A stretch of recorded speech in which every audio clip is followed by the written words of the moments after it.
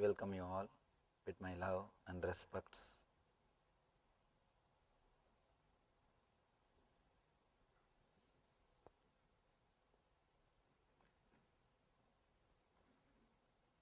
Today's subject is integrate and evolve.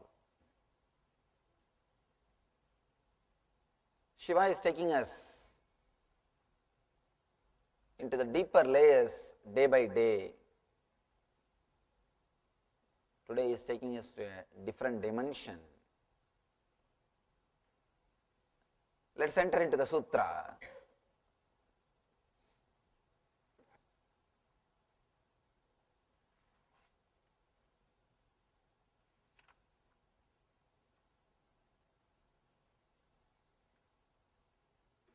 Navraje navischaktir marutrupa vikasite nirvigalpatayam madhye taya bhairavarupata. Navraje navischaktir marutrupa vikasite nirvigalpataya madhye taya bhairavarupata. The translation goes, the energy of breath should neither move out nor enter. When the center unfolds by the dissolution of thoughts, be unclutched. Then you attain the nature of Bhairava. Then one attains the nature of Bhairava.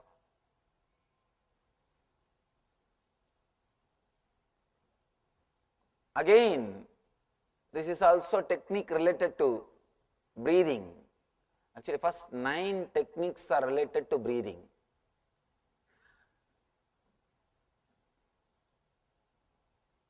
First day itself I was explaining. Breathing is the right place to start.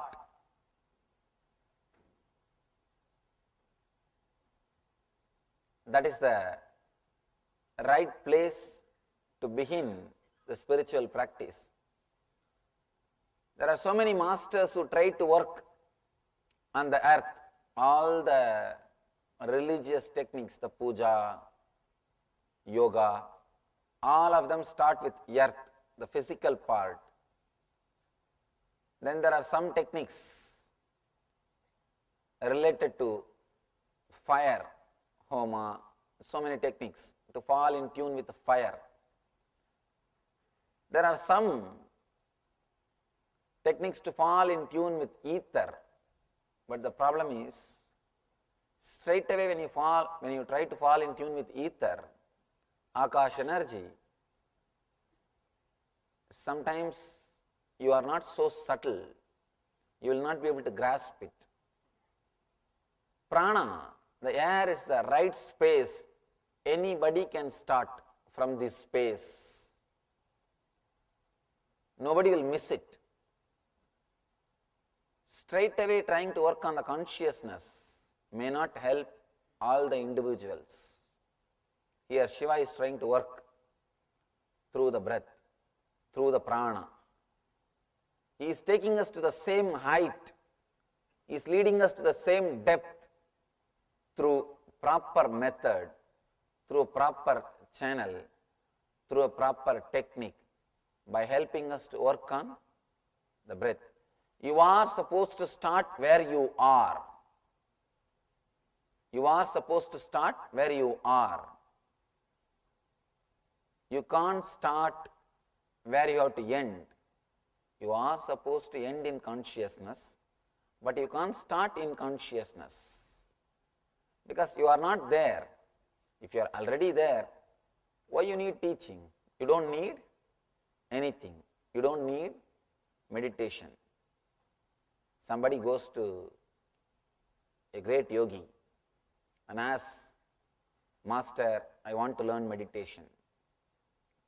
Master says, no, first you have to master the yama, means you have to practice the yama, niyama. What is the yama and niyama? Be truthful, practice brahmacharya, don't steal others' things, live a non-violent life. You have to practice all these things. Only then you can start meditation. Disciple asks, if I can do all these things, then why I need meditation? If I can do all these things already, then why I need meditation?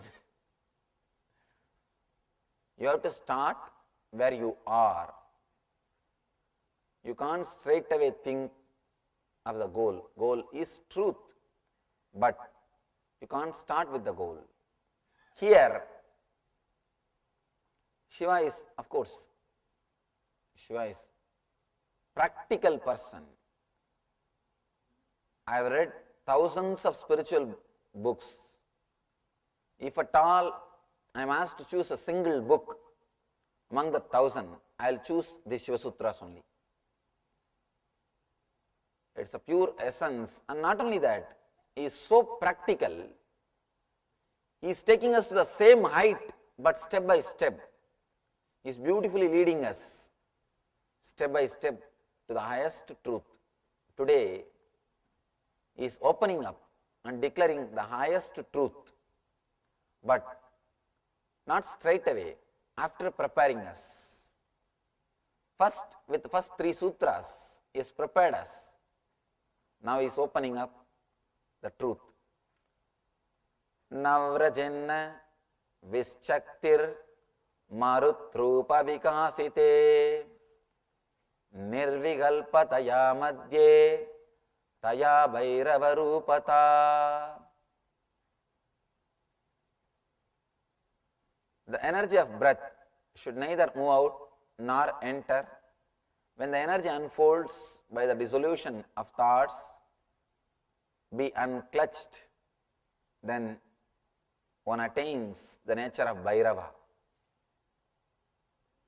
As I was telling you the other day, scientist is a person who creates a formula to reproduce the understanding which happened to him. Master is a person who creates a formula to reproduce the experience which happened to him. Scientist is a person, he creates a formula to reproduce the intellectual understanding related to the outer world. For example, Newton, he saw the apple falling in his garden. Suddenly he had some understanding. He had the glimpse of truth. Why the apple should fall? If we saw, either would have picked up and eaten or forget about it. Why unnecessarily think about all those things? Why it falls? Why should it be attracted towards the earth? Anyhow, he had some understanding. Why it is falling?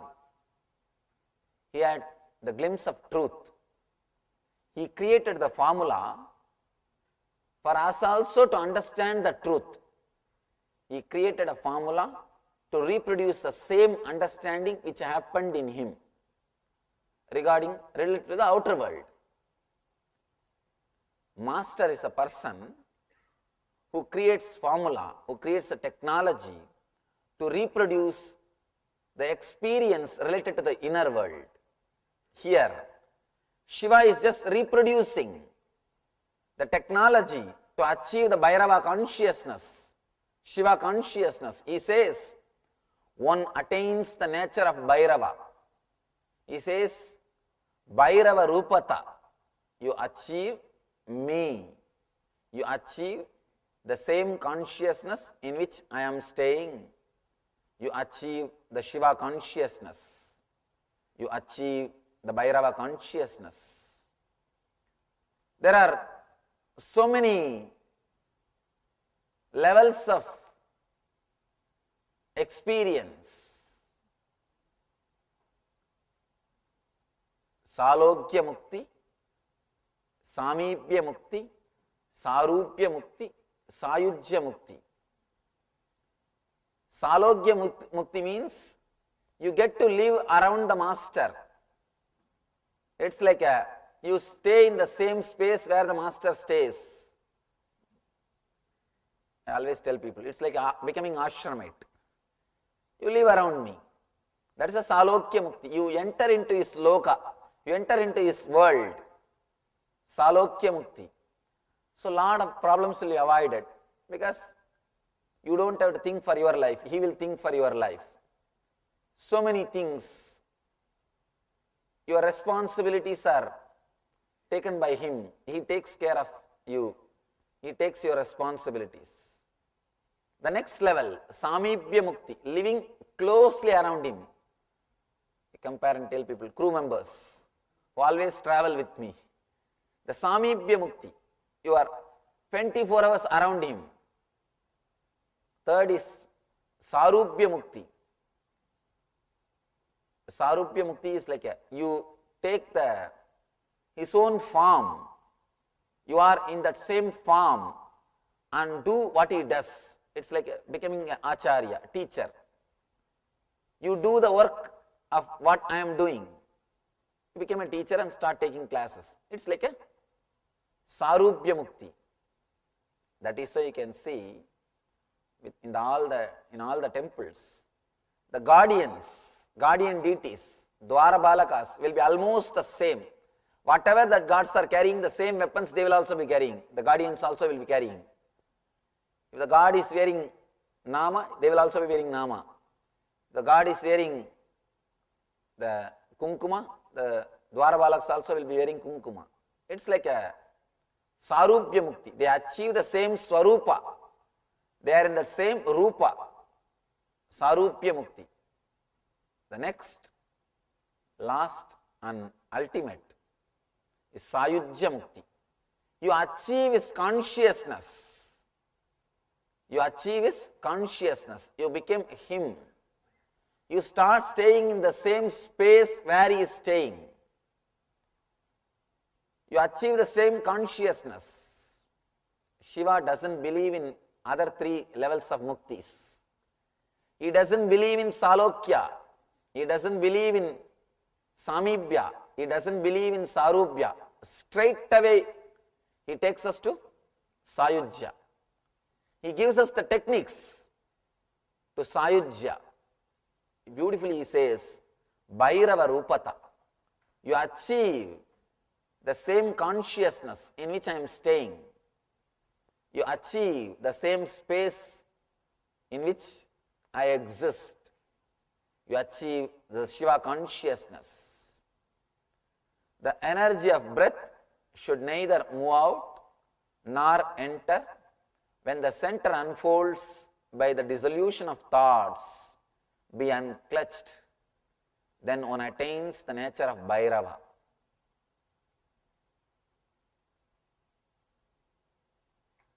The key in this whole sutra is be unclutched.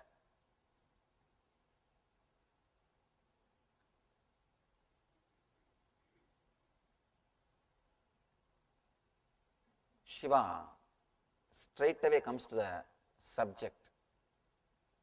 But sometimes I don't go straight away into the subject because I need to prepare your mind. Shiva is speaking to Devi, but I am speaking to you. That is why I am not straight away entering into the subject. Our mind is too much bothered about matter. I have to, unless I prepare your mind, you don't start listening to the truth. It takes a lot of time for us to come and settle down into the hall itself. Be very clear. You may be sitting in the hall, but you are not settled down into the hall. You may be sitting in the hall. It takes at least 20 minutes for you to settle down in the hall. I have always seen. At least 20 minutes. That's why I am not entering into the sutras. I am just playing. Shiva is speaking to Devi. So he doesn't have to use more words.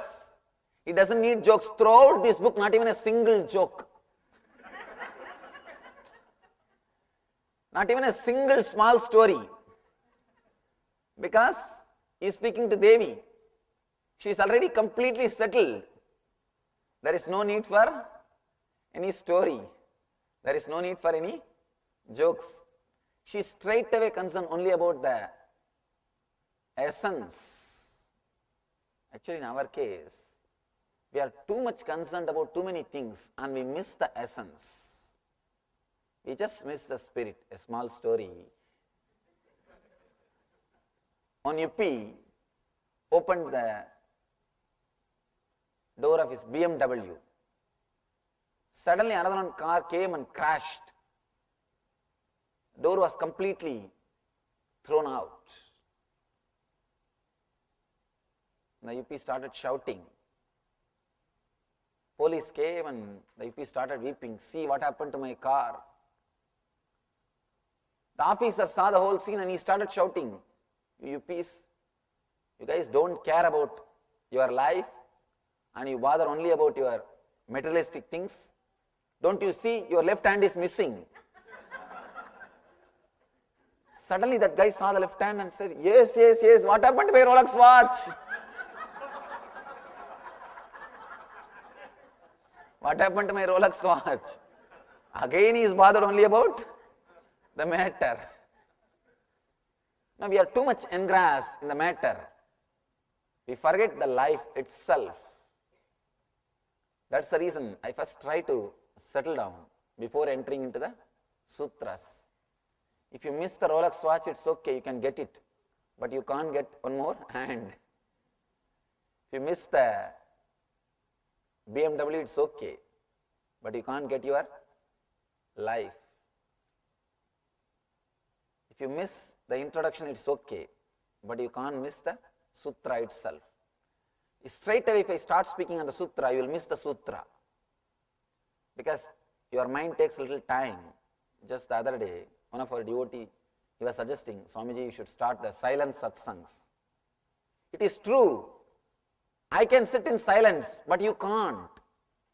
If I sit in silence, you will start talking inside your head. Actually, I can convey much beautifully. The transmission of energy can happen if I am in silence. If I am sitting here in silence, much more can happen in you than through speaking. People ask me, Swamiji, I don't know English, can I attend your meditation programs? I tell them, only you are qualified to attend. Don't miss the chance. There are so many people come from France who doesn't know English, who knows only Spanish. All these people, they come and ask me through translator. I don't understand English, can I attend your program? I tell them, you are the only person qualified. Don't miss that chance. Because to understand English, they think they understand, that's all. And they will be constantly trying to get the meaning out of the words which I am expressing. Let it be very clear, you can never understand anything because I myself don't understand. I know for sure I am not speaking what I want to speak. I am not expressing what I want to express. Because words are too small.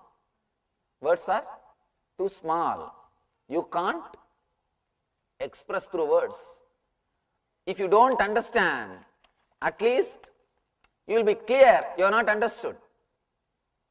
If you think you understood, really you are missing. But I can't be in silence. I can't be in silence. If I don't speak, you will start speaking in your head. At least you will be little silent if I start speaking. I am speaking so that you will be silent. If I am in silence, you will start speaking. That's the reason I don't do silent satsangs. Of course, the higher level, when people are really matured, I do sit with them. In teachers training, sometimes I sit with them even 10 hours, not even single words, not even a single word is shared. Not only no words are shared, nobody even bothers about talking. We had Nithyananda program, 15 days program. 18 hours per day people sat with me. Neither they felt they need to speak, nor I felt I need to tell anything. The deeper level, you will be able to sit silently. The initial level, you won't be able to sit. If I stop speaking, you will start speaking in your head. You may not speak with others, but you will start speaking with yourself. And it is better, even if you misunderstand, it's okay. At least in the end, I can give you a little clarity. One more small story. One lady was speaking to her neighbor, next door neighbor. She was saying, today I started my day beautifully. I really feel good. I gave $5 to a bum.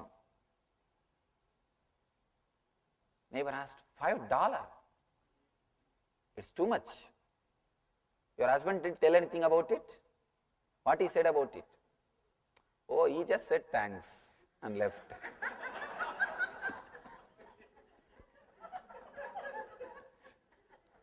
First, you may miss what I am saying. At least with the punchline, you may get what I want to express. With the first line, you may miss what I want to say. But with the punchline, you will catch what I want to express. That's the reason I am continuously speaking. All right, it is time. Let's enter into the sutra. I request all of you to be totally attentive. Please sit straight so that you won't miss. Here, Shiva is taking us word by word to the deepest experience. I tell you one thing. If you can be aware of next 1 hour, if you don't miss a single word, I promise there is every possibility of liberation. You don't need to practice this meditation, because this meditation doesn't need to be practiced. The very understanding, he leads you step by step into your core. Every word takes you to the next layer, and he is showing you the very nature of your being. The core of your being is trying to express it. And better if you don't close your eyes. Usually when you close your eyes, you may think you are listening, but slowly you will be lost. And moreover, I express more in body language than through words. So when you are listening to audio discourse, you can close your eyes. But when you are listening directly from the master, sit with full awareness.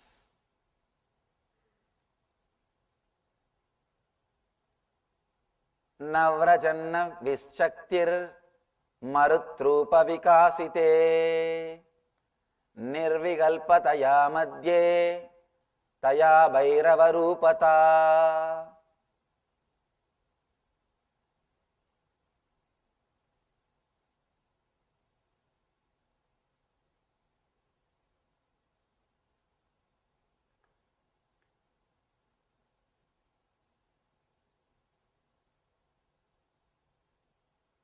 Ramakrishna always says, whenever I go to an extreme, whenever I go to a level of expressing the truth, I feel suddenly somebody is catching my throat. Only to a certain extent I am able to express. After that I feel somebody is choking my throat. I am not able to say what I want to say. When I read this, I felt, how can this be true? Who can choke your throat? How can you say you are not able to express what you want to express? I didn't believe, but really now I am able to believe. Now I am able to experience what Ramakrishna means. There are some things, when you try to express it through, put it through words, so much comes up. Big traffic jam happens. The traffic jam of the truth happens in your throat. your walk loses the power to express. If there are one or two things to be expressed, then your walk is alive, active. You can express. But there are so many things just crowded. When the truth is overcrowded, when the traffic jam of truth happens, you really feel your walk is too small. Walk means the power to express. The ability to express is too small to tell the truth, to express it. To tell you honestly, really I am feeling that same thing now. The walk is too small. The power to express is too small to express this great truth which Shiva is expressing in this sutra. So I may try to express it inch by inch, layer by layer. Please be attentive for next 1 hour. It will lead you to the deepest experience of your being. And there is every possibility you will be liberated in this very moment. The energy of breath should neither move out nor enter. When the center unfolds by the dissolution of thoughts, be unclutched, then one attains the nature of Bhairava. Then one attains the Shiva consciousness. You don't even need to practice this technique. All you need to do is just be aware of this technique. There are some techniques which you need to learn and practice, experience. There are some techniques, the very understanding takes you to that level, takes you to that depth.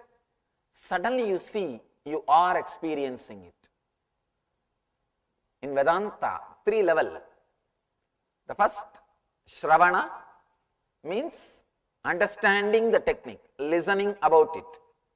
Manana, meditating on it, contemplating, practicing it. Nididhyasana, expressing the truth, expressing it. You need 3 steps. Understanding, practicing and expressing. Here, with this technique, you don't need the 3 steps. The very understanding simply liberates you, because he is taking us to such a deep level, to the depth of your being. He is showing us to the core. He is taking us to a different space, which I call Zen zone. Zen zone means the zone in which already you are liberated, the zone in which you are unclutched, the zone in which you exist as you are. He is taking us to the zone beautifully, without any practice. As far as this technique concerned, the very understanding is enough. You will suddenly wake up, yes, I am in that state. Nothing else needs to be done. He is taking us to that zone. The energy of breath should neither move out nor enter.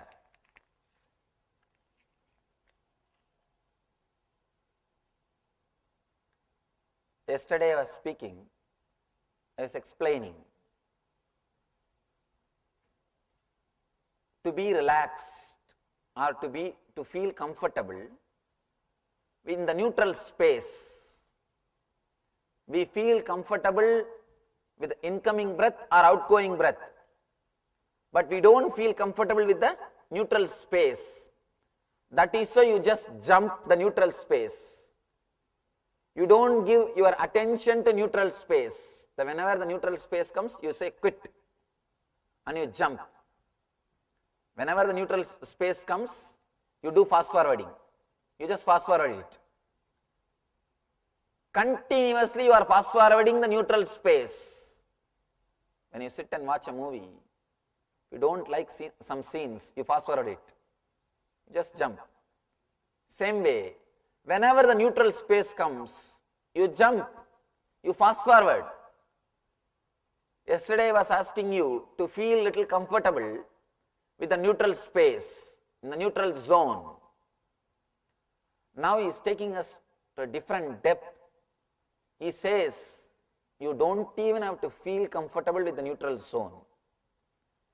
Just understand you have a neutral zone. Be relaxed. Whether you want or not, you are going to have neutral zone. Even if you do fast forwarding, even if you fast forward, the neutral zone is your nature. Every moment, the neutral zone is going to happen in you. That space is happening in you. The neutral space is constantly happening in you. Even if you avoid, the neutral space is happening in you.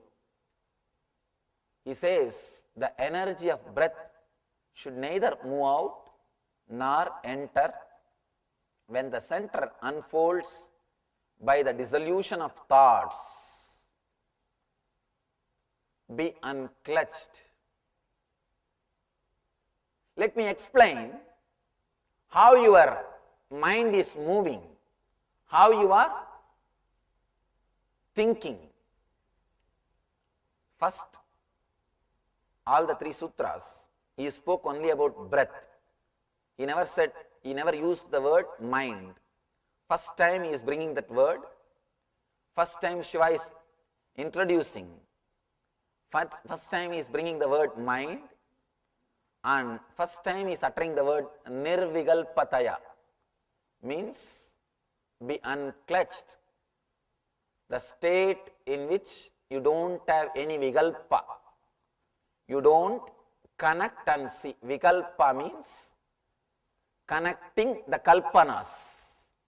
Nirvigalpa means where you don't connect anything. Kalpa means itself connecting or imagining. Imagining is what is meant by the word kalpa. Here he says nirvigalpa, where you don't connect. You are unclutched. Let me just explain how you think you are thinking. Shiva is taking us a little further. So I am giving you the close-up view.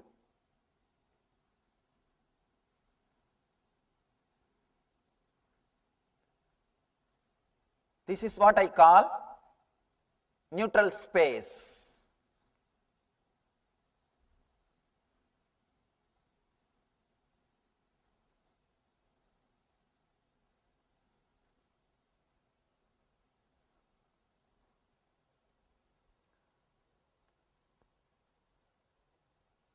Every moment, every kshana, again and again and again you experience this neutral space. Constantly it is happening in you. Whenever your incoming breath takes turn as outgoing breath, or outgoing breath takes turn as incoming breath.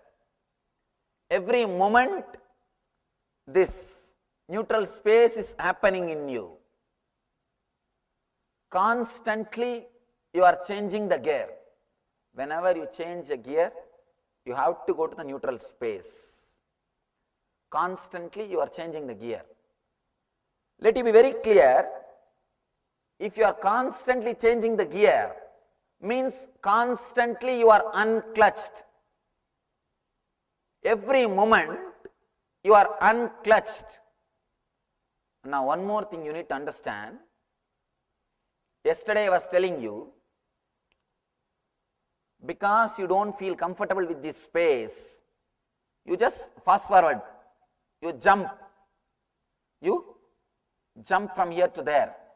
You do not give your attention to this space.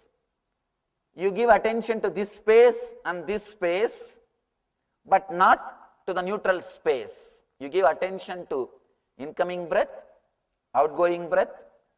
You don't give attention to neutral space. You just jump.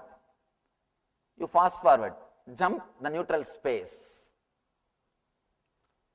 That is why you feel this gap is too small and this gap is more. That is why you feel the incoming breath time and outgoing breath time is more than neutral spaces. One important thing you should know, you may think the incoming breath time and the outgoing breath time is more than the neutral space, but in actuality they are not more. The time is same. You need to understand now about time. According to the Western mind, the time is chronological, means second. It is measured by second.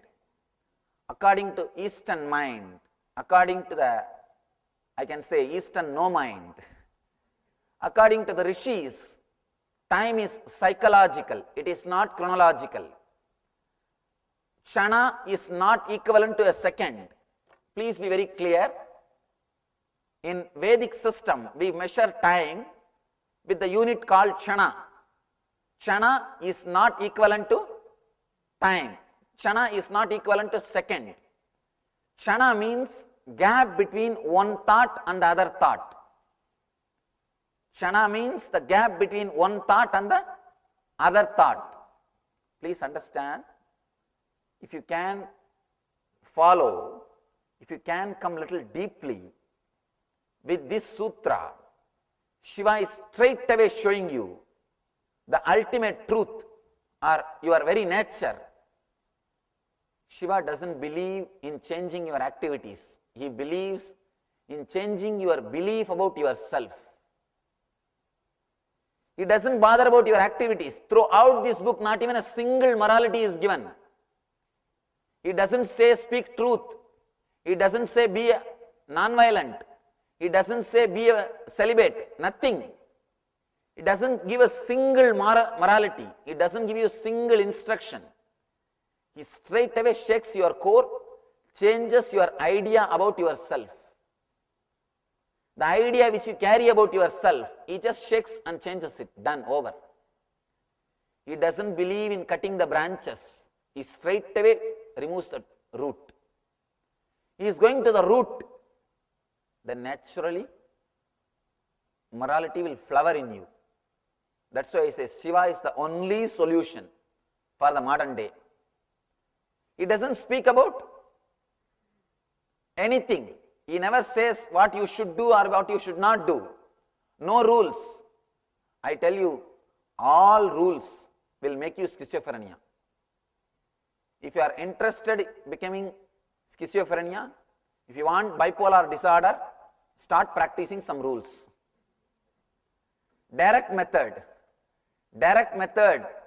to become a schizophrenia is start practicing some rules. With the rules, nothing can be done. With the truth, you don't need to do anything. Simply the whole thing will start expressing itself. Just it changes your idea about yourself. See, the moment your idea about yourself changes, you start existing in a different consciousness, altogether in a different space. Nothing needs to be done. You don't need to, no teachings are necessary to control you. All teachings are constables, cops who are sitting inside you. Teachings are nothing but cops who are sitting inside your brain. Here, there is no need to give you any teaching. Just a single understanding. Just a single understanding is enough. Your idea about yourself will be completely changed. The moment your idea about you changes, no need for any morality, any teaching. You will simply start expressing the morality. You don't bother about anything else. If you are given morality, if you are given teachings, you will be constantly bothered about the other half. For example, if you are asked not to do something, you will be constantly thinking about that only. If you are a Swami, if you are Grihastha, means householder, constantly you will be fantasizing about sannyas life. What beautiful life you see. Liberated life. See, he goes all over the world. People are just respecting him and he talks something, people listen, and you just fantasize about the other zone. If you are a Swami, then you are bothered about this life. I think I am missing something. What is going on, I don't know. In the life, both the side, you will be missing always about the other half. That's why I tell you, of course, Paramahamsa is not a Swami, be very clear. Paramahamsa is a person who has experienced the truth of his being, who is beyond the four ashramas, Brahmacharya, Grihastha, Vanaprastha, Sannyasa. He is beyond all these four ashramas. He is called Paramahamsa. You will always be bothered about the other half. A small story. One 7-year-old boy was taken to a psychiatrist because he is not eating. Doctor made him to sit, and after 1 hour slowly he said, whatever you want, you can eat. Please start eating something. Ask something. The boy said, I want to eat worms. He ordered for a plate of worms. Some of the worms were brought. He said, no, I want only one. Finally, the doctor asked to remove everything else, and only one was there. The boy started shouting, no, make it as half. It was made half. Then boy started telling, no, you eat the half. You eat half, only then I will eat. Finally, somehow doctor, he has to do something, and he somehow swallowed the half. Then the boy started crying, oh, you ate my half. Be very clear. If you are stuck with rules, you will be bothering always about the other half. You will be bothering the other half. You will be missing the other half. Here, Shiva is not giving you any rules. He is just taking you step by step to the core of your being and gives you the clarity. You are not what you think. You are not what you are thinking as you. Be very clear. Kshana means the gap between one thought and the other thought. It is not second. So, now you need to understand the circle. This is the NS, neutral space. Nithyananda Swami. This is the NS, neutral space. This is the incoming breath. This is the outgoing breath. For you to understand, I expressed this as more space and this as less space. But Shiva says, this is equivalent to this. Because the gap between one thought and the other thought is kshana. Gap between this thought and this thought is what he calls as kshana. And he says further, whether you give your attention or not, this space and this space, the NS, the neutral space and the incoming breath, both spaces are equal. But we think this is more because we give too much of attention to it. Even if you give too much of attention to it, this is not more. Let me give you one small example. If you are sitting with somebody with whom you feel completely comfortable, in tune, you are just relaxed, even if 2-3 hours passed, you will not know how time flies. Suddenly you realize, oh God, it is already 8 o'clock, I have to run, I have so much of work. Otherwise, if you are sitting with somebody with whom you don't feel comfortable or with whom you don't feel relaxed, every 5 minutes what you will do? You will see the watch and you will say, what is happening, whether my watch stopped or not? Don't you have any other work?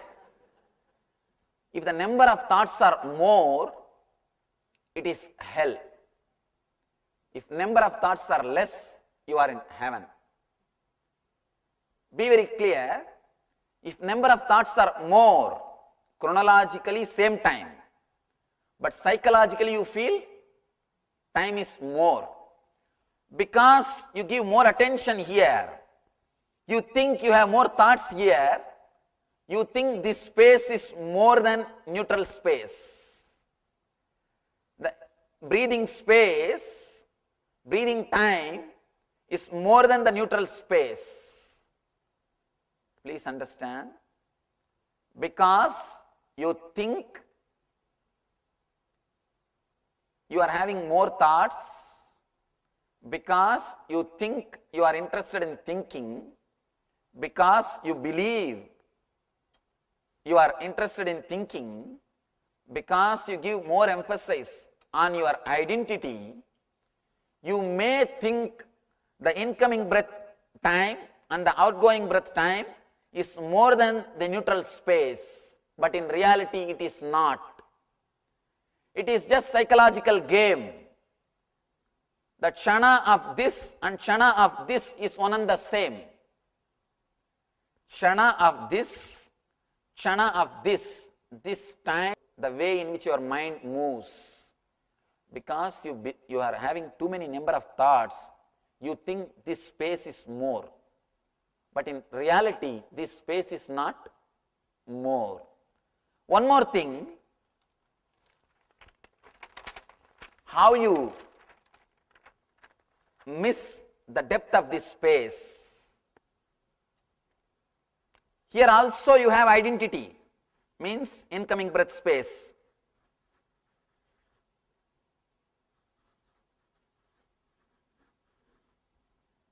Outgoing breath.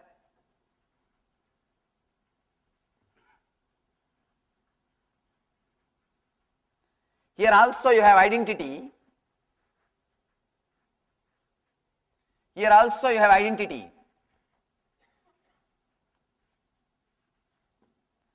Identity is the space which you know.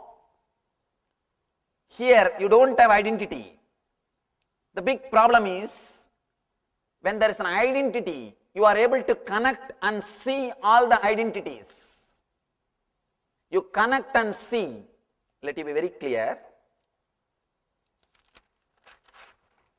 Let me give you in this way.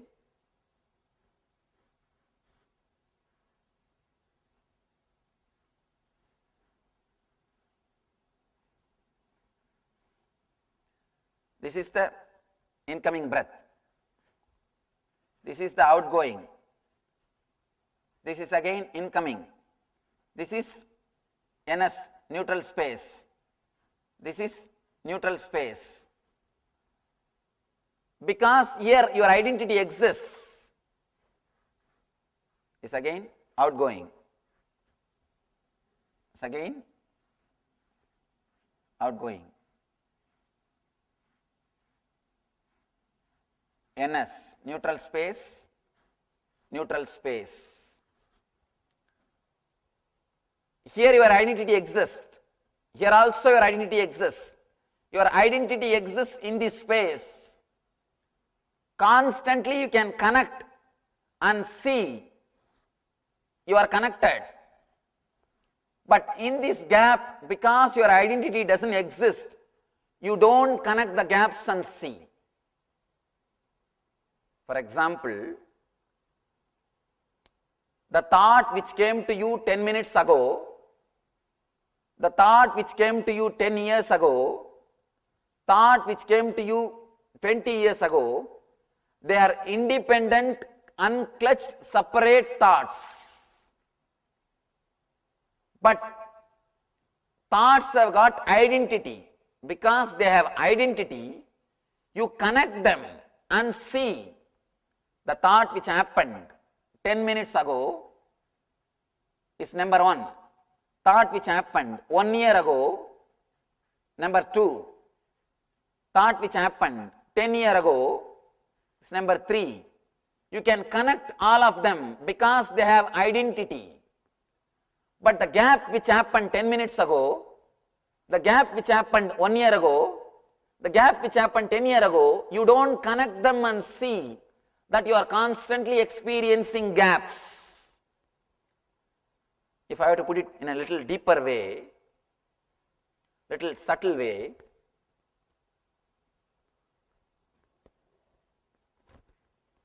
the suffering, the depression which you had 10 years ago, the depression which you suffered 7 years ago, the depression which you suffered 3 years ago, the depression which you had yesterday, all of them are independent, individual, unconnected thoughts. But because they are thoughts, you start connecting all of them and create the shaft of depression. You have an idea that your life is depression. For last 10 years, I am suffering with depression, Swamiji. You create a big shaft. You take all these unconnected, unclutched pieces. Each bit is an unclutched bit. You just take all the unclutched bits. You connect all the shaft and create a shaft. Be very clear. The pain which you had 10 years ago, the pain which you had 9 years ago, the pain which you experienced 7 years ago, the pain which you experienced 3 years ago, the pain which you experienced yesterday, all of them are unconnected, independent, individual thoughts. But you connect all these thoughts and create a shaft, and you start thinking, you start believing life is pain. Or the joy which you experienced 10 years ago, the joy which you experienced 9 years ago, the joy which you experienced 3 years ago, the joy which you experienced 1 year ago, all of them are independent, individual, unconnected thoughts. Now, you connect all those thoughts and create a shaft of joy.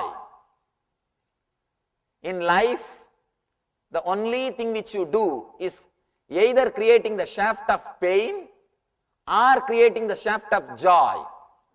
When it comes to the shaft of pain, you try to break it. When it comes to the shaft of joy, you try to extend it. But you don't understand. Neither you can extend a shaft, nor you can break the shaft, because the shaft doesn't exist. The shaft is not there. The very shaft is your imagination, imaginary connection. Let you understand, this connection is just imaginary. Whether you want or not, every moment there is an unclutched space. You are unclutched. You are unconnected. You are unclutched shaft. But just because of your imagination or fear of losing identity, you create constant connection to maintain your identity. This identity or this connection is imaginary. For example, if it is a pain shaft, 10 years ago pain experience, 1 year ago the pain experience, 10 minutes ago the pain experience. You connect all of them in your mind through imagination and create a pain shaft. If it is a bliss or joy shaft, the joy happened 10 years ago, the joy happened 1 year ago, the joy happened 10 minutes ago. You connect them through imagination and create joy shaft. If it is a pain shaft, you try to break it. If it is a joy shaft, you try to increase it. You don't understand, you can neither break the shaft nor elongate the shaft because this shaft doesn't exist. Whether you see it or not, it is pure imaginary shaft. It is pure imaginary shaft. One more thing, just sit for 5 minutes and write whatever you are thinking or whatever comes without editing. Be very clear, it is just for you, not to show to anybody else. Don't show to anybody else, they will become mad. Understand? Whether it is a pain shaft or bliss shaft, whether it is pain shaft or joy shaft, you can neither break it nor elongate it because the shaft doesn't exist. Just write 10 minutes, whatever comes in your mind, do not edit, do not touch it, just write whatever comes. Read, you will suddenly realize all your thoughts are unconnected, irresponsible, and completely unclutched, illogical, independent thoughts. Be very clear, your first thought and the second thought is no way connected. There is no logical connection. There is no responsible connection. There is no dependency on the first thought and the second thought. If you just write whatever comes in your mind for 10 minutes and try to read that paper, suddenly you will realize that what is happening with me. For example, if you see a dog in the street, suddenly you get the same fear which you had when you were a young boy, when you were a small child, and when you see the dogs, what the fear you get, the same fear. Next moment you start thinking about your childhood and the dogs about which you are afraid in the childhood. Third, you start thinking about childhood days. Then you start remembering the teacher under whom you studied. Then you start remembering the place where your teacher had his house. Logically, the dog which you saw on the street and your teacher, both of them are not connected. Of course, both of them have barked at you, that is different. But logically, they are not connected. But see from where your mind starts and where it goes. If you just write down, pen down whatever you think for 10 minutes without editing, read that paper, suddenly you will realize all your thoughts are unconnected, independent, illogical, irresponsible, completely unclutched thoughts. They have no connection. They have no connection.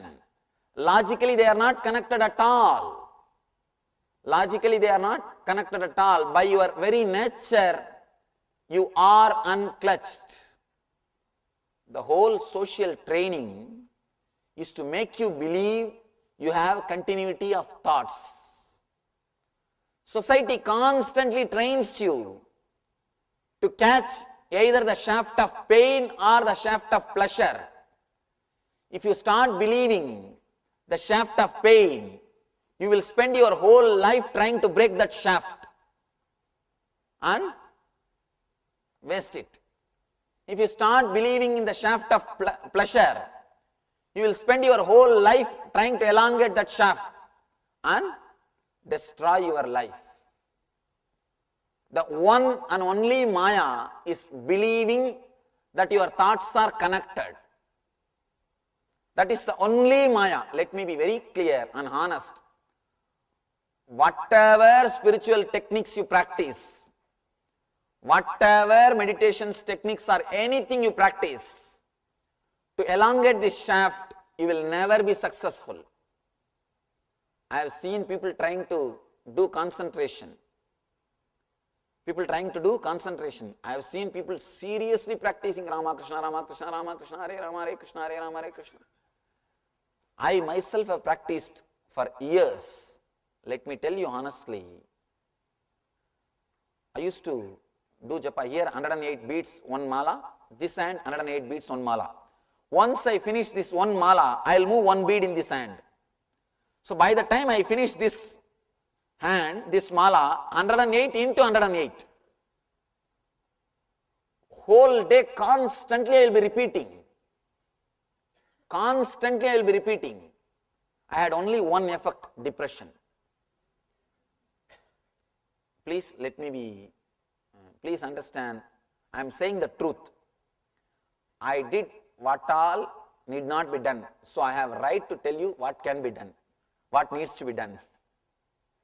I have lived or I have done things which is not necessary. That is why I say, I have right to say what is necessary. Whole day and night, actually after some time, even when I am sleeping, I am able to rotate that mala. Even if I am sleeping, one part of my mind is constantly moving that beats. By constantly repeating, you are trying to create a shaft. Suddenly entered into some new thing. You must have felt a joy by singing Rama, Krishna or Govinda or Shiva or some name. You must have felt some ecstasy. You are trying to reproduce that ecstasy by repeating that mantra, then whole thing is gone. How a person feels really happy, blissful when he dates, and he tries to reproduce that experience by marrying. Now you will understand. Now you understand what I mean. The same thing. Exactly same thing. See, you feel the joy when you are dating because you experience the gap. You experience the unclutchedness. You feel the joy when you are singing that name or chanting some mantra at some moment because you relax in that unclutched space. Not because you are repeating, but because of the unclutched space. Suddenly somehow you fall on that NS, neutral space. That is the reason you experience joy. When you try to make it as ritual, all you will have is depression. Let me be clear, little more. How many years you practice, you can never concentrate your mind. Let me be open and clear. I tried my best, spent years. I am not able to concentrate. I am not able to concentrate. Only two things. Either you suffer with the shaft and die, or you realize that you are unclutched by very nature. The shaft doesn't exist by very nature. There is only two choices. No other choice. You can neither elongate that shaft nor break that shaft because the shaft doesn't exist. The connection itself is imaginary. How will you fight with the imaginary enemy? If you have the shaft, you can elongate or break. But the shaft doesn't exist. Shaft is purely your belief. The pain which you had 9 years ago, the pain which you had 10 years ago, the pain which you had 20 years ago are independent, separate incidents. When you start connecting them and try to create a logic, try to create an understanding, then you create the shaft, life is pain. When you try to generalize your experiences, when you try to dovehole your experiences, you create a shaft of pain or joy. The moment you start believing in the shaft of pain or in the shaft of joy, you created hell for yourself. Then you will be behind that shaft, either elongating it or breaking it. Your whole life is nothing but playing with the shaft which doesn't exist. That is what Shankara means when he says life is Maya. Maya means Yama iti Maya. You are fighting with thing which doesn't exist. Yama means which doesn't exist. You are just fighting with imaginary shaft. You are trying to break or elongate the shaft which does not exist. Let me be very clear. Whatever techniques you practice to break this shaft, without understanding that shaft doesn't exist, you will never be successful. With this single understanding, you don't need any technique. This very understanding is a technique. You are liberated. This very understanding, any simple technique can liberate you. Without this understanding, no technique can help you. I have seen people chanting Ramakrishna, Govinda, anything for years. Not years, decades. All they had is only decaying, nothing else. Nothing else. See the people who chant Sahasranama? Vishwam Vishnur Vasatkara Bhuta Bhavya Bhavat Prabhu. After a few minutes they will be seeing the number. Whether they come to 200 or 300. Where they are standing. Honestly, tell me, is there any single person who doesn't see number when he chants Sahasranama? I can't believe. I know, because I have done it. I am talking the insider's view. It's not that I have not done it. I am speaking the insider's view. And nothing can be done. A small story. One young novice, brahmachari, initiate, young guy, he goes to an old monk and asks, Master, how can I control negative thoughts? How to get rid of these lustful thoughts? How long it takes to get rid of these lustful thoughts? The old monk said, how long? I don't know how long it takes, but not surely till 90. So be very clear. Be very clear. How long it takes, I don't know. But even if you practice 90 years, you cannot concentrate. You cannot concentrate. No technique will help you unless you have this understanding. With this understanding, no need for any other technique. Even if you practice a simple thing with this understanding of lifting the hand or talking to somebody, sitting simply, you are liberated. This understanding is the key sutra, or this understanding is the base for the whole spiritual journey. All your thoughts are completely unconnected, independent, illogical and irresponsible. Above all, unclutched.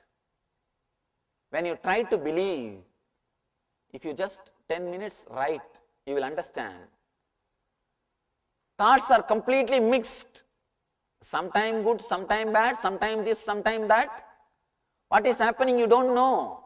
You can always see, even in the peak of joyful moment, there will be one negative thought. And you try to think, no, I should not think about this all this time. All these things in this time, let me keep quiet. Or when the time of deep negative problem, suddenly you will have one positive thought. Even at the deep suffering, you will have some thoughts positive. Even in the worst suffering, you will have some unconnected joyful thought. Even in the peak joy, you will have some unconnected negative thought. By your very nature, you are unconnected. You are unclutched. When you start believing, you are clutched by your imaginations. When you start believing, you are connected. You start connecting the thought which happened to you 10 years ago, thought which happened to you 7 years ago, thought which happened to you 3 years ago, and try to create a shaft. You create an idea about yourself. You start creating an idea about yourself. You start creating an identity. The moment you create an identity, you have created hell for you. Either you will try to work constantly to improve that identity. If you think that identity is painful, you will constantly trying to improve it. Or if you think that identity is beautiful, You will constantly work to elongate. The moment you try to create an identity, pain shaft or bliss shaft, you have created a hell for you. You can neither elongate the shaft nor break the shaft because the shaft doesn't exist. The shaft doesn't exist. Every moment you spend in trying to improve your personality, all self-development is pure bullshit. Your self cannot be developed. You are completely unclutched. You may be given an idea, your self is getting developed. Let you be very clear. You may be given an idea. You see, because you carry one thought that your self is too bad, I can just take away that understanding and give you one more understanding that your self is beautiful. You are developed. I always tell people come and ask me, Swamiji, how do you heal us? You take away so many negativities, so many karmas. How do you heal us? Please tell us, Swamiji. Now I tell you clearly the whole business secret. Let you all be very clear. The very first thought that you have, body itself is an illusion. When you come with that illusion that you have some pain, some disease, I just take away that illusion and give you one more illusion, you are healed, that's all. I just take away the illusion that you have disease and give you the another one illusion that you are healed. You are so strong with the first illusion, naturally you catch the second illusion and become all right, that's all. Nothing else. The first thing that you have a body itself is an illusion. That's the first shaft which you create and suffer. Now, neither I break that shaft nor I elongate that shaft because it cannot be done. I just add one more shaft. You are healed. And now you struggle with this shaft. You leave that shaft and you catch hold of this shaft. Of course, this little better shaft, you think. You are made to believe that this shaft is little better shaft. One guy says, I was rich, I was poor. I feel richness is better. Same way, you were healthy and you suffered with the disease. You believe the health shaft is much better. So I just take that shaft away from your space and insert this shaft. That's all, nothing else.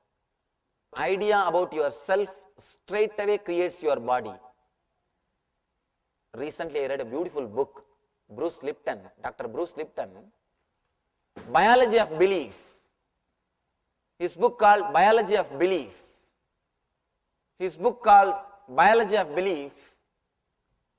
He says clearly, your body is not controlled by cells or tissues as you are made to believe. Your body is controlled by your positive or negative emotions and your belief.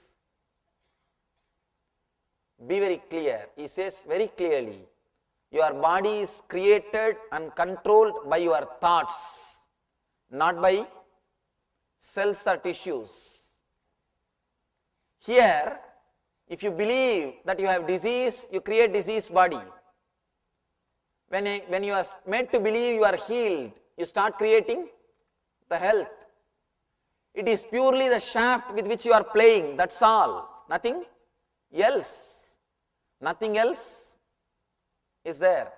You play with that shaft, now you play with this shaft. That is why I tell you, in every gap you create your body. In every gap, in every neutral space you create new body. But if you again and again bring your old identity, you will be again creating the same old body. Biology says, once in every 6 months you have a new liver. Not even a single cell or atom of the old liver exists in you now. Once in every 21 days, your whole intestine is new. Your whole body is replaced within 1 year. Last year, the same date, the body which you had, today you don't even have a single cell from that body. It is completely new. Then why are we carrying the diseases, Swamiji? When you believe that you are same person, when you believe you have identity, when you bring the same old identity by your faith, by your imagination, by your connection, by creating shaft, you bring the same body. You reproduce the same body which you had 1 year ago. Constantly you are creating your body. If you create the same personality by connecting and creating a shaft, you will create the same body. If you start experiencing the truth by your very nature, you are illogical, irresponsible, independent, unconnected, unclutched thoughts, you will start creating a new, alive, fresh body like a child. Kids are so alive because every moment they create a new body. They are not stuck with a shaft. They don't have any idea about themselves. That is the reason, even yesterday if you fought with them, today they will be smiling at you. They will be laughing. They don't carry records. They don't carry identity. They don't have shaft. They do not connect with yesterday's fight and day before yesterday's fight and the fight which happened 1 month ago. They are free from the shaft. Now, Shiva says very clearly, when the energy of breath should neither move out nor enter, means neither incoming nor outgoing. When the center unfolds by the dissolution of thoughts, when the neutral space is happening in you, be unclutched. Realize you are already unclutched. This thought and that thought doesn't have logical connection. Except your belief that you are continuously thinking, nothing else is enemy for you. People come and ask me, Swamiji, how to break my habits? Be very clear. 2 days ago you were smoking, 10 years ago you were smoking, or 20 years ago you were smoking. All these 3 incidents are completely independent. They are not connected. Mentally, when you start connecting, when you start believing you have the habit of smoking and you are addicted to it, this belief creates a shaft. Now you start fighting with that shaft which doesn't exist. Understand this one truth. The shaft which doesn't exist, you create. You connect the smoking of 10 years ago, which is smoked 9 years ago, and the smoking which you did 3 years ago, and the smoking which you did yesterday. Connect and create a thought, belief that you have the smoking habit and you are addicted to it. Then you start fighting with it. If you believe it is joyful experience, you continue to smoke more and more. If you believe it's a painful experience, you start fighting with that shaft. But both the way, you can neither elongate joy by smoking. One more example. Even if you believe the smoking is joyful, try to smoke and see. When you are exactly smoking itself, it is not joyful. You can see in your life. The definition for addiction is, if you don't do, you will feel terribly that you are missing. If you do, you won't feel the joy. If you do it, it will not be great, so. If you don't, you will feel that you are missing it. if you start believing that smoking is joy, if you don't do, you will miss. When you do it, exactly when you are doing that moment, see what is happening in your inner space. You are not enjoying, you are just trying to escape from some thoughts. You are just running. You are restless, that's all. You are not relaxing. You are just believing that smoking is joyful. Even if you don't feel joyful when you are smoking, you try to squeeze joy out of it. You try to squeeze joy out of it.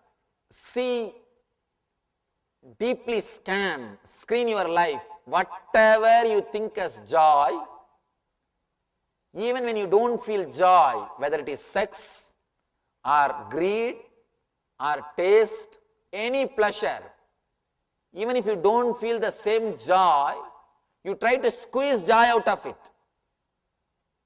You try to console yourself. No, this is joy. What else is joy? You try to cover the frustration by your belief that it is joy. When you decide, when you start believing it is joy, even if it is not giving you the joy, you force yourself to believe it is joy. You try to cover the frustration, it is joy. You try to cover the frustration that it is not joy, you are not ready to believe, you try to believe it is joy.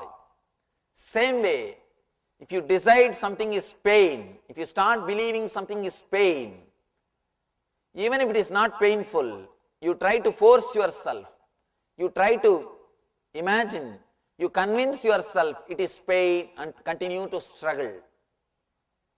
Whether the habit of addiction or the concepts of joy, concepts of pain, everything is purely unconnected, unclutched, illogical thoughts. You connect them. Now you have a tremendous fear.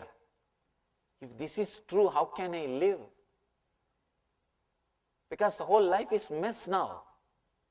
Some thoughts are coming and some thoughts are going. Please be very clear. Because you believe some thoughts are connected and they are joy, you start giving life only to those thoughts. If you believe some thoughts are painful, you try to take energy away from that thoughts. You are not able to live your whole life. You are choosing. You are breaking your life. You are choosing. If you understand, you are unclutched. You are completely independent, illogical, unconnected, unclutched thoughts. Suddenly you will feel deep integrity in yourself. Suddenly you will feel that you are elevated to a different plane. Suddenly you will feel a discipline happening in you which doesn't need to be monitored. You don't need monitor. You don't need any balancing. You are flowing in a totally different way. As on now, you are afraid. As on now, you are afraid. If this is true, that I am unclutched, unconnected, then what for I am running? Then where am I running? What for I am going? What for I am living? What is exactly happening? Then how will I live my life? The tremendous fear rises in you. You start thinking, if I am unclutched, how will I go back and do my work? How will I go back and live my life? Somebody may take away my property. Physically, I may be swindled. And mentally, I may lose my balance. I may start doing anything and everything. Because I am unclutched, unconnected. Be very clear. This is the fear created by your mind. Your mind never allows you to trust yourself.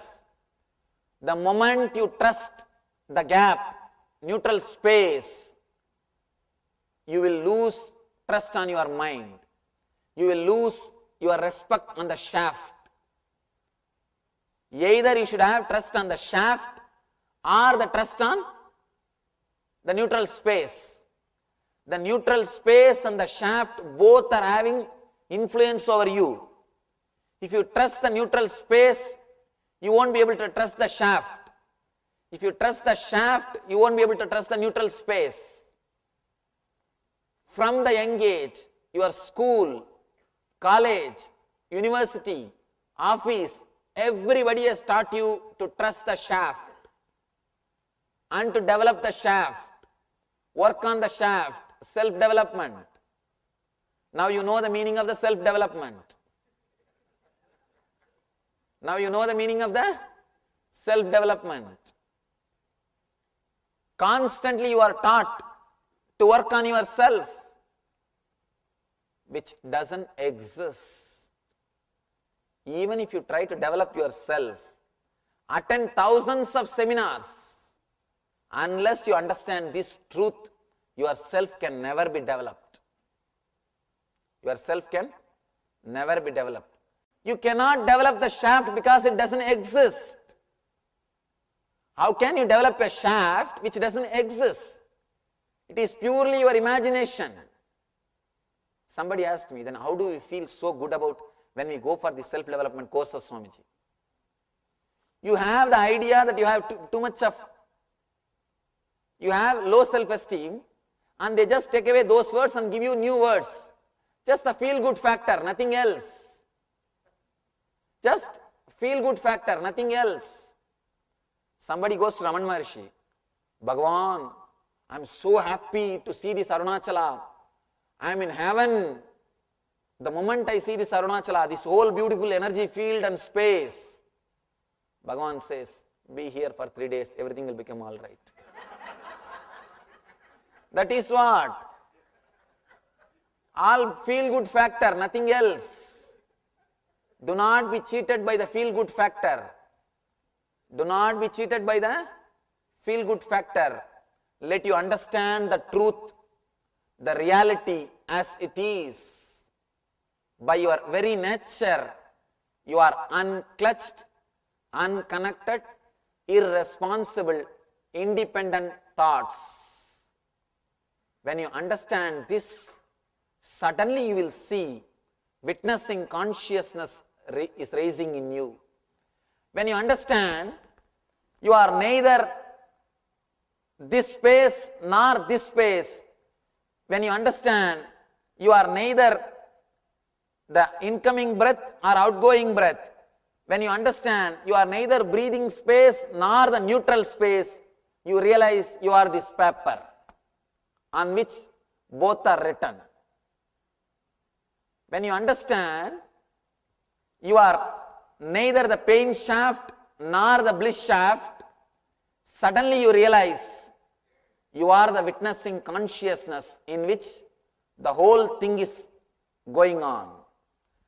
When you understand, you are neither this shaft nor that shaft, suddenly you wake up to the reality, on you all these shafts are drawn. You realize you are not the movie, you are the screen on which the movie is going on. If you are engrossed, if you are completely lost in the movie, you forget the screen. When you open up, when you wake up, you realize you are not movie, you are the screen on which this movie is getting played. Your mind will never allow you to believe that you are unclutched, because two things. Whatever you have about your identity, your outer world, your wealth, relationship, everything is based on the idea, your connected thoughts.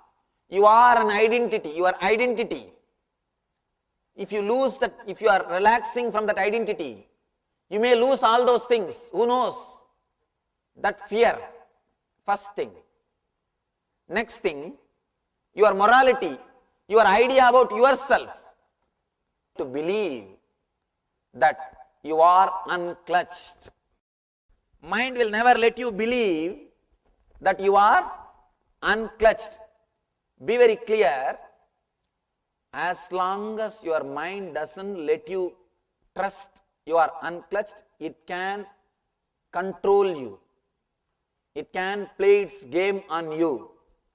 The moment you trust yourself, trust your consciousness, the mind cannot control you, it cannot play its role on you. One important thing, even you can see in your profession, the staff member who wants to exploit you, first thing he will do is, he will make you believe that you can't run your business without him. First thing he will give you the impression, you cannot survive without him.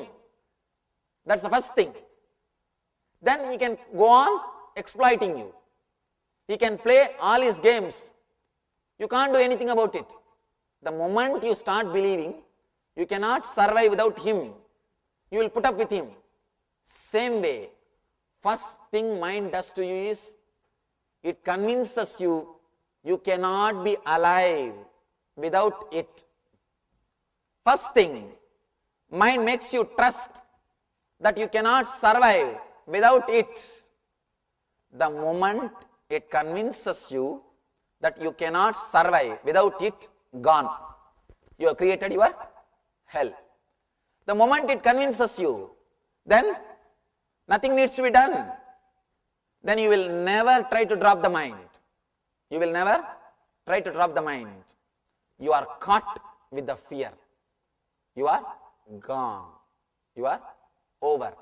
Now also, your mind will not let you believe so easily that you are unclutched. It will try to bring all possible logic. And if it can't bring any logic, the tremendous fear. What will happen to my property? What will happen to my personality? What will happen to this and what will happen to that? Be very clear, nothing will happen. Everything will go much better way. Much more smoothly. Just understand this one simple example and then you will be able to understand what I mean by the fear of mind.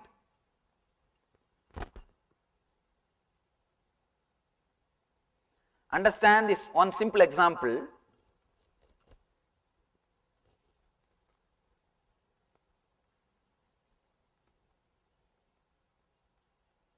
In North India, in the forest, hunters will put like this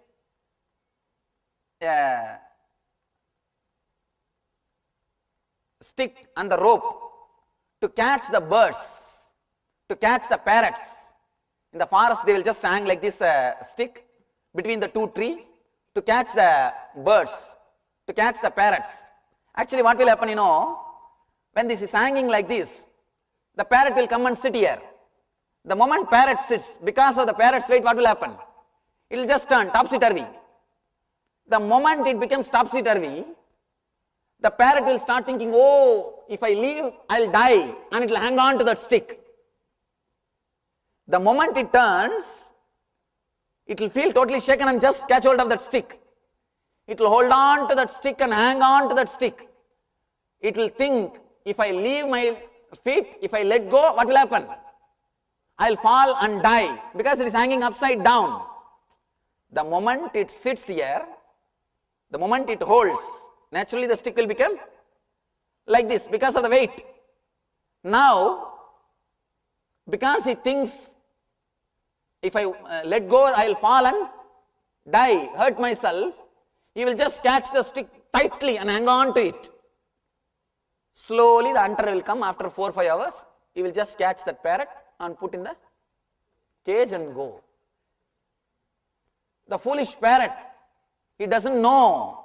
If he just relaxes, he can simply fly and be liberated. He doesn't know. He can just open up and be liberated. Same way, you do not know. If you just leave the mind, this moment you can become Paramahamsa. This moment you can be liberated. This moment you can start flying. The same fear which parrot has got, you are having. Your fear and the parrot's fear is one and the same. How? The parrot is believing that he can't let go. If he relaxes, he will die. Same way, you hold your mind and you feel, I can't let go. If I start trusting that I am unconnected, unclutched, independent, illogical thoughts, immediately you have that fear. What will happen to my identity which I am showing to the outer world? What will happen to the identity which I am showing to myself? The tremendous fear which that parrot is experiencing. Same fear, nothing else. One important thing, out of fear, that parrot is not flying, holding on to the stick. What is happening? Slowly the hunter will come, take the parrot away and put it in the cage. Neither the parrot is having the freedom, nor it is having the stick. Same way, Yama will come and he will just remove you from your identity. Neither you will be a Paramahamsa, liberated soul, nor you will be able to hold on to the identity which you are having. Neither you will have the freedom, nor you will have the stick which you are holding. Be very clear, the hunter is Yama. He will come. When the hunter comes, the parrot will lose the freedom which he was having and the stick which he is holding now. He will lose both. Same way, when Yama comes, you will lose the freedom which you are having, which you had, the inner space or the consciousness, and the identity which you are holding now tightly. Both will be lost. Let you be very clear. Just the same fear of the parrot you are having and holding on to your identity and hanging. This moment, trust yourself. Do not bother. You will never have any problem. Just trust yourself and let go. Your identity, you will become Paramahamsa, liberated. All you need to do, trust you are unclutched. Even if you don't trust, that is the truth. Even if you don't trust, that is the truth. But you have vested interest about the false. If you trust that you are unclutched, it is too much. Your vested interests are getting shaken. Let you be very clear, even if you try to avoid the truth because of your vested interests, you cannot do anything. The hunter will come today or tomorrow, just pick up an NK, put you in the cage. The same situation, exactly you are in the same situation as the parrot is. Just you are parrot hanging with the identity, nothing else. You are so seriously believing that if you let go, you will fall and hurt yourself or die. You are holding on to your identity. Let me tell you, if you let go, the parrot relaxes. 1 or 2 moments he may flutter to balance. 1 or 2 moments he may have to balance himself, but he will never fall and die.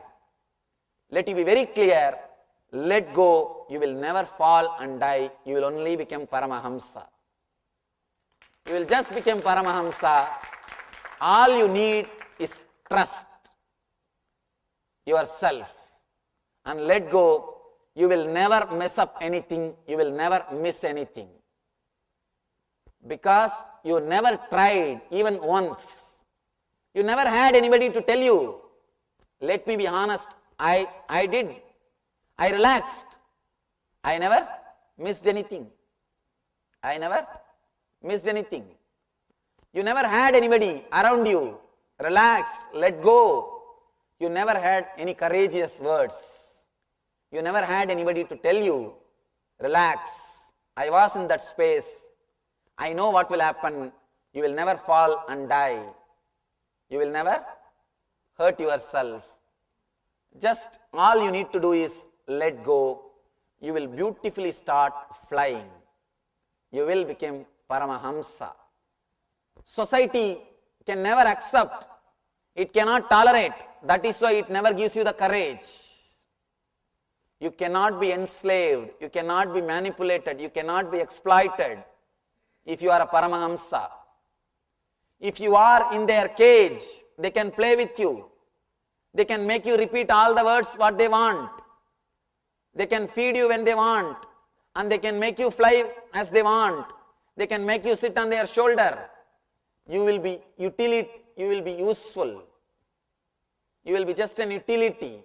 That is why you are never given the confidence. You are Paramahamsa. You are Paramahamsa. Just relax. You may have 1000 fears rising in you about losing your identity. All those fears are just these parrot fears. Fears of this parrot. Even if the parrot falls for 2-3 feet and then balances, it is worth risk. It is worth risk. It is worthy risk. Understand? Even if you fall for a few minutes, if you are not able to balance for a few minutes, nothing wrong. It is worthy risk. It is worthy risk. Let you let go and be liberated. Let you become Paramahamsas. Thank you.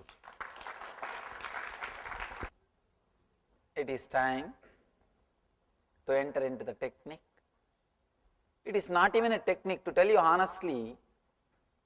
It is entering into the space, because no technique will help you. It is not even a technique. Now we are going to enter into that space. Now we are just going to realize what we understood. Just the same space in which Shiva exists. Shiva gives a beautiful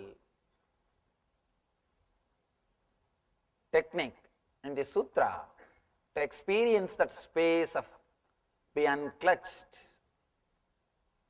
The whole main message for this whole spring tour is this: be unclutched.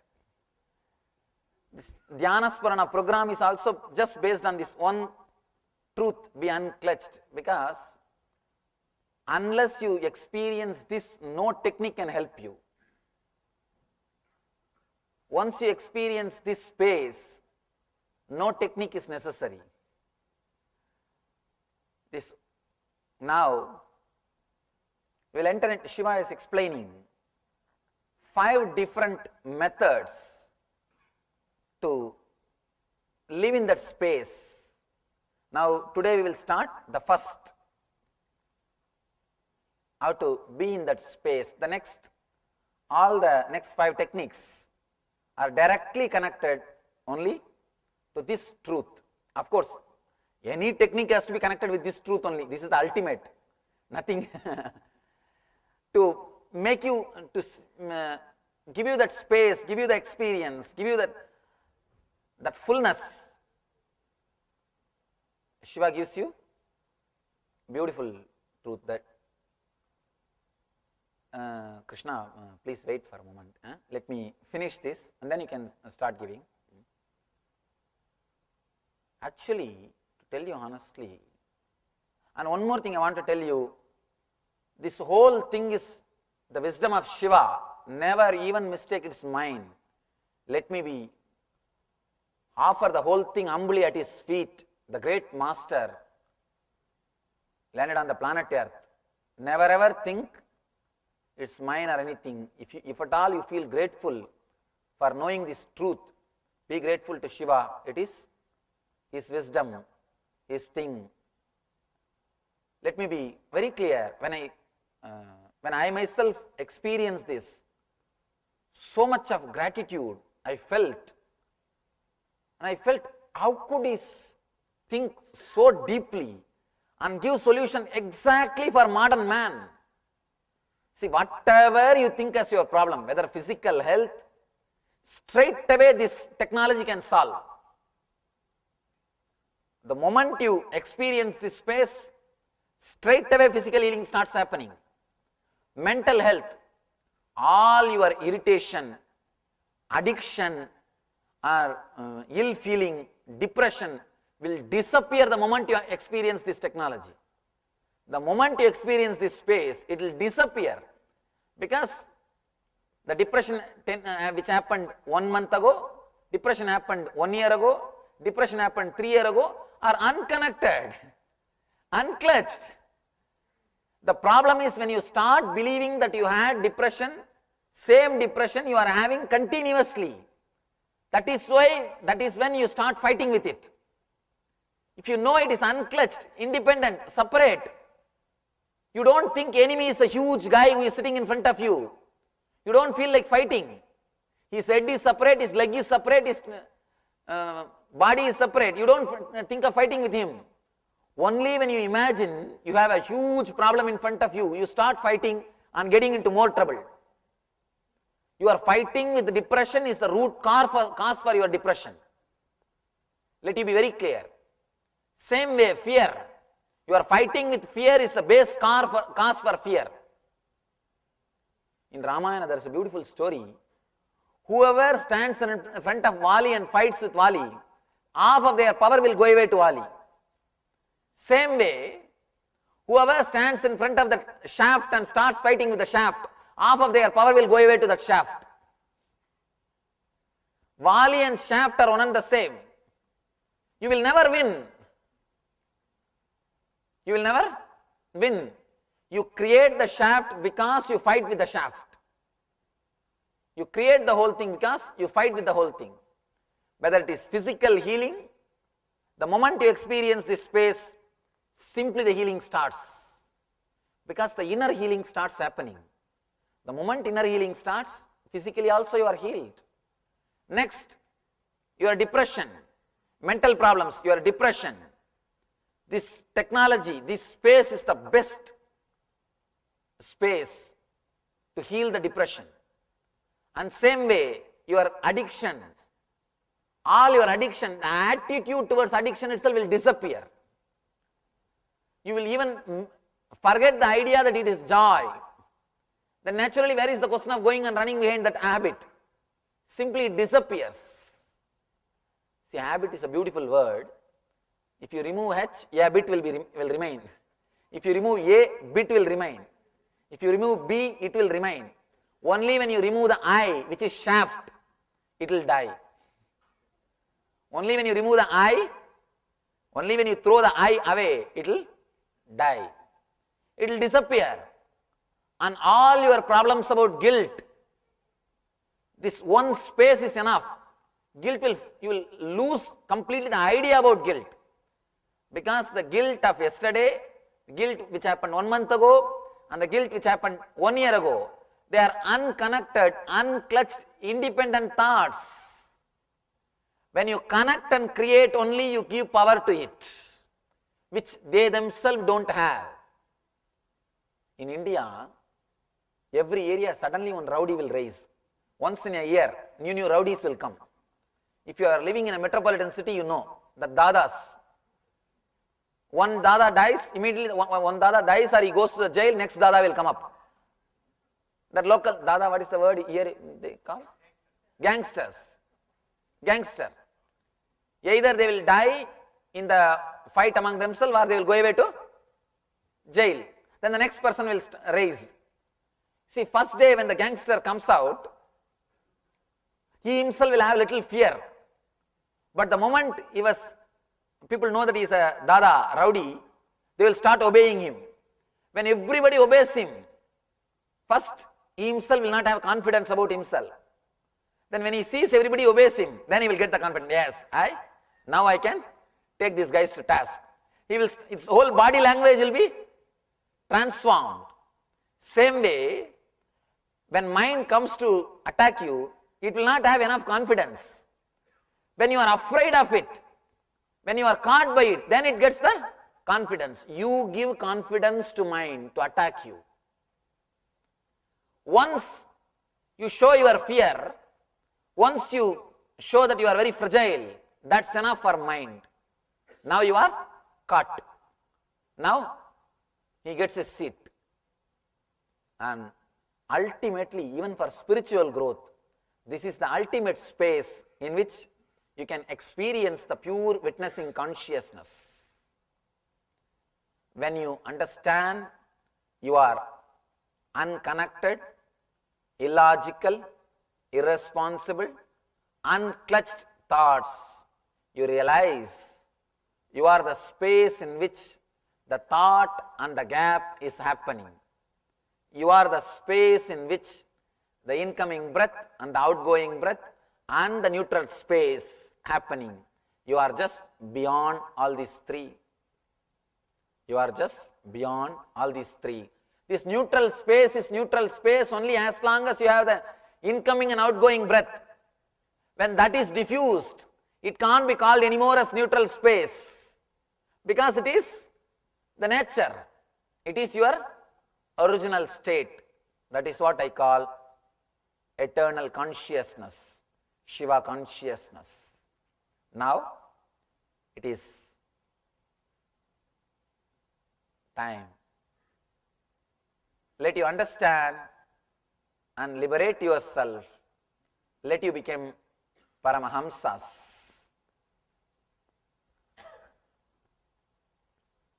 Especially the moment you understand this truth, the moment you relax, the inner healing or the bliss which comes out, the freedom which you feel, once you start feeling that freedom, that is enough, will give you tremendous confidence and courage to fly, to spread your wings in the sky.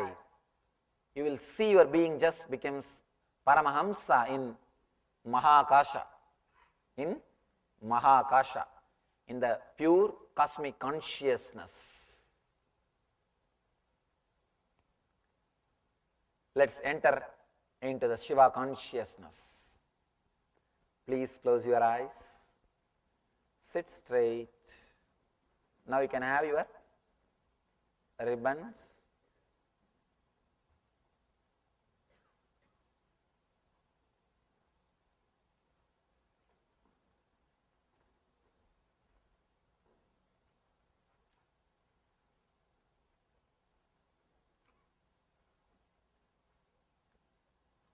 Next 5 days, we will be doing 5 different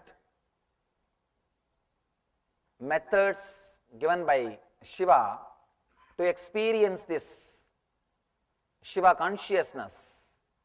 And in the Dhyanasparana program also, we will be working on this same, be unclutched, and 5 different intense techniques where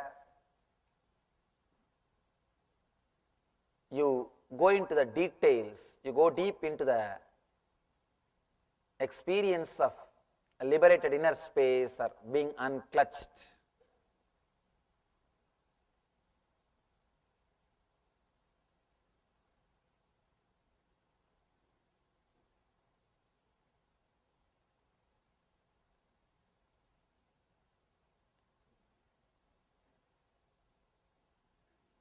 One more thing now, the technique which you are practicing, once you have that experience, after that you don't even need to practice technique. Just remembering this experience is enough. You will be again in that same space. Only in the initial level you need to relax. Just like a parrot taking off. Once you take off, you don't need to bother about anything.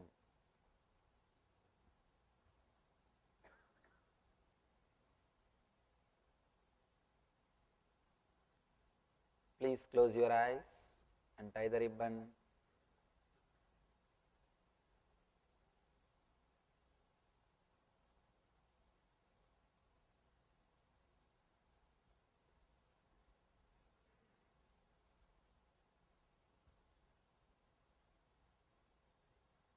Sit straight. First few moments, inhale and exhale as slowly as possible, as deeply as possible.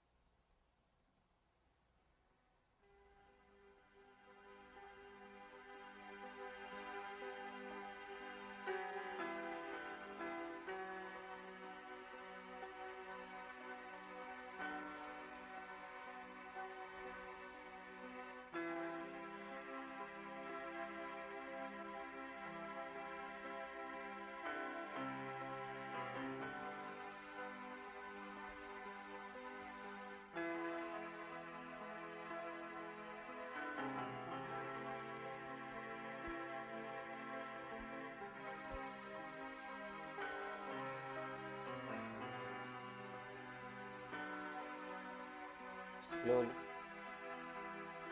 start witnessing only the incoming breath.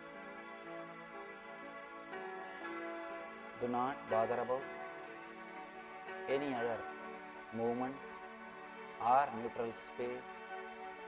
Just witness only the incoming breath. Be witness, be aware of incoming breath.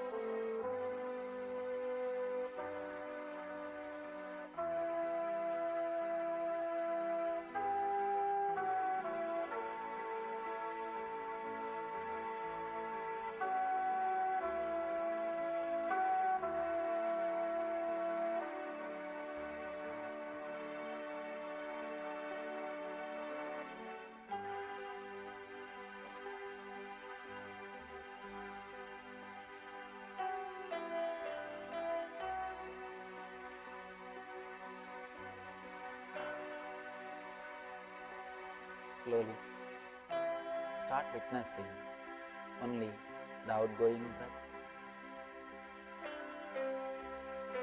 Now forget about the incoming breath. Just witness, be aware of outgoing breath.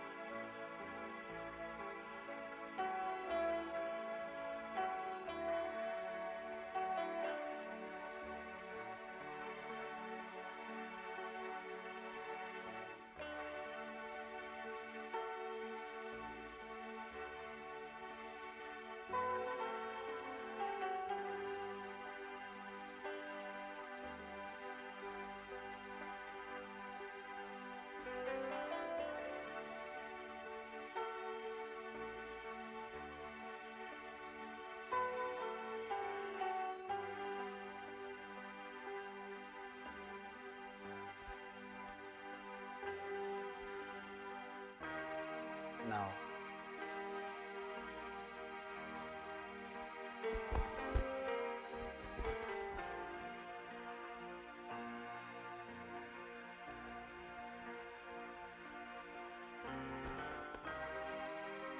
slowly, very slowly, be aware of both the neutral spaces. When your incoming breath takes turn as outgoing breath, when your outgoing breath takes turn as incoming breath, be aware, be witness of both neutral spaces.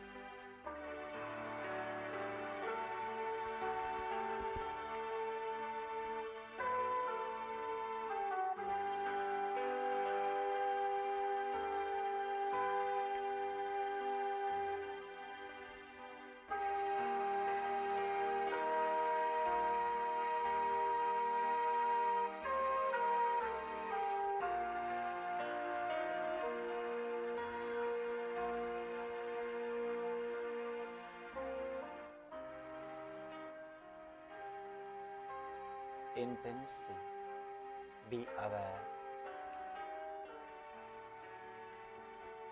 of both the neutral spaces.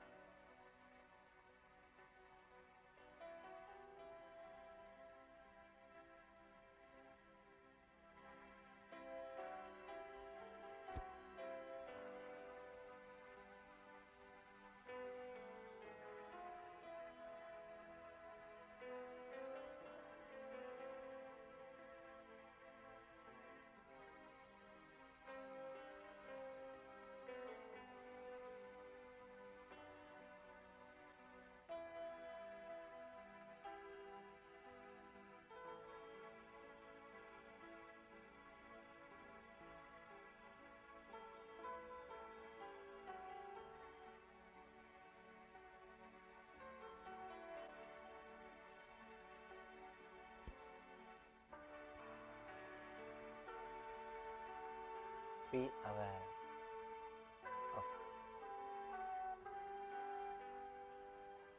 neutral spaces, incoming and outgoing breath. Just be aware of incoming breath, neutral space, outgoing breath, and neutral space.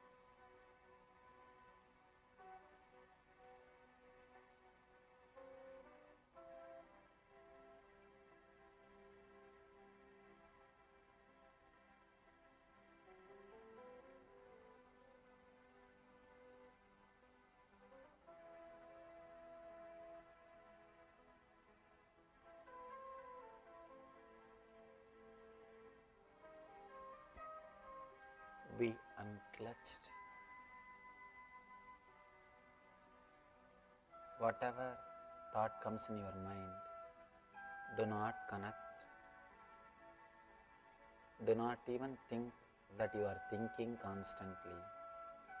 Even that idea comes because you connect your thoughts. They are just completely independent thoughts. Do not connect them and create one more thinking you are thinking. Let independent bubbles rise and fall. Let independent thoughts come and go. Do not connect them and think you are thinking. Be unclutched.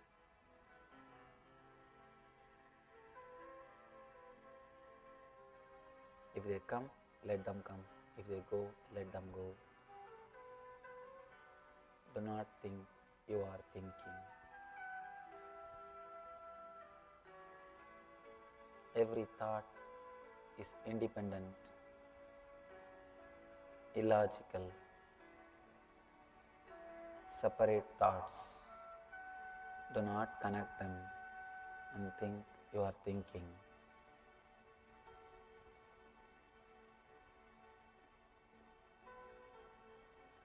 Your idea that you are thinking is a lie.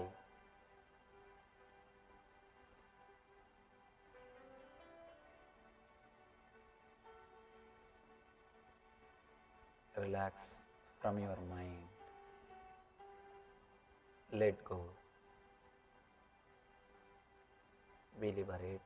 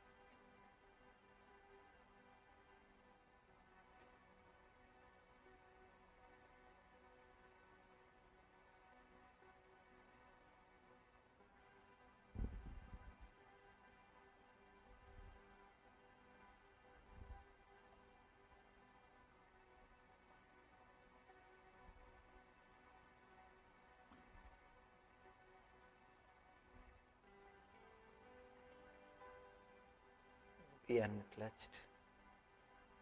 Do not even try to be unclutched.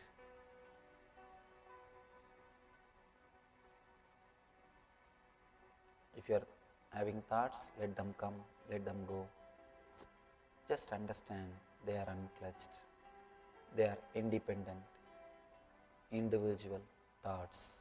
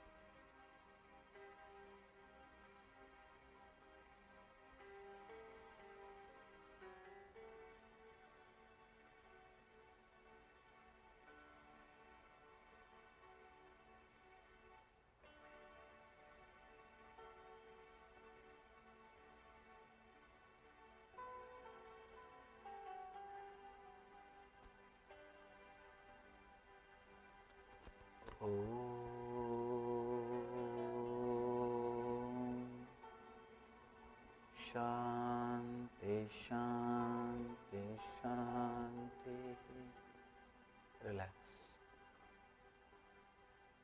You can open your eyes. Try to be in that same space. Just see, even these thoughts are completely unclutched. Your inner space is beautiful and purely unclutched.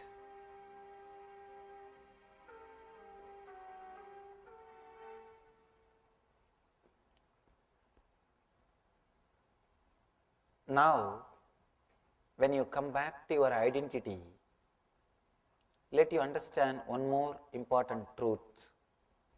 Now you know this is your identity from which you fly. Once you learnt flying, then it is no more a trap. You can just come and sit in this and swing. It can become swing for you.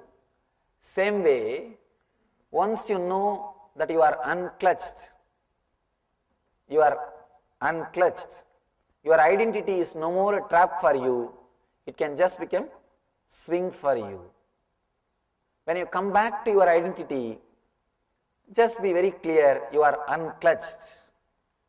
That space will make will give you the tremendous freedom that your identity is no more a trap on which you are hanging, it is just a swing on which you are swinging. Now, whether you are flying as Paramahamsa or playing with your identity, you are liberated. Let you be liberated and celebrate the great Mahashivaratri with this great liberation from Shiva himself.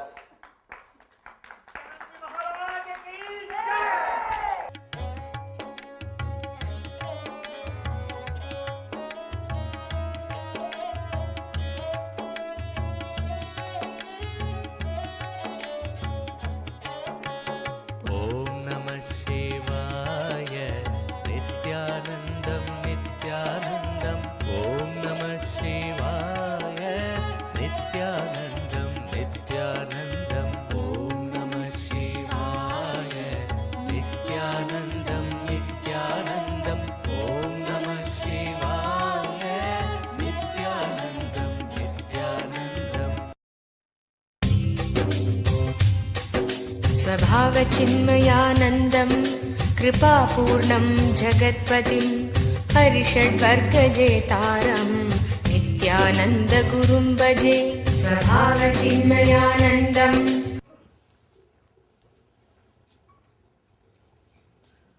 सदाशिवसमारम्भां शङ्कराचार्यमध्यमाम् अस्मदाचार्यपर्यन्तं वन्दे गुरुपरम्पराम्.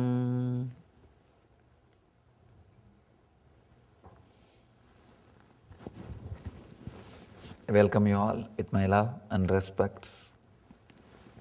Should she become a sannyasini? Please, if you are confused, don't do that.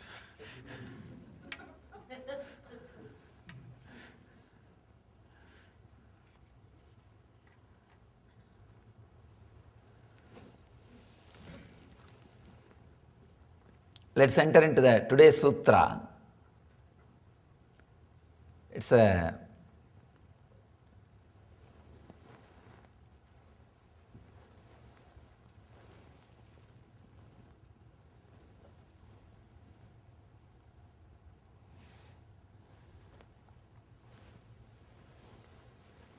one of the unique and wonderful sutra. Feel the cosmos as a translucent, ever-living present. The uniqueness of this sutra is, I myself experience this sutra spontaneously. My first experience, the spiritual experience, is this sutra. So, I have a lot to tell about this sutra. You have a lot to learn.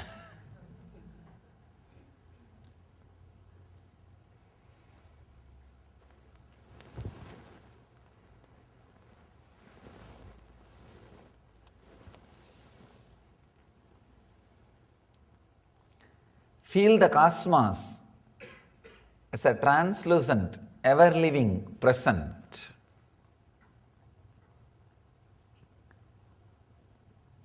The first sutra of Upanishad, the first Upanishad, Isavasya Upanishad, is the same sutra.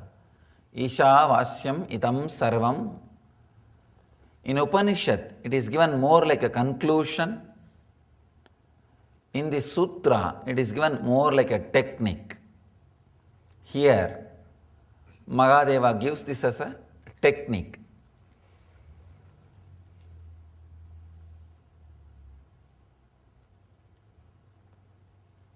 In the whole world, there are only two kinds of people. One, people who experience life once in a while in their life. The other, people who are experiencing life continuously. Whenever you think you are having joy, you are experiencing life in the world for those few seconds, few moments. That is why you feel so alive. That is why you feel that few minutes, that few moments, you don't feel like cursing anybody. You feel like blessing everybody. You feel like everything is beautiful. And only these two variety. One, people who feel life, livingness, translucent, ever-living presence in few moments of their life, few moments of the day. And the other, who feel always. Fortunately, we are blessed. There is no third category who never experienced this ever-living presence. If you have felt joy for some reason in your life, understand those few moments, you had the idea, you may not intellectually able to verbalize, you may not know how to exactly tell, but you experience that ever-living cosmos. Only when you experience that cosmos is living, you feeling in tune with it, you will have a positive experience with the universe. All your joy is positive experience with the universe. Even if it is just eating sweet, for that few moments, you feel the life is great.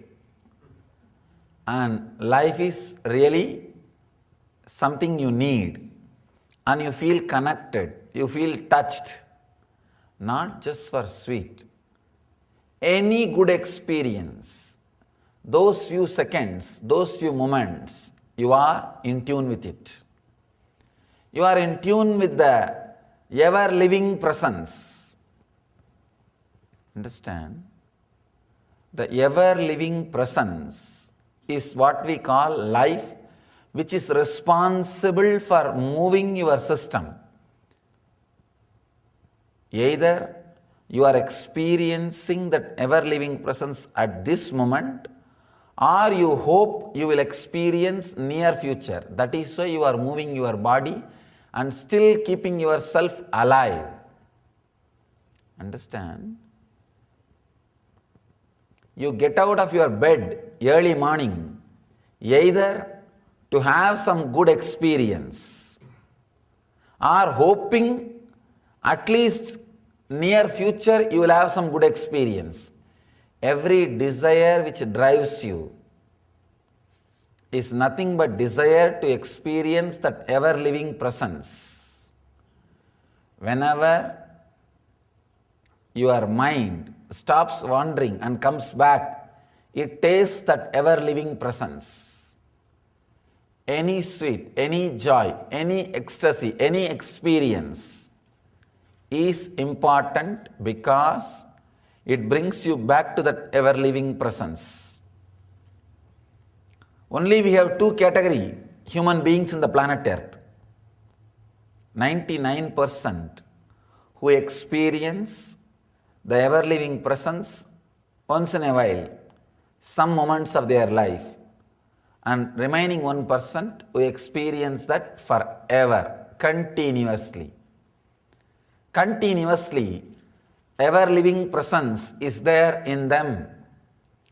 All your materialistic pursuits or meditation techniques or spirituality, anything which moves you or anything which makes you rest, everything. Any idea which asks you to move your body or any idea which asks you to rest and relax, both, whether you are moving your body or resting, it is to experience this ever-living presence. Either you are having that presence or hoping to have that presence, that's all.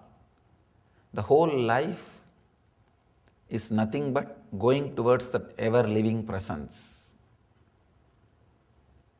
maybe I'll describe exactly the experience which I had. That can give you an idea of what Mahadeva means by the word translucent, ever-living presence. Understand? Only after this first experience, I realized I have something different in me. Till then I never had an idea that I have something different in me. I was always feeling that all kids will have this kind of ideas or search or seeking, whatever I had. Only the first experience gave me a distinct opening or experience, because of which I started understanding something is different. Feel the cosmos as translucent, ever-living presence. I can say very clearly, when I read these lines, I know how best I can verbalize, because this is the best verbalization of what I experienced around the age of 12. I was sitting in the foothills of Arunachala, not seriously trying to meditate, not like I was given a technique and I was trying to concentrate. No, nothing like that. Of course, I was given a simple meditation technique by an enlightened master, Annamalai Swamigal, but I was not trying to do it very seriously. It was very playful. But one thing, I was a child who is completely open and available to the nature. Very, I can say, intensely observing, intensely being in the present. Even now, I can vividly describe the whole scene.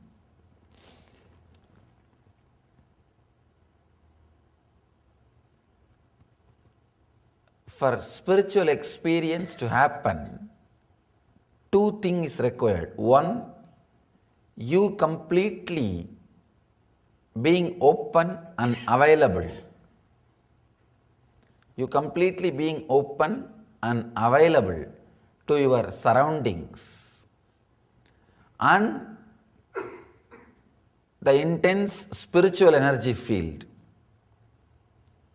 Sometimes, even if you are open, if you are not in the energy field, the first cracking of the coconut won't happen. That is very strong, difficult job. The first opening of the coconut, or the first opening, of course, it is just like breaking the coconut. Once one opening happens, after that it is not a big difficult thing. It's very easy. But the first opening needs an intense spiritual energy field. Fortunately, I had the energy field, Arunachala, the incubator, spiritual incubator. And another one thing, fortunately, I was attracted to the beauty of that hill. If you see a hill or a river or an ocean every day, you will take it for granted. But somehow, I never took that hill for granted. I never thought I know about it. I was continuously open, available. Understand? Being open every time, every day morning, seeing it with eyes of freshness or with the mind of the openness is what I am saying, being open, being available. Many times, we completely close ourselves to the society. We just come to some conclusion, some understanding. After that, we never update our understanding with the result or our effort with the result. The connection is not there. A small story. One guy goes to a small county, a remote county, and fills his car with gas. The gas station owner casually was chatting and he started complaining about the local mayor. And this guy, the guy who came to the city newly, who was filling the gas, he heard the story, did not reply. After a few minutes, he stopped in another one place to ask for direction. There also casually started inquiring about the local place, and even that guy also started talking about the mayor. Oh, I never wanted this fellow to be a mayor. And as usual complaints. Anyhow, after half an hour he reached to the place where he was supposed to reach. There also, people were talking ill of him, people were complaining about him. It is too much. Anyhow, next day he decided to meet the mayor. This guy goes and meets the mayor and asks the mayor, how much you get paid for your job? That guy said, no, money? No. I accepted this just for the honor of it. Understand, the mayor is still thinking he is doing the job for the honor of it. But the people who are living are experiencing totally different. You decide something with some idea and take up, but you are never open continuously to the society whether that idea is being executed or not, whether what for you decided is still relevant or not. The relevance of decision and experience, keeping it alive, keeping it straight, keeping it honest is what I call being open. Every day that hill was living, it was never the same old hill which I saw yesterday. No. I had a very funny routine. Every day morning when I get up from my bed, I'll not open my eyes. I'll slowly walk from my room, walk outside the house holding the parapet wall, and come out, stand in a place. Usually I know from that place the hill will be seen. I'll stand in the place, then only open my eyes, so that first thing in the morning I'll see that hill. I'll see that Arunachala hill. And somehow my brothers, they know this. First thing I wanted to see is the hill. And they wanted to make fun or tease me. By the time they know that I am out from my bed and I am slowly walking, they will come and stand exactly in front of me. If I opened my eyes and did not see the hill and I saw any of these guys, I'll go back and lie down again. I'll not do anything that day.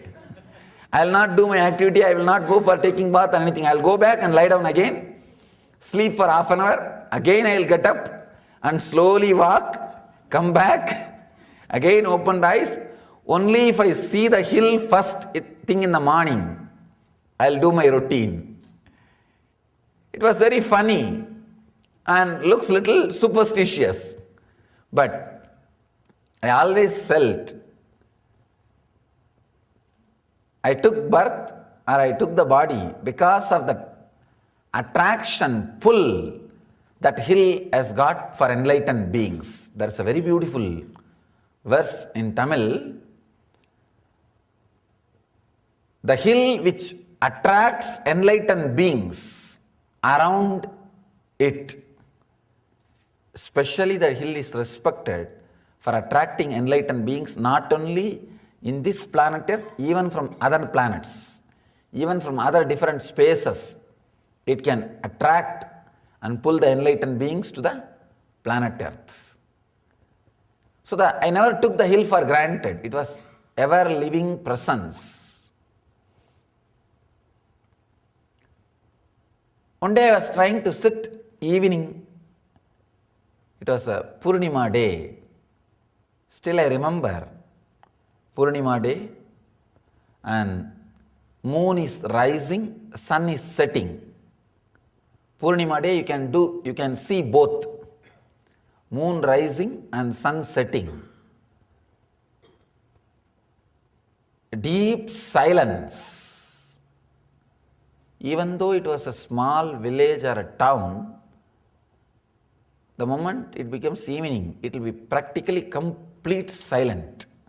There will not be any vehicle sound, because those days there was no vehicles, no other sound.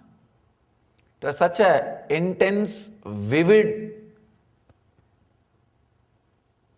silence. I was trying to play with that simple technique of trying to find the source of my thought, from where the thoughts are coming, from where the thoughts are originating. I saw slowly, when I tried to find the source of the thought, the first thing, the clarity which happened is, I am not solid as we always think. The body and mind is not solid. It is just liquid, porous, empty. You can go in and come out. You can get out or get in. Anything can be done. First truth was, I am an empty, porous being. The second step,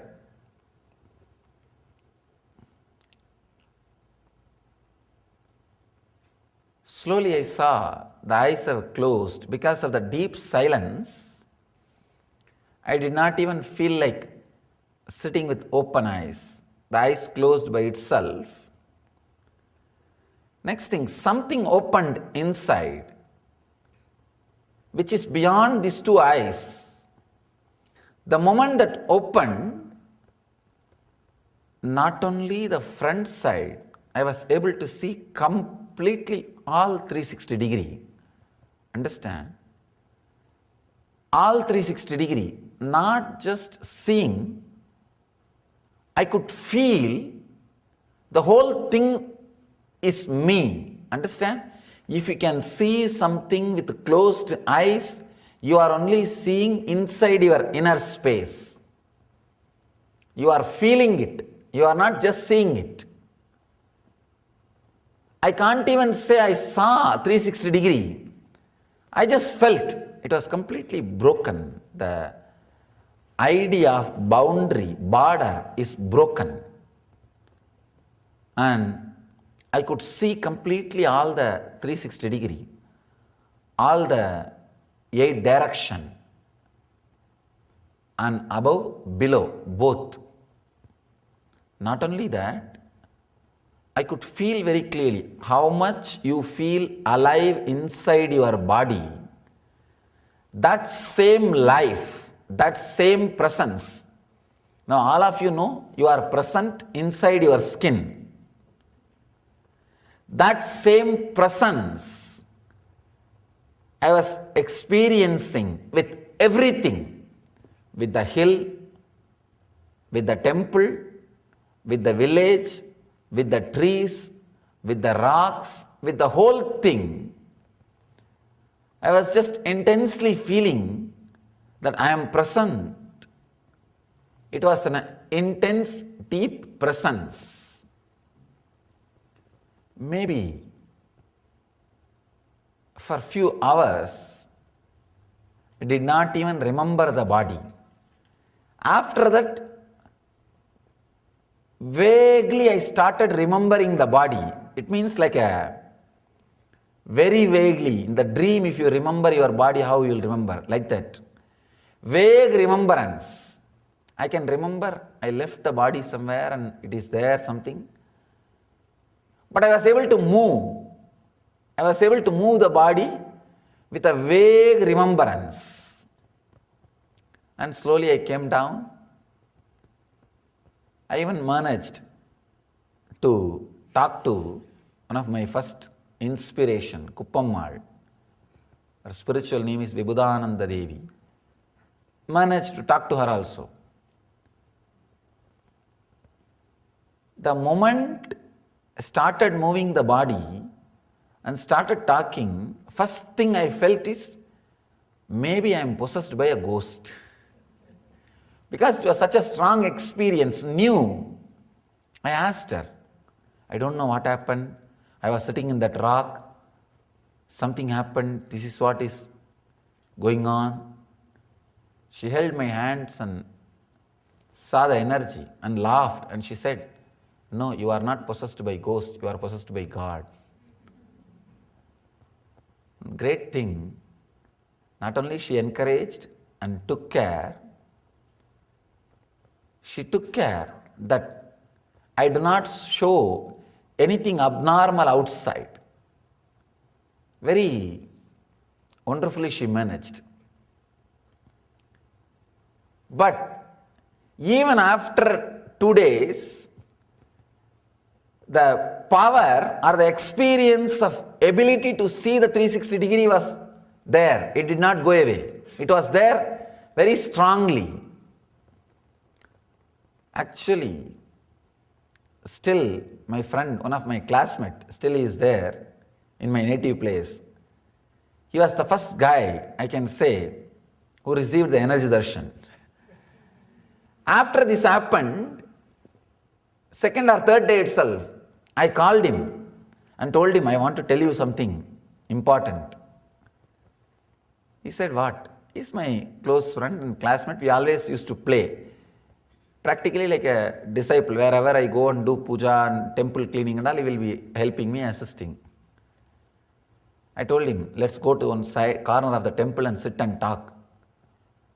We went to the one corner of the temple and we sat, and I told him, you see, from last 2 days, I am able to see all 360, all the direction without turning my head.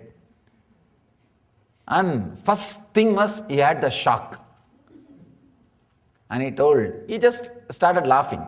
Even though he had the shock, he doesn't want to show it. He said, you are a fool. What are you talking? I said, no, I'm not fool. If you want, you can experiment.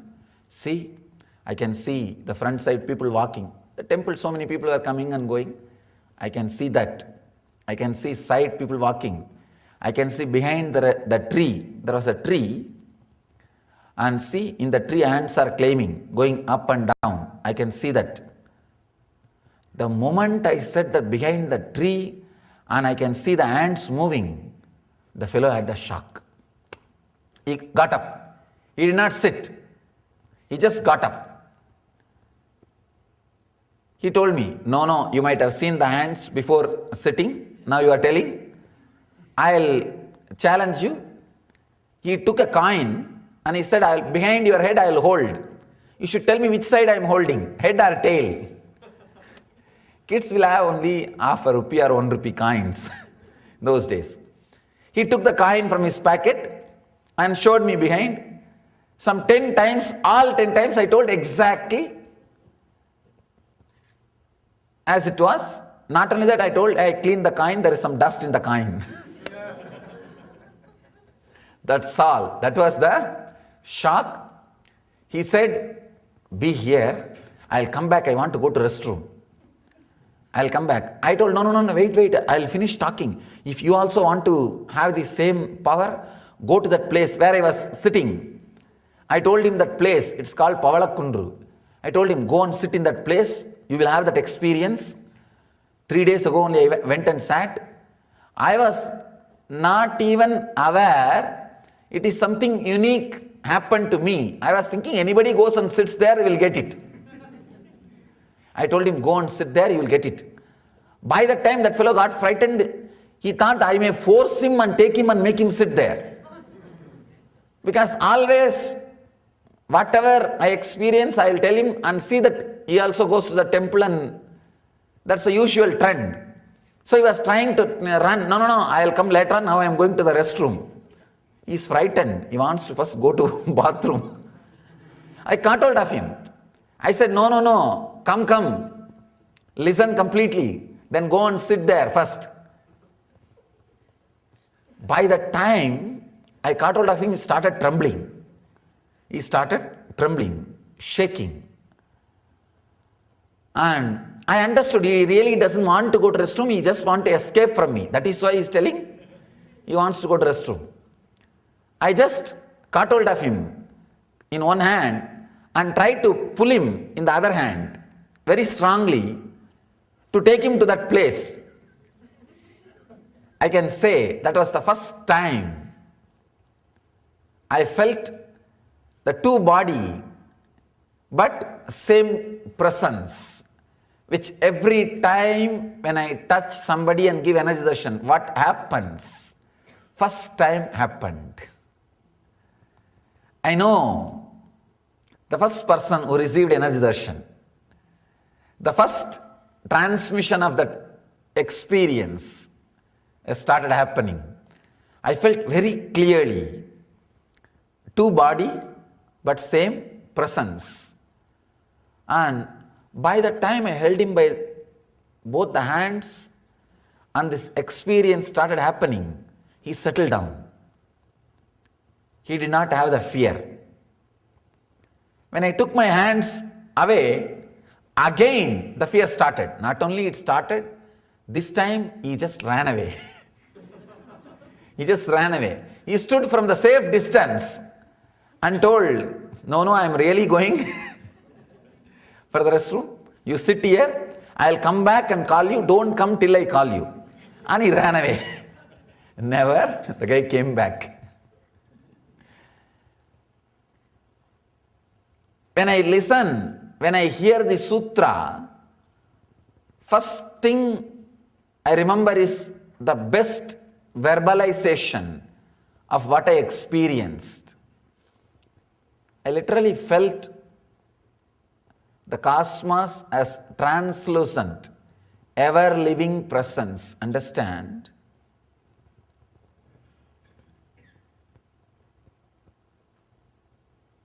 We all feel the presence or life in living beings with whom we are in love.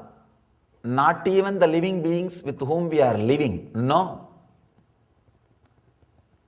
Whom we are living, it is a plain, regular mental setup. Practically, you all know the dialogue. If you start this way, what other person will answer, you know. If you start this way, what the other person is going to answer, you know. Practically, you all have a script of everyday routine. Only if somebody comes up with a new word, you are shaken, you are disturbed, you don't know what to answer. That is the only few minutes you start thinking.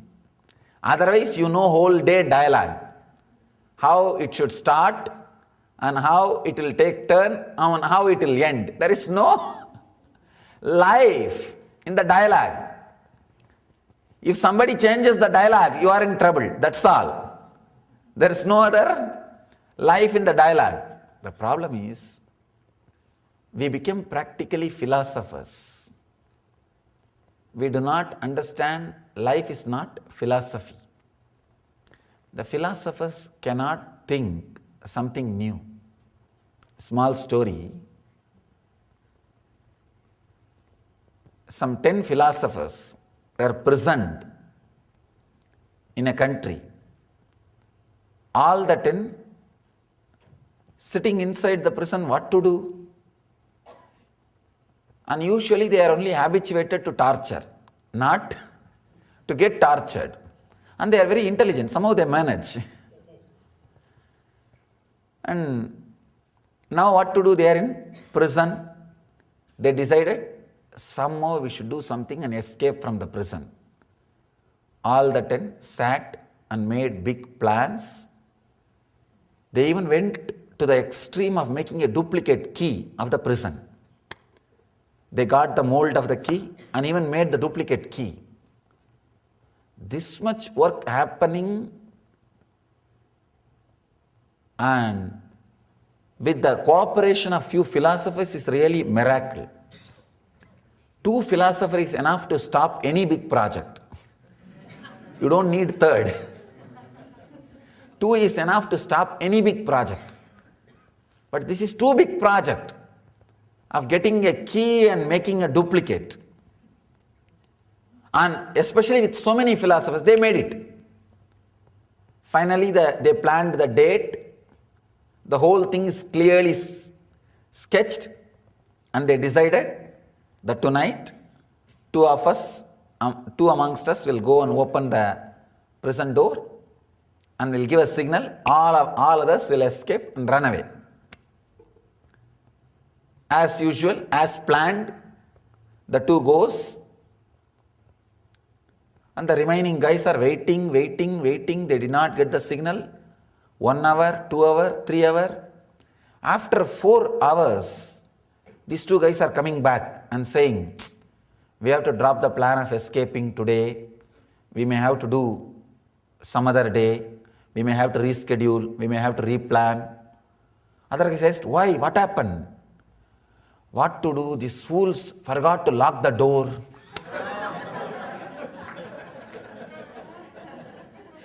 These fools forgot to lock the prison. Understand? They cannot think anything which is new. It has to be same routine. If there is some change, they cannot think newly because they are not open. We also become like that with the life. Anything new comes, we are at last. Person who is experiencing ever-living presence, not only is open, not only he is available, he is constantly experiencing oneness. Understand? Being open is Dvaita. Being available is Visishtadvaita. Being is Advaita. Being open means you respect the other thing equal to you. 1 and 2, both of us are equal. I am open to you. Next, available means you are clear, source is one, all of us, everything is part. That is available.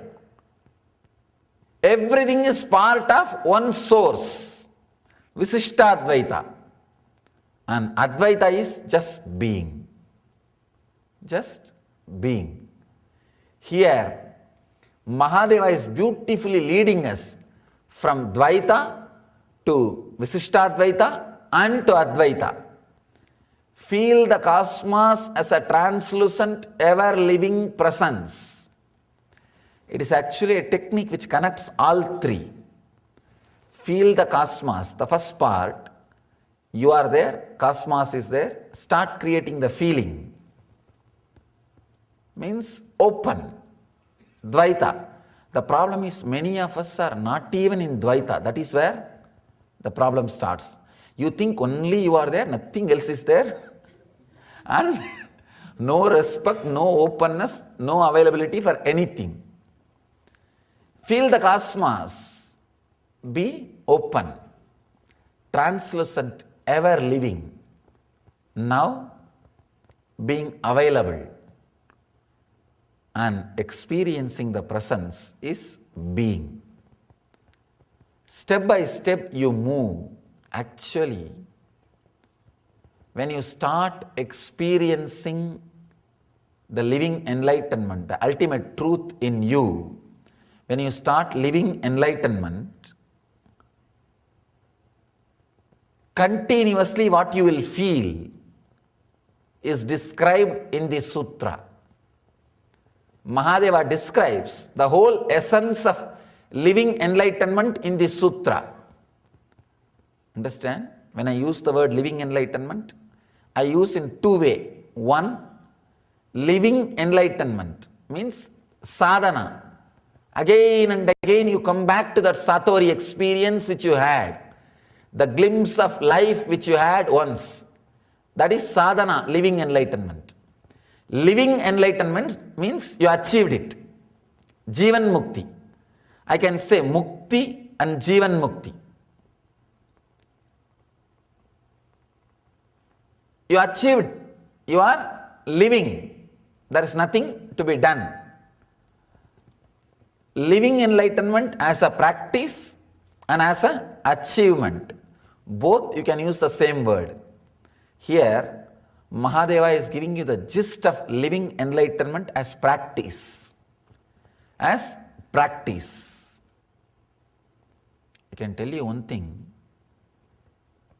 When you start feeling, relating, respecting everything as a living being just like you will even see the thoughts which other person is having.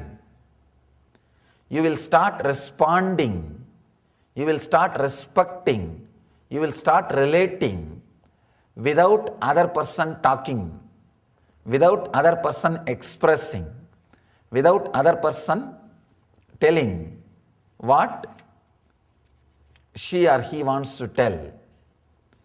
Feel the cosmos as a translucent, ever-living presence. You will have the tremendous intelligence. You will know exactly how to connect.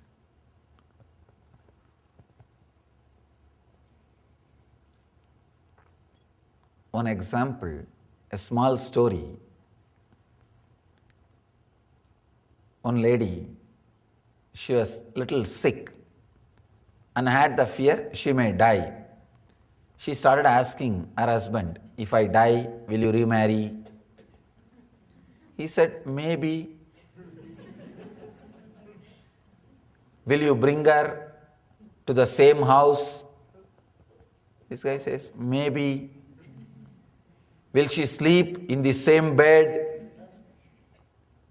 He said, what else can be done? Maybe. She asked, will she use the same golf clubs? He said, no, she is left-handed.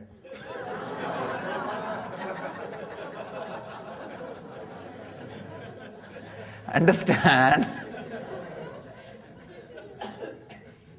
You are lost in the conversation and forgot what you need to express and what you need to hide. Not living in the present. Living in the present is a method to living the presence. But here, Mahadeva is not even telling us to be living in the present. Actually, just coming back to the present is very easy. Just you come back and just see that you are having a body. It's living in the present moment. Here he says, feel the presence. Living in the present moment passionately, intensely, with a feeling, as if this is the last moment. Completely alive. That is what Mahadeva expresses by this technique. Just not living in the present. Living in the present will happen even if you do the vipassana. If you do the vipassana, you will live in the present, but not passionately, in a dull way. I have seen these guys start doing this kind of techniques. They will be living in the present, but what is the use? Living in the present with the intense passion. People usually, they can live in the present, but just drag the life. Or they can live passionately, but jumping between future and past. If it is between future and past, they will be very passionate, jumping, running around, with all enthusiasm, inspiration. If it is present, very dull, step by step, thinking it is graceful.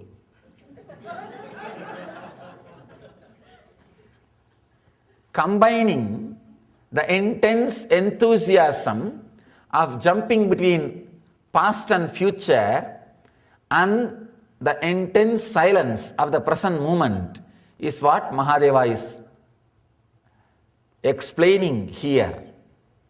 Combining these two, very paradoxical but truth. Having that same passion, that is why many people, when they see that intense life with me, they can't understand I am living in the present moment. Because according to their imagination, present moment means it will be always, yes, I am in the present moment. No, I lost life. I had to come back, present moment. Present.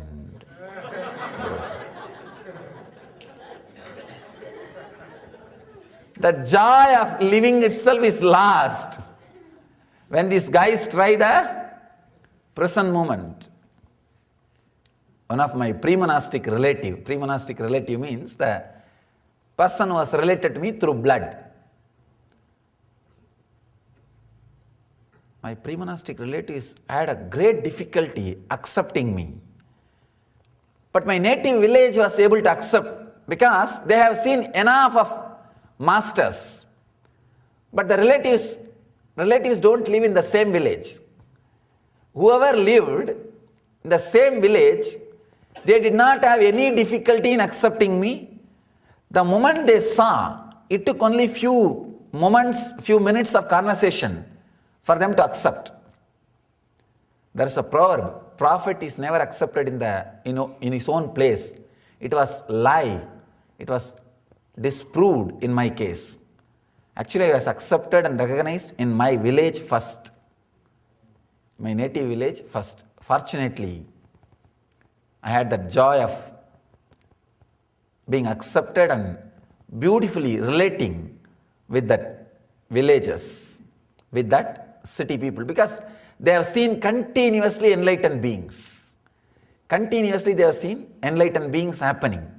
For last 2000 years, unbroken lineage of enlightened masters is there in that village. Today is the all enlightened masters day in that village. Today they are celebrating. Today even we had a puja and celebration evening.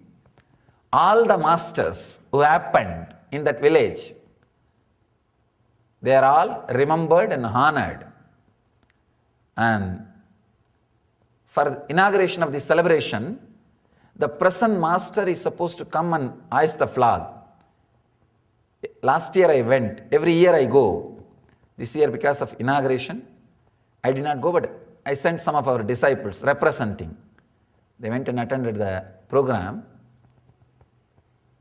That time, the disciples came and told me, Swamiji, I was surprised to see not a single person with whom we spoke relate with you as a relative or as a young boy from this village or any pre-monastic connection. Everybody connects with you only as a master or a spiritual person. How this is possible?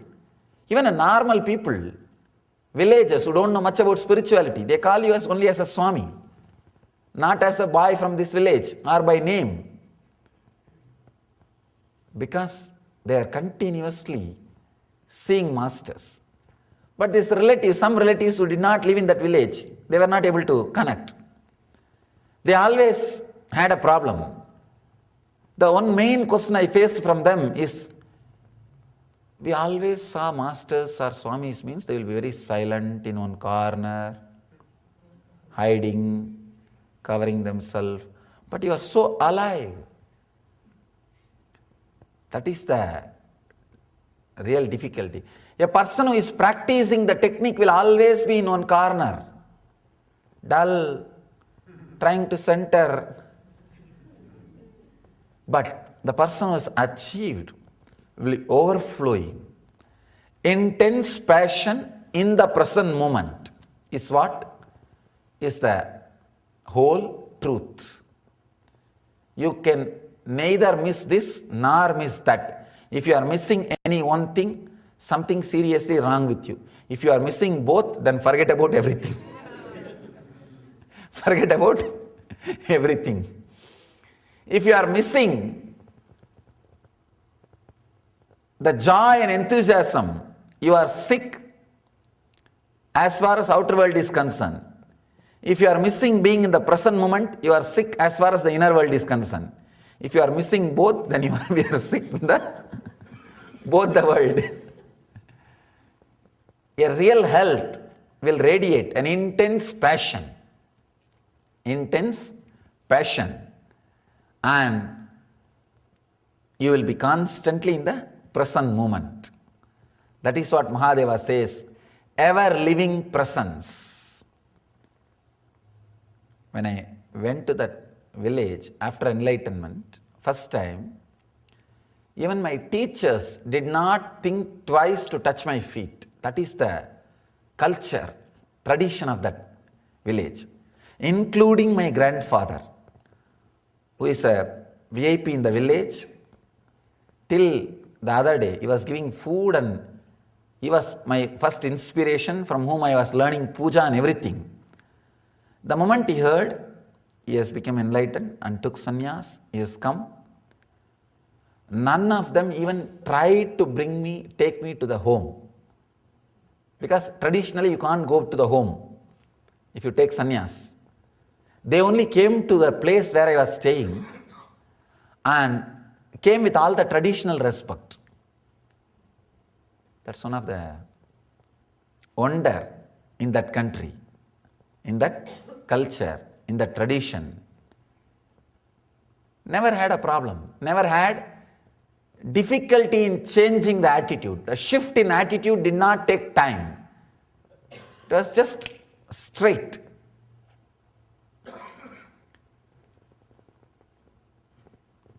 Mahadeva says very beautifully, feel the cosmos as a translucent, ever-living presence. Try. Now understand this technique. What Shiva is trying to convey. Try. Everything which is in front of you, around you,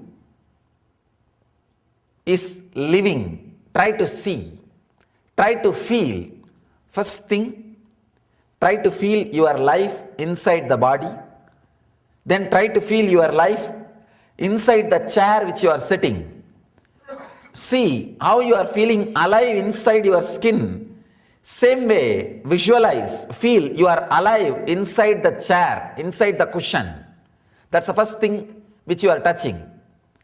Then visualize you are alive inside the people who are sitting next to you.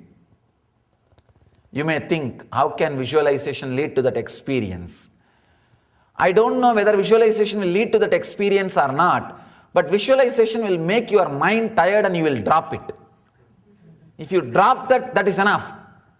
Because the truth is continuously there. Let me give you an example. Like a Ganga is flowing. There is a bamboo. Because the bamboo is there, you say right side Ganga, left side Ganga. If that bamboo is taken away, there is no right side, left side. There is no boundary. Ganga, that's all.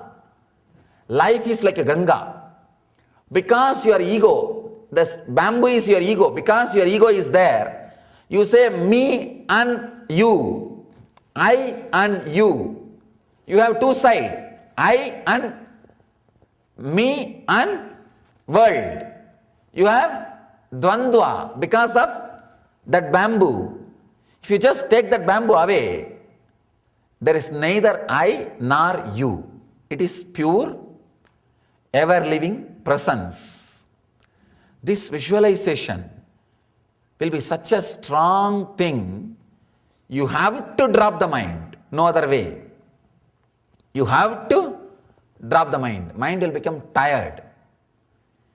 Constantly you have to think your car is you, the road is you, and all cars are you. And whatever you are seeing is you. How long your mind will be active? Saying, yes, I am this, I am that, I am this, I am that. It will become tired and drop.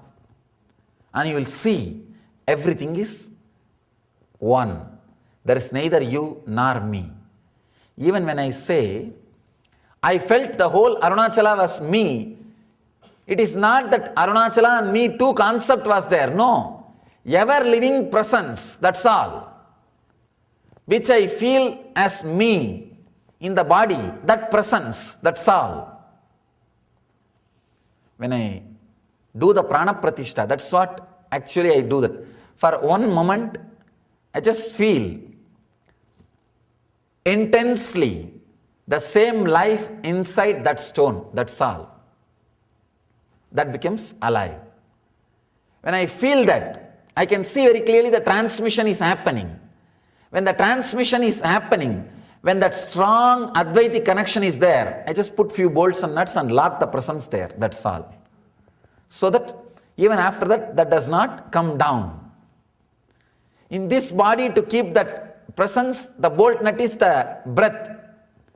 Breath is the bolt nut which locks that presence in this body. Same way, in that body to lock the presence, some mantras are the intense words with the high prana are chanted and bolt it. Feeling whatever you are seeing as you, not only with front side, even the back side. Whatever you are seeing, just feel you are that. Just start feeling in the initial level. For a few days it may look like imagination or foolishness. Don't bother. In 1 or 2 days you will suddenly start seeing it is not just imagination, things are really alive.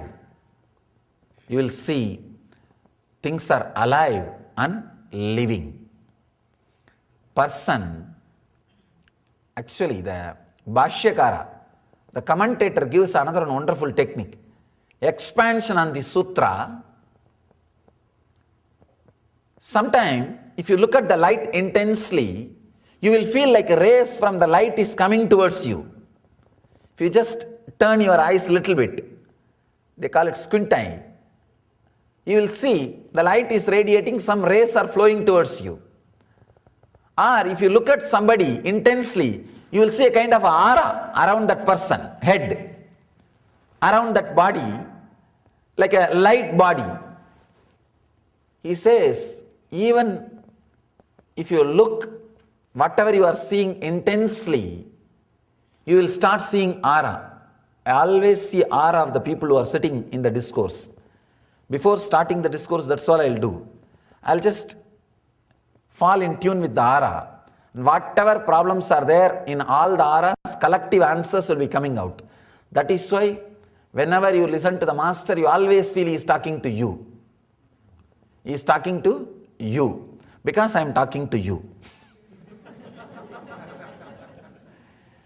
It will look like a generalized talk, but it will be specifically, directly addressing you, because that aura feels connected.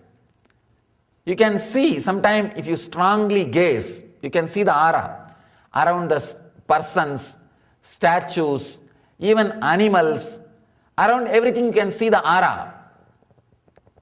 The Bhashyakara says, even if you start seeing the aura from morning till night continuously, you will start experiencing the presence. That is also a wonderful technique.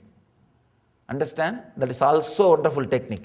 In the next sutra, Mahadeva gives a very powerful one more method to experience the same thing. We will see the next sutra after the break. Maybe after we understand both the sutras, we will enter into the meditation technique, because the technique, both can be done as two different parts. This technique is Nitya Sutra, means from morning till night you can do, whole day. The next sutra is Dhyana Sutra. The same method in a different way, particular time you can do. So, we will understand the next sutra also. Then we will enter into the technique. We will enter into the method. Let's gather for next session. Thank you.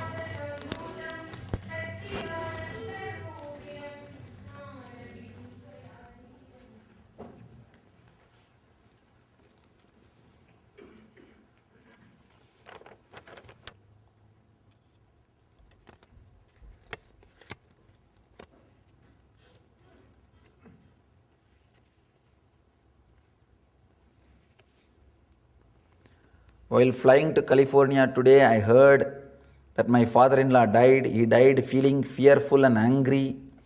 Please, can you give advice on how to leave our body and feel joy?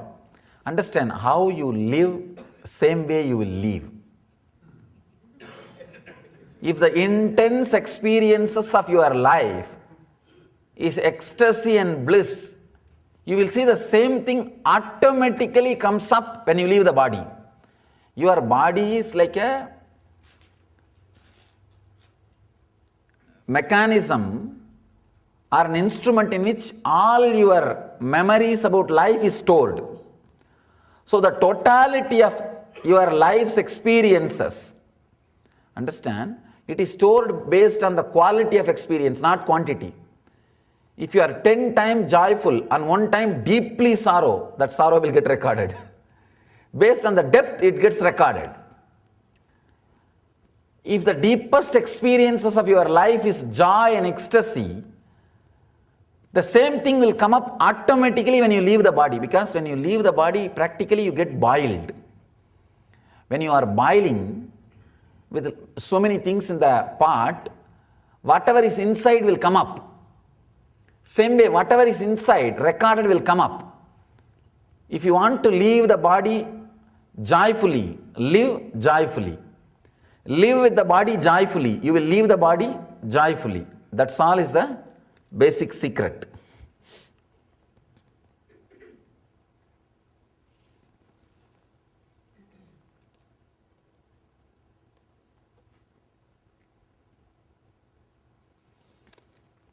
Second request, recently I heard an enlightened person tell us that we take another person's karma when we give advice, touch a person's shoulder or knee or close physical contact. How vulnerable are we to getting someone else karma, and how do we get rid of it? Why so much emphasis on catching it from someone else? I don't think you will catch karma from somebody else because you have enough. So, don't bother about catching from somebody else. Just stop giving to people, that's enough. So, I don't think you will get karma from people by touching or giving advice or any close physical proximity. You will not acquire karma by this nearness and all. One more thing, you may acquire the mental setup of that person with close proximity. If you are continuously around him, you may acquire his mental setup, but you won't acquire the karma.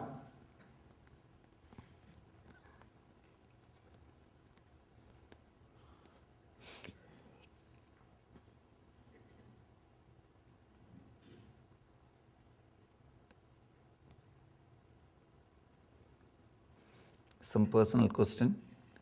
I had several out-of-body experience. It became a problem. I had to reseal my container. I was falling into all sorts of people.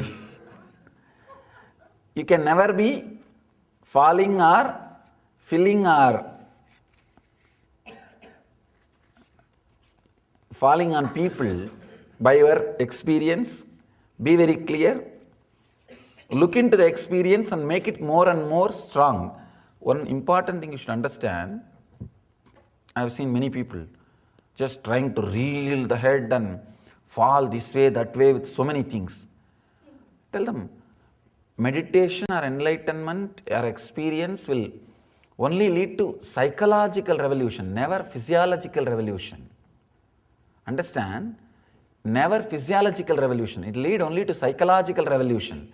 If it is physiological revolution, first you have to see your doctor. You have to see your doctor. It will never be anything related to meditation. First, take care of your health. You need good food and little yoga.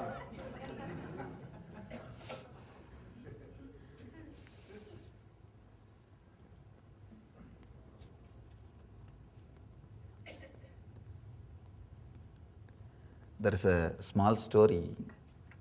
One guy always will act too much about anything overacting. Anything you will do overacting. So he and his friend, both of them went to the bar and they started drinking. Just after 2 glasses, this fellow started overacting and moving, something like that, started talking. The other friend said, relax, it is just water. We are not yet served. Understand? Sometime, that's what I have to tell. Relax, you have not even started.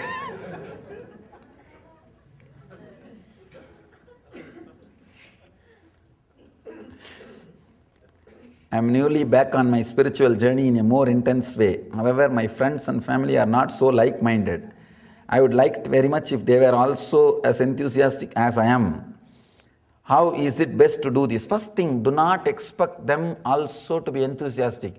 If they also become enthusiastic, every possibility you will lose enthusiasm. The enthusiasm is alive because you have to fight. That's one thing. Look at the other angle. Important thing. Second thing, you discovered, so you are having enthusiasm. Why are you expecting they should also have it? They have to discover. Understand? They have to again and again have so many experiences and discover. Only then they will have enthusiasm. Now you go and try to force on their head, what will happen? You will either delay their coming to me or stop once for all their coming to me. I have seen these over-enthusiastic wives and husbands. They just jump on the other person. You have to go. What that poor guy will do? And he gets frightened and completely forgets about or escape from the spirituality.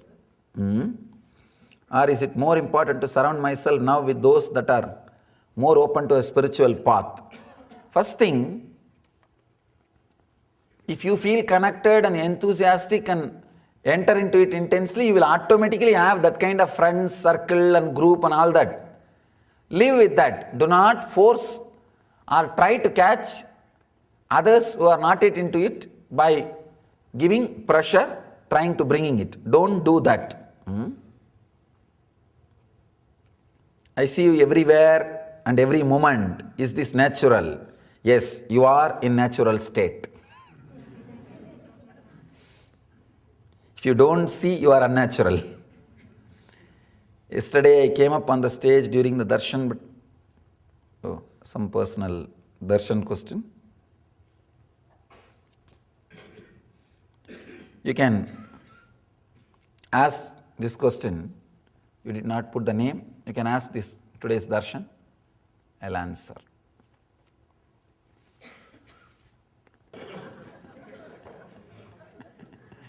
Let's enter into the next sutra.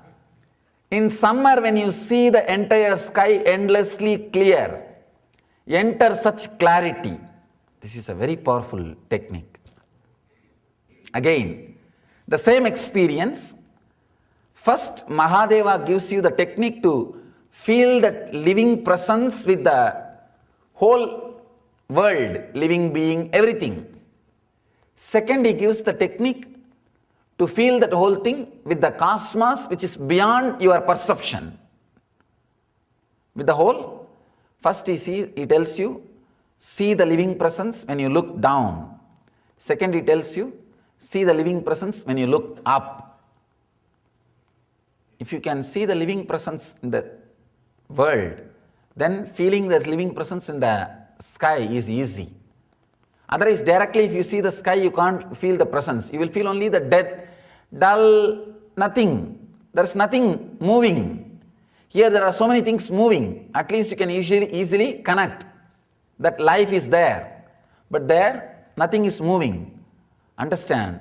But the life is intense there, then here.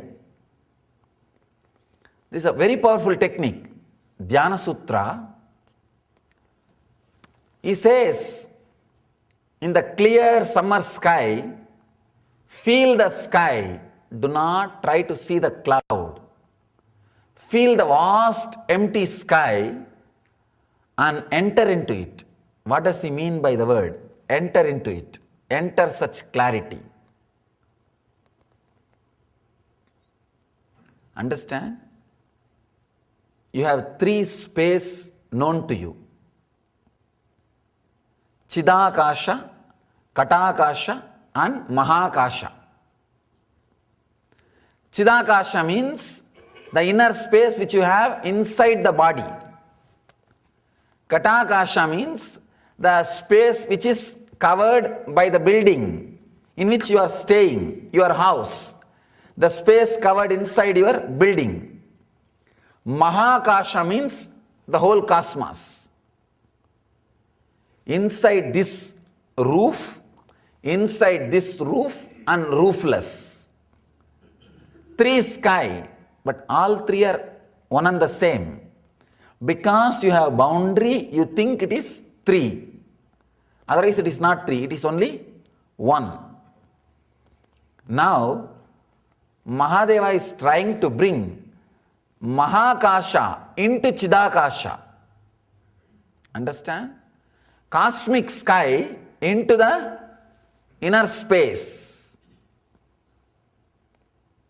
When you look that empty sky, intensely look, not one point, as whole. If you are looking at cloud, you will be concentrated, one point. As the whole, look. You will see that intense emptiness. Then, close the eyes, just bring that emptiness inside. Just visualize that same emptiness inside. Bring it back. Just turn it in.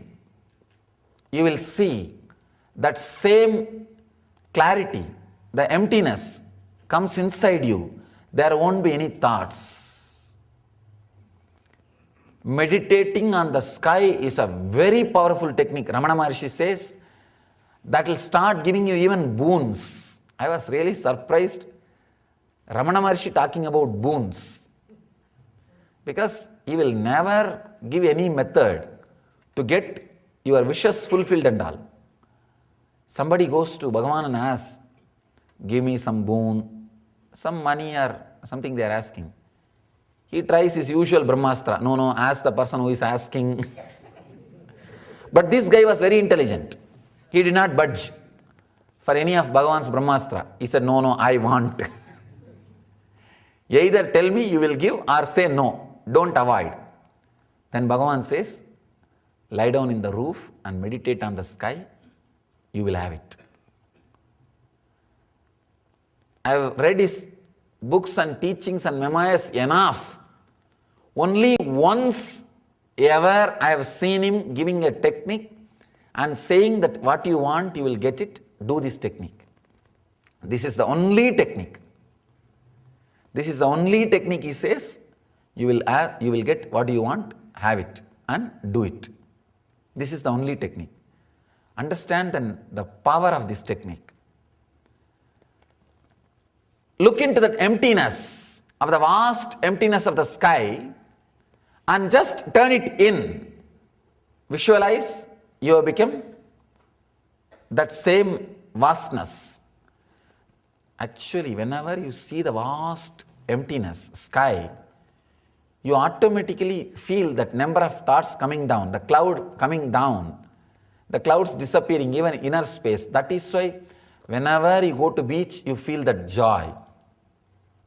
You feel that joy. You feel that openness. You feel that fulfillment.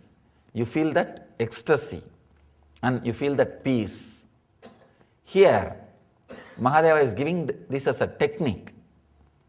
Lie down in the roof and watch. Of course, in this country you can't lie down in the roof.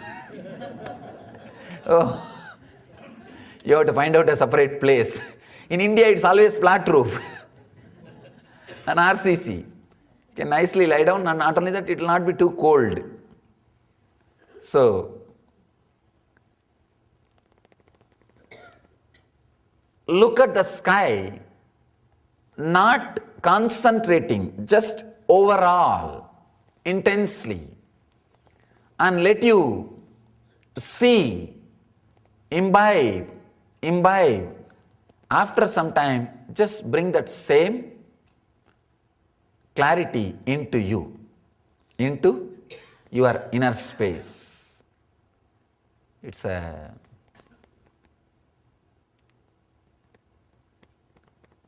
technique of cleaning the Chidakasha. Means like, see, if it is a small pond, naturally it will become dirty because the water does not move and it will become dirty water.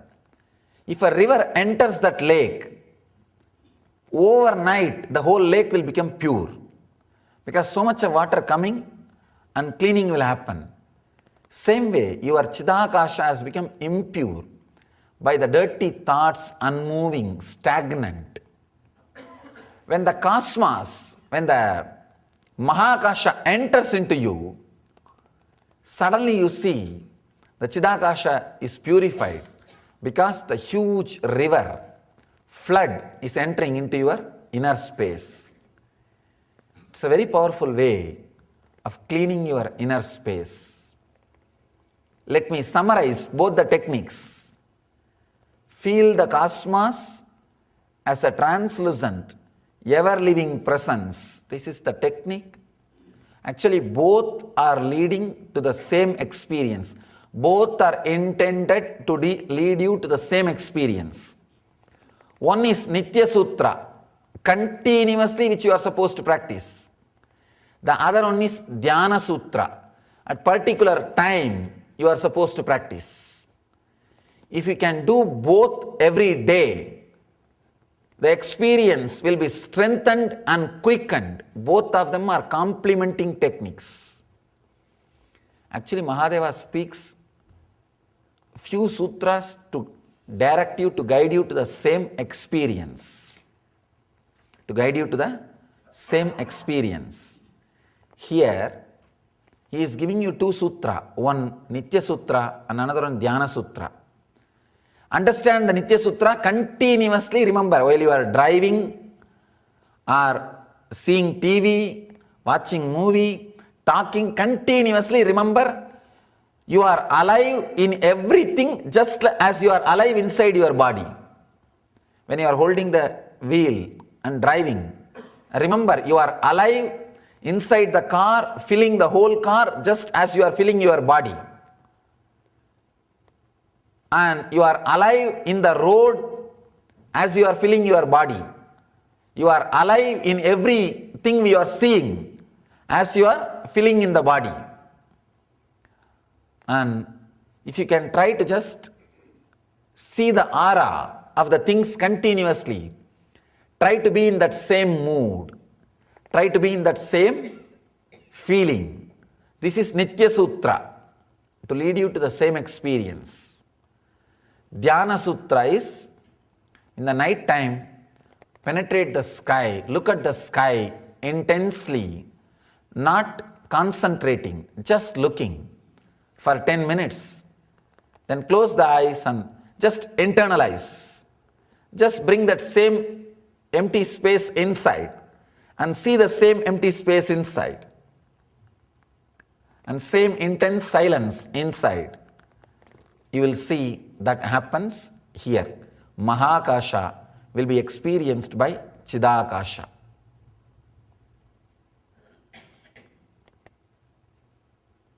Now we will do the Nitya Sutra. Dhyana Sutra needs empty sky, which you can't do here. But we can do the Nitya Sutra. Closed eyes, for few moments, feel everything is alive around you. Please close your eyes.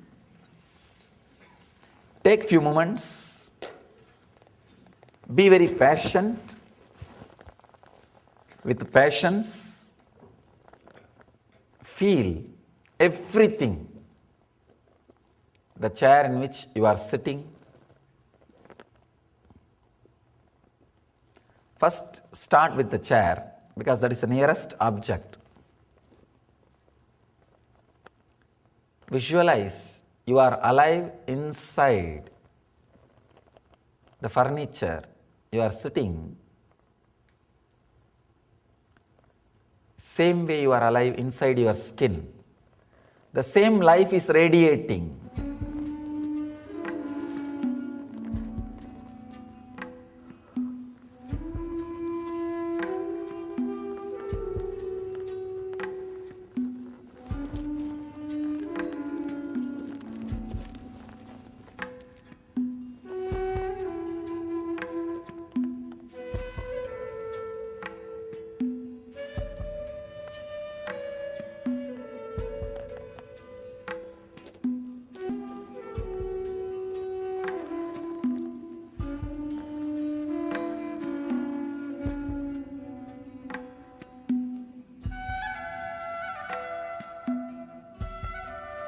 feel you are alive.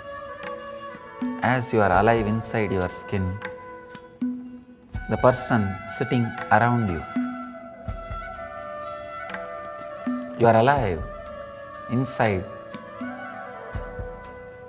all the people, all the persons who are sitting in this hall.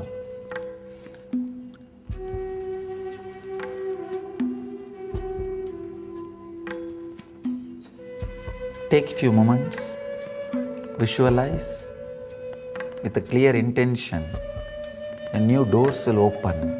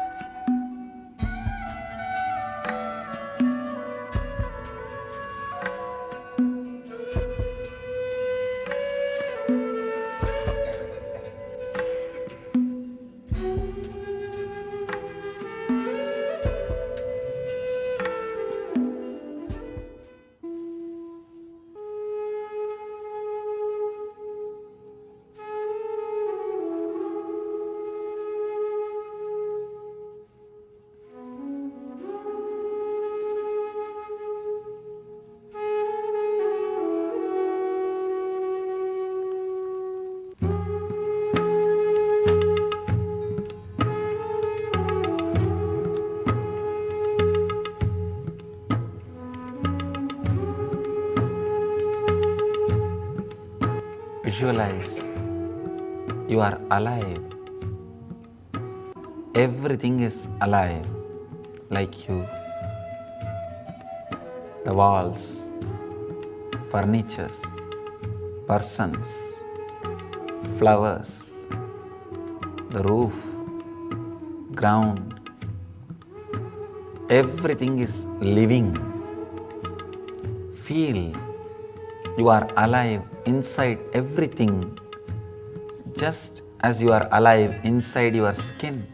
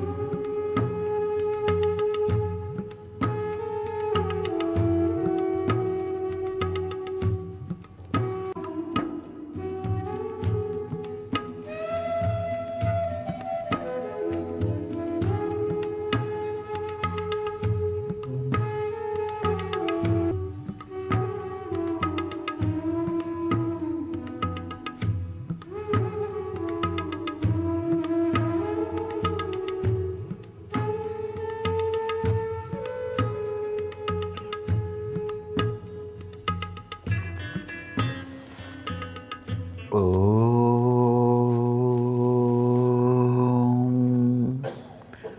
Shanti Shanti Shanti. Relax.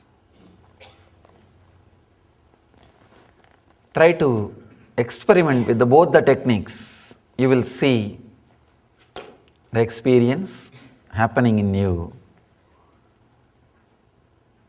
Let you achieve and radiate the eternal bliss, Nithyananda. Thank you.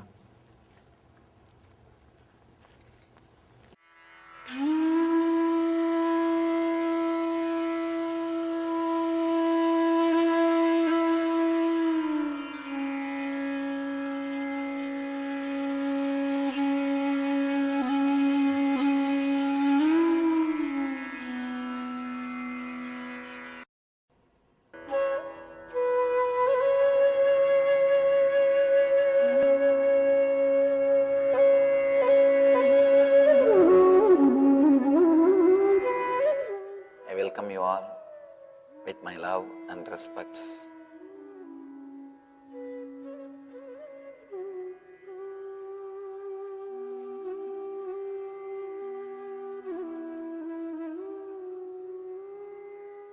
Today's subject is go inwards.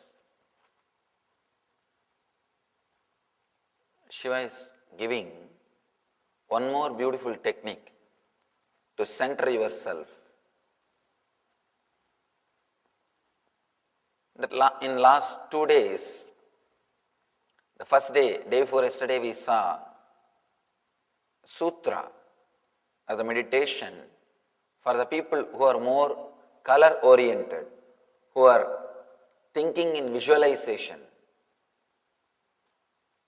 Yesterday, it was technique which is much deeper to awaken your inner space, to awaken the ability to see inside. So it is much deeper level meditation technique. Today, he is taking us one step further. He is taking us to a different depth, different space. I do not want people to miss. That's the reason I was waiting a little bit. This traffic in this country. And moreover, in India, at least you can go the way in which you want and reach wherever you want. Here a lot of restrictions are there. Cops. A small story about the cops. A lady was driving fast. Cop pulls her over and asks, "Give me your license." She says, "I wish you guys get more organized. One day one guy takes away my license. Today you are asking me to show it. How can I show?"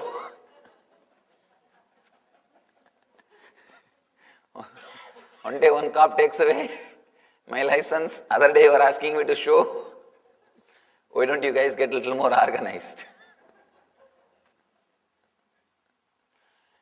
It's a little difficult.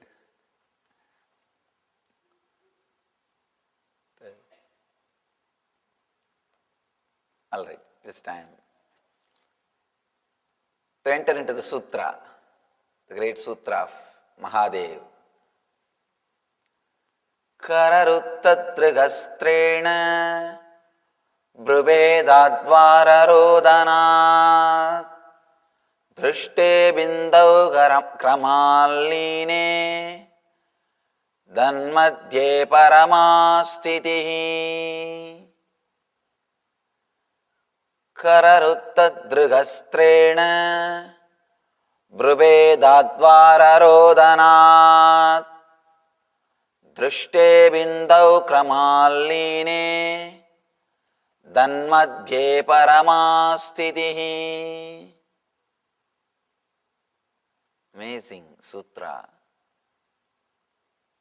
The beauty is every sutra is a complete entity. It is not connected to next sutra. I have not read a single book, at least single spiritual book, in which every sutra is independent. No sutra is connected to next sutra. In all the books, whether it is Patanjali Yoga Sutra or Bhagavad Gita or Ashtavakra Gita or in all the other scriptures, every sutra is connected to next. Only when you read all the sutras, you will have the meaning. You will be able to experience them. Here, every sutra is independent. Means one sutra is enough to make you enlightened. You don't need second sutra if you experience that one sutra. Nothing else is required. That one is enough. That one is enough to liberate you. It is just unimaginable. Each sutra is self-sufficient. It is the path, goal, and technique to reach the goal. All the three are explained, contained in that single sutra itself. Nothing else is required. Let's see the sutra.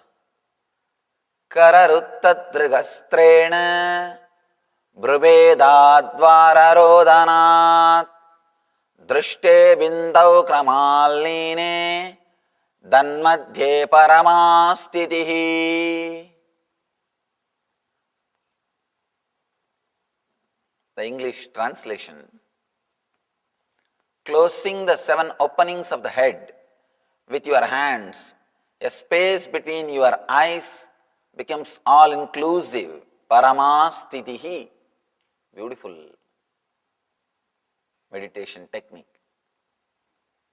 Closing the 7 openings of the head with your hands, a space between your eyes becomes all-inclusive.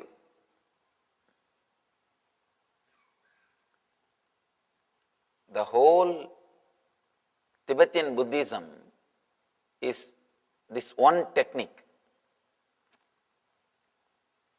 This book, each sutra of this book is the base for one religion. That is why I say this is the book of books. Each sutra from this book can create one religion. The whole Tibetan Buddhism worked on this single sutra. Danmadhye paramastitaha. In that space, let you achieve the ultimate, eternal. This is a technique to work on the third eye. The Bhashyakara says, by using the hands as tools, block the entrances in all directions, the eyebrow center is pierced, Bindu is seen, being gradually absorbed within that, the supreme state is realized. It's a beautiful commentary. Let's enter into the sutra. From the time immemorial, almost all religions were working on the third eye, the mystical third eye, the Agnya Chakra, the Shiva's third eye, center between the eyebrows. I always tell people, if other chakras have got 10 or 20 techniques to awaken them, Agnya has got at least 5,000 techniques to awaken. Because there is no master, no religion, no guru, no mystic who has not worked on Agnya Chakra. Knowingly or unknowingly, his Agnya has to open Only when his Anya opens, he becomes a mystic. Till then, he is only a mistake on the planet Earth. Only when his Anya opens, he becomes a mystic. At least 5,000 techniques are available to work on the Anya chakra, to explode through the Anya chakra. Anya is the window to cosmos. I always tell people, Anya chakra itself is not ultimate, but when you look through that, you will experience the whole cosmos. It is window to cosmos. You can take a quantum jump from Anya to the ultimate space.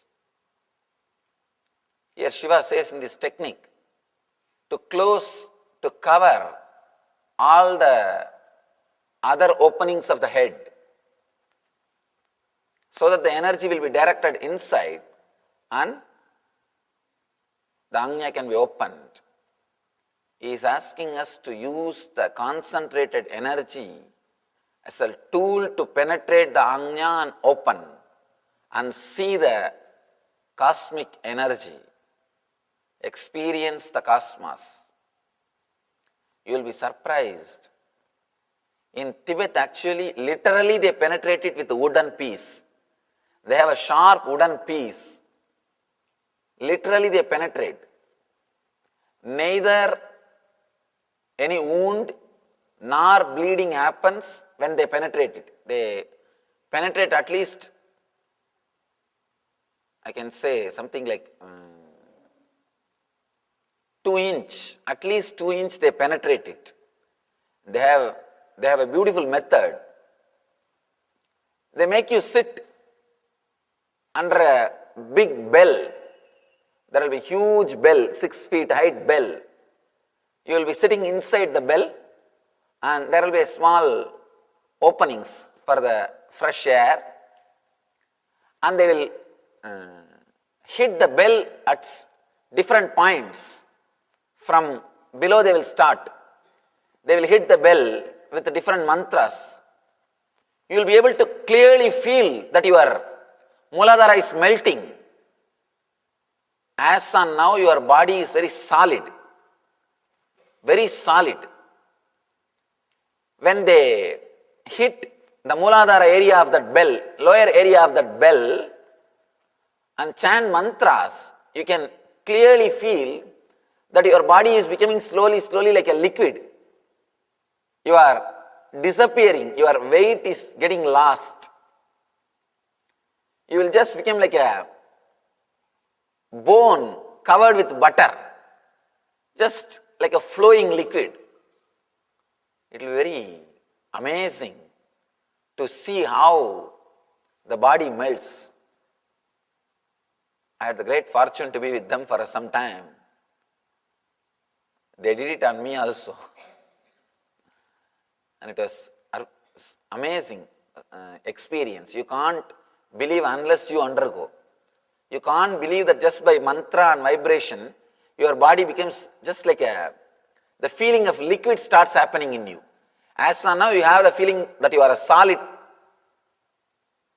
body. That is why anything pokes your body, you are hurt, wound and bleeding starts and all those things. They just really make you feel like you are liquid. And then they come to next chakra, Swatisthana, and they start beating the bell. They just come a little up and start beating the bell and chanting some other mantras, Manipatmeham or some mantras. And you are sitting inside the bell. That vibration, you feel like you are being penetrated with thousands of needles from all corners. And if you don't resist and relax, that very vibration makes you feel you are not solid, you are liquid. And slowly you relax into that vibration. You can't make out where your body starts and where the vibration starts. Suddenly you feel you become vibration. Such a powerful, strong vibrations of that bell. By the time they come up to the Vishuddhi, they take at least 6 to 7 hours. And you don't feel like eating or 1, 2, 3 anything. Your body becomes just like a liquid. You become a vibration. Let me tell you one more thing. Why they do this? In Tibet, they believe, not only they believe it is a truth, all your samskara, engraved memories are in your body, recorded in your physical body. Physical body is the space where the memory is stored. They say all our tissues are the chip where the memory is stored, memory chip. So if at all we can work on this body, clean it with a vibration, energy, we can reprogram it. We can program it as we want. Just like software, you can just erase, reboot the whole thing and rewrite the software. When they chant that mantras, create the vibration, if you have too much of recorded memories, samskaras, you start feeling little pain. And if you can relax and trust them and fall in tune, simply the pain starts disappearing. Then they have their own beautiful method of recording, creating software. When they bring your body to such high energy, they start giving instruction. I am pure enlightened Atma, I am pure enlightened consciousness. Let me express all great qualities of enlightenment. Let me be loving and compassionate like a Buddha. Let me not be suffered. Let me not suffer by the cold and the heat. All these wonderful instructions, beautiful memories, they chant and it gets recorded into your body. Again, your body comes back to a same solid shape with these memories. Then they take you out of the bell. Now you are a fresh guy. Totally new man. They have programmed you. And you will be surprised. Let me be very honest. I swear it happened. I have seen these lamas. Lamas, when they sit and meditate in that cold, they don't wear any cloth. They just sit naked and start chanting that mantra or the humming, the first meditation technique which you practice in LBP, the Maha Mantra is from them. It is their gift to me. I learned this great technique from them. When you do that Maha Mantra humming, simply the whole body sweats. They are sitting in minus degrees, no cloth, body sweats, and they say they will put a wet cloth on you. The clothes should dry because of the heat produced by your body. Only then you will be initiated as a Lama. Means the power of the body, when the body is given instruction, when the high, strong, pure memories are recorded, after removing the negative memories, your body starts simply acting as you want, tuning the whole body. And one more thing, I have seen them curing cancers and tumors just like this. They will make that person sit, 10 lamas will sit and beat that bell, create the vibration, chant the mantra. Once they feel that that person is in a high mood, the peak energy, they will just chant, you don't have tumor, let it come out, it has disappeared. They will just record the body, bio-memory. And you will be surprised, simply the person will be healed in 10 days. Simply the disease will disappear. I was surprised how they do. But they have their own science. They have their own way. Even from Wisconsin University, group of scientists went and stayed with them to experiment how they are able to live in that cold without wearing clothes, how they are able to survive, how they are able to live, they say, not only they are able to survive in the cold, they are able to live with minimum quantity of food. If you take particular food, if your body produces 100 calorie energy, their body produces 600 calorie energy. They say the energy released from the same food is 6 times more than any normal human body. It is just because they purify that body through this system. Anyhow, slowly they come from chakra to chakra to chakra, chakra to chakra. By the time they come to the Ajna chakra, you are almost feeling that you are liquid. You are no more that body. You feel you are just nothing but the vibrations. Then they take you out of the body, they take you out of that bell and start inserting that wooden needle on your third eye. It's just amazing process. I am just talking to you to tell how the whole Tibetan Buddhism is centered on third eye, and they did on me also. I don't know how you will be able to believe. It's very difficult to believe for any logical person. My third eye was penetrated, Ajna area is penetrated, but no wound. You won't see any wound. There was no bleeding. And they keep that wooden nail and loud chanting goes on. They just hit it slowly with a wooden hammer. And slowly they insert. It goes inside. You feel whether the wooden stick is reducing its depth or really it is going into your head, you won't understand. You won't be able to make it out.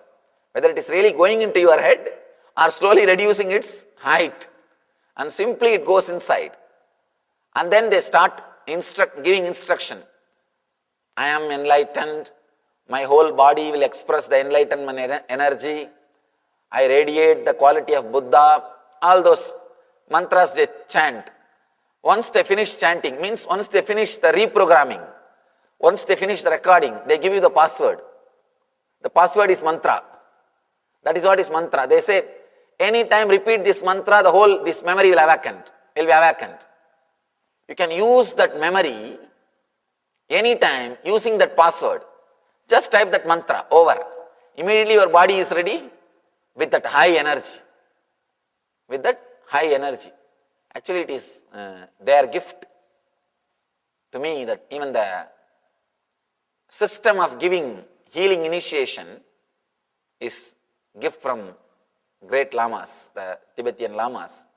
And one more beautiful thing is they are such a simple people. They never have that idea of rejecting somebody. Anybody who wants to learn, they shower.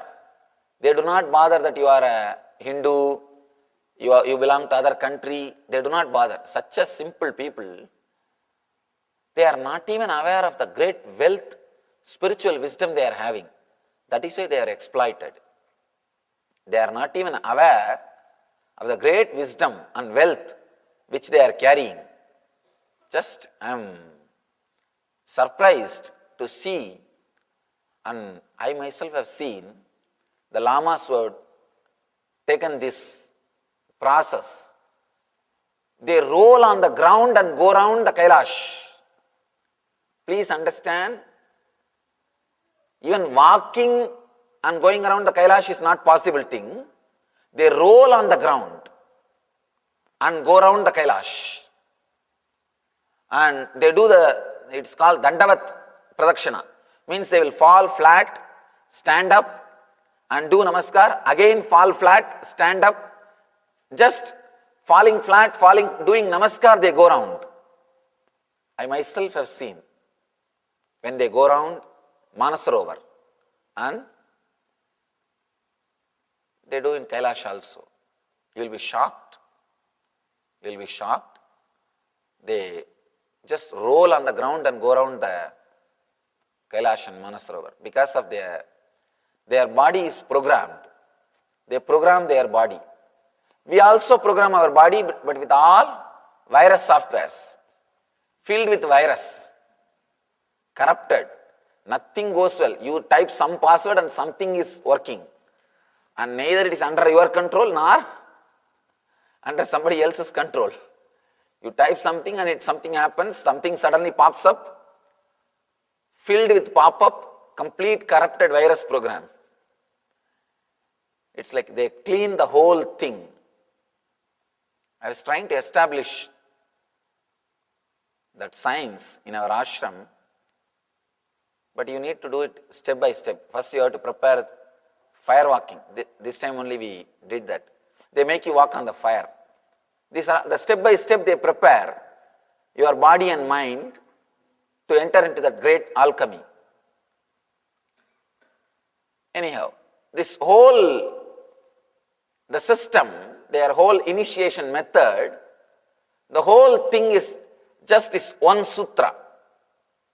This one sutra of Kararutta Trigastrena Prabhedat Vararodhanat Drishte Bindau Kramalline Danmatye Paramastitihi. They work intensely on the third eye. Shiva is asking us to do the same thing.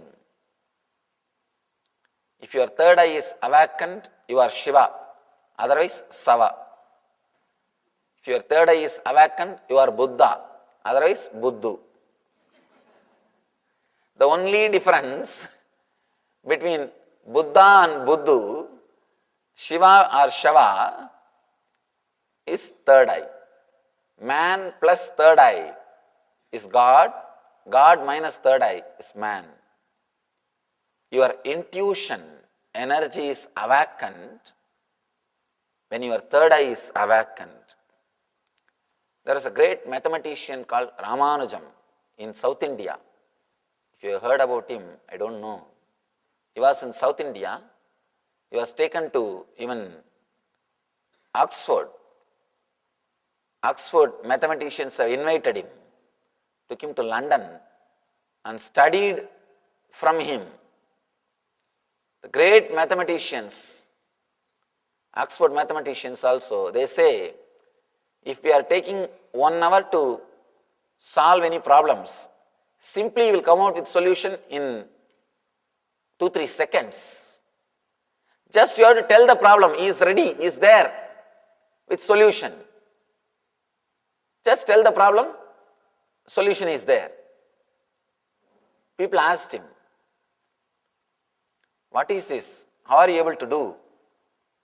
How you are able to give a solution just like that? He says, that and all I don't know. And he is a great devotee of one Mahalakshmi, Sholingapuram. There is a village near his birthplace.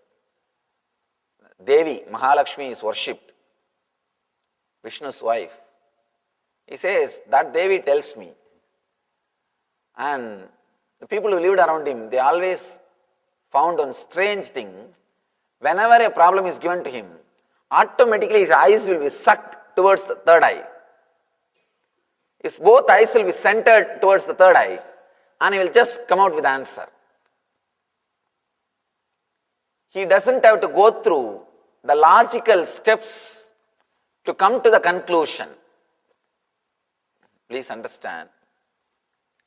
Intuition means you don't have to go through the same logical steps to come to the conclusion.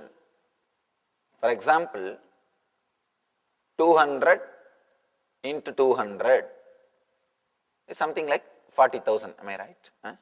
4,000. Sorry. A big problem with this calculation. 40,000. Then I am right. See, like this is what to do. Even if you are right, somebody confuses you. Somehow I managed to calculate such a big number. Anyhow, usually what your mind does, it just does a regular calculation. 200 into 200, 2 into 2, 4. And this 2, 0, that 2, 0, 4 zeros. Something like that, it goes on. One important thing you should understand.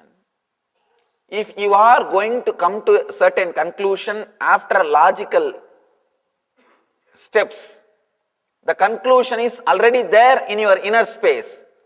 Unless it is there in your inner space, you can't come to that. It is there. You are just traveling through that path to come to that conclusion. If your intuition is awakened, you don't have to travel through that same path to come to that conclusion. Suddenly, it will be awakened. The whole path and the goal will be lit. It will be lit where you can decide easily without much data or unprecedented problems. Just today I was talking to one of our group of our devotees how to use the spiritual intelligence, the administration and management. If you awaken the third eye, you don't have to go through, if you work on the third eye, you don't have to go through the regular, usual, logical system of thinking to come to a conclusion. That is why, from the time immemorial, women of India are asked to work on the third eye. She is like a counselor. She is like a counselor. Always the husbands, they come back in the evening and put all the business problems in front of her, get her ideas and opinion and counseling. She was respected because constantly she works on her third eye. There are so many ways to work on the third eye. That kumkum or the bindu which you are using is also one method.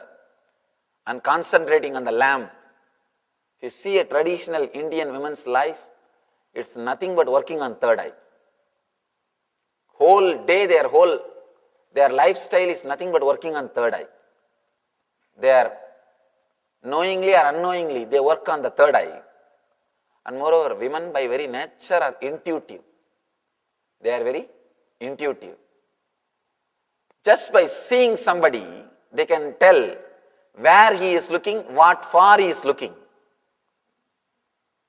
Because the intuition is a basic need for them to protect themselves.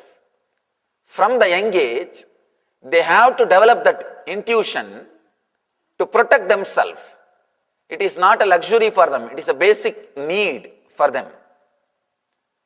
So just one glance is enough, where this guy is looking, what far he is looking, what he is thinking in the mind. You can't escape from women's intuition. But sometimes they are so graceful, they let you think that they don't know. They just let you play your game. They do not want to be too much on you. But one thing I can be sure, the intuition power of women is lot more than men by the very nature. Second thing, the techniques traditional Indian women practice, like kumkum or every day sitting in front of that lamp and meditating on it, all these things are techniques to awaken the third eye.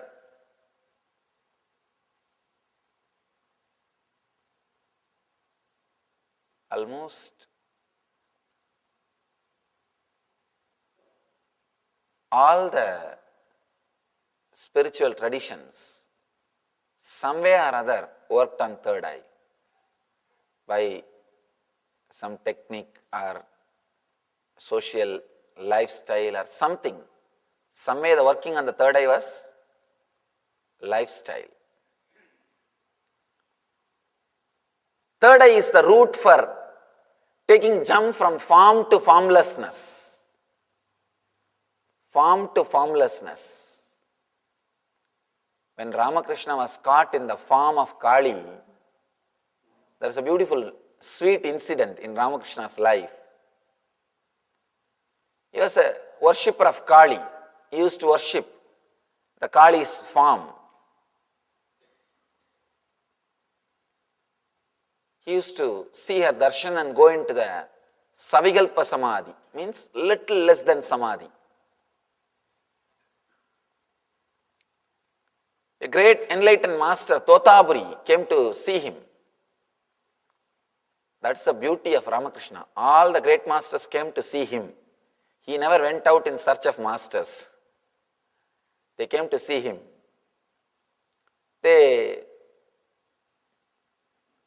He came, he saw this great sadhaka, and he asked Ramakrishna, would you like to enter into Nirvikalpa Samadhi, the ultimate enlightenment? Ramakrishna said, yes, I have no problem, but just wait for a moment. I'll go to my mother and ask her, can I do what you want me to do? Totaburi thought, oh, maybe his mother is also staying there in the temple. He is asking permission. He said, all right, you can go and ask your mother, no problem. He straight ran into the temple and came back after 10 minutes, shouting, jumping, screaming, dancing.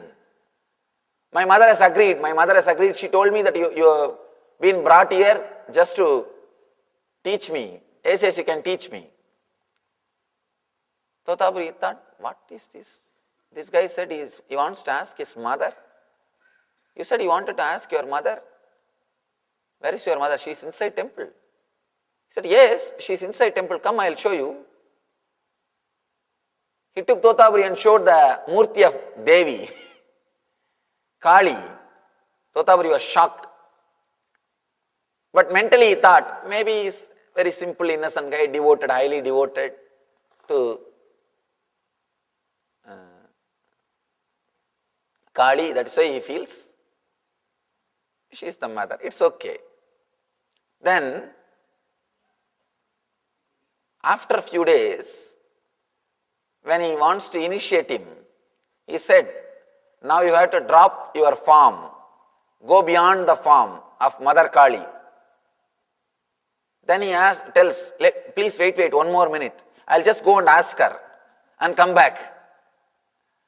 And he comes back and tells, yes, mother told me that I can go beyond the form, I can drop the form. And Totaburi initiates him and asks him to meditate, put his mind on the formlessness.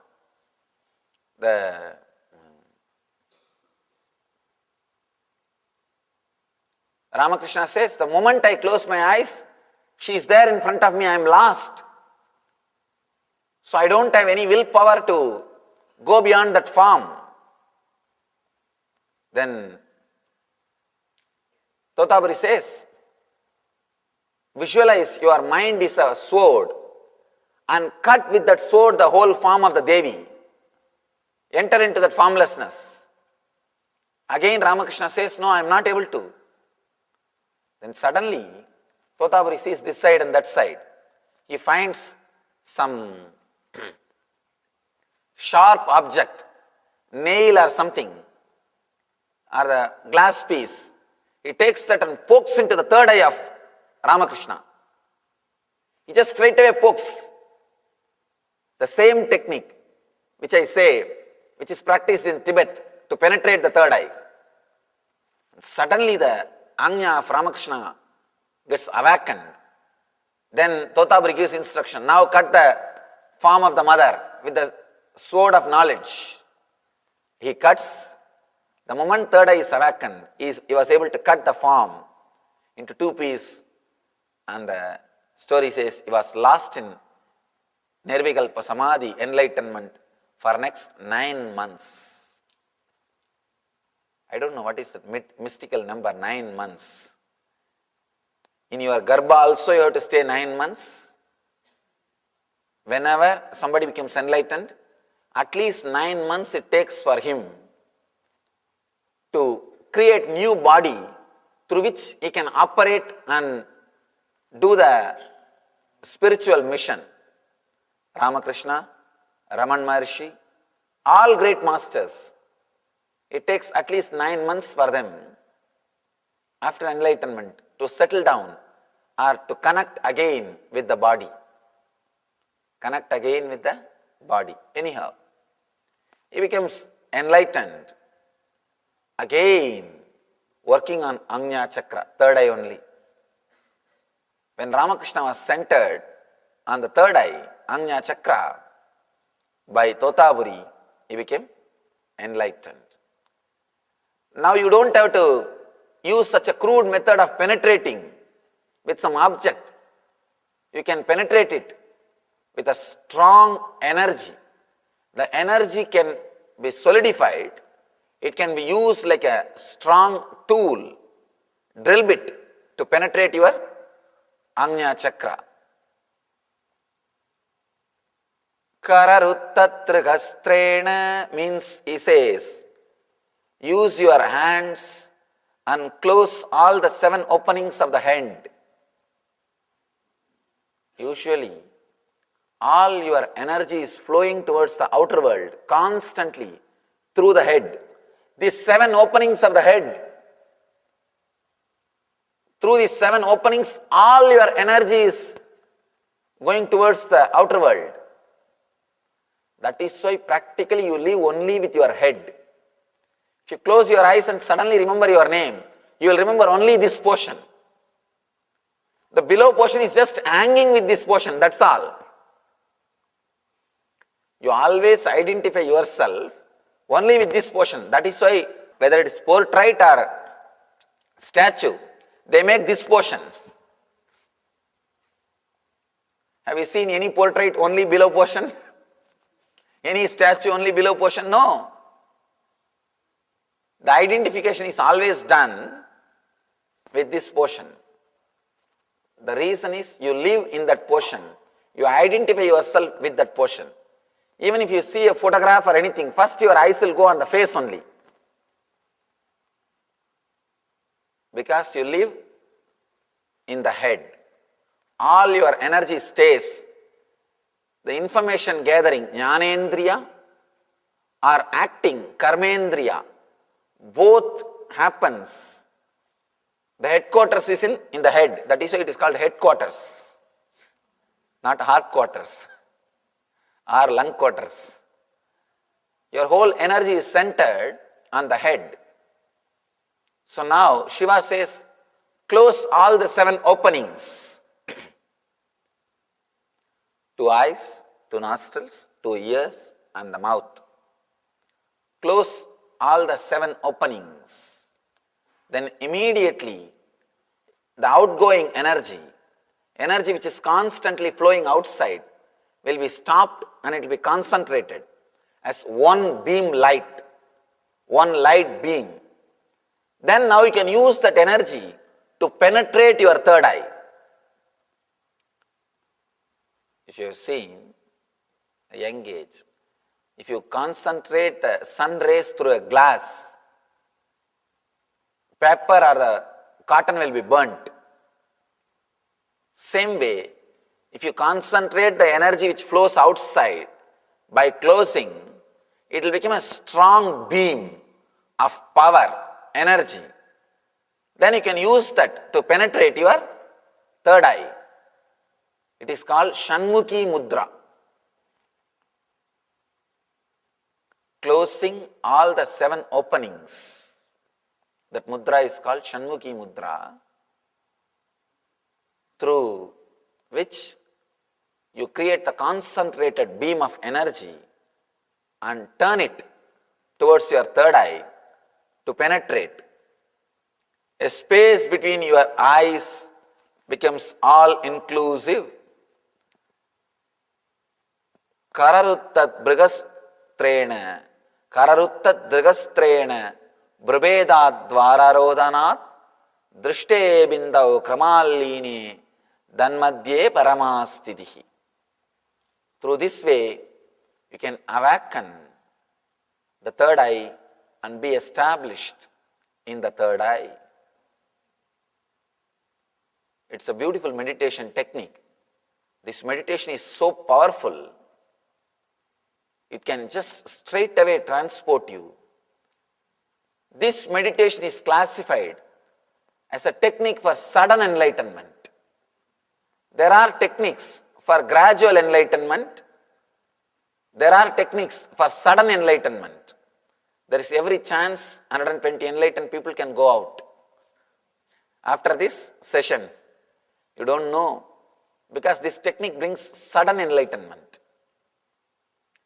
It's very powerful and highly energetic technique. You should understand the truth of sudden enlightenment. Sudden enlightenment means where you don't need any preparation. Simply in single moment you are awakened. Then you will be able to establish yourself in that experience. Gradual means you practice for a long time. Then you establish yourself in that experience. This sudden enlightenment is always good because it gives you the glimpse and the conviction about the possibility happens in your being. Then you won't have much doubts and problems. All our problems are nothing but our doubts.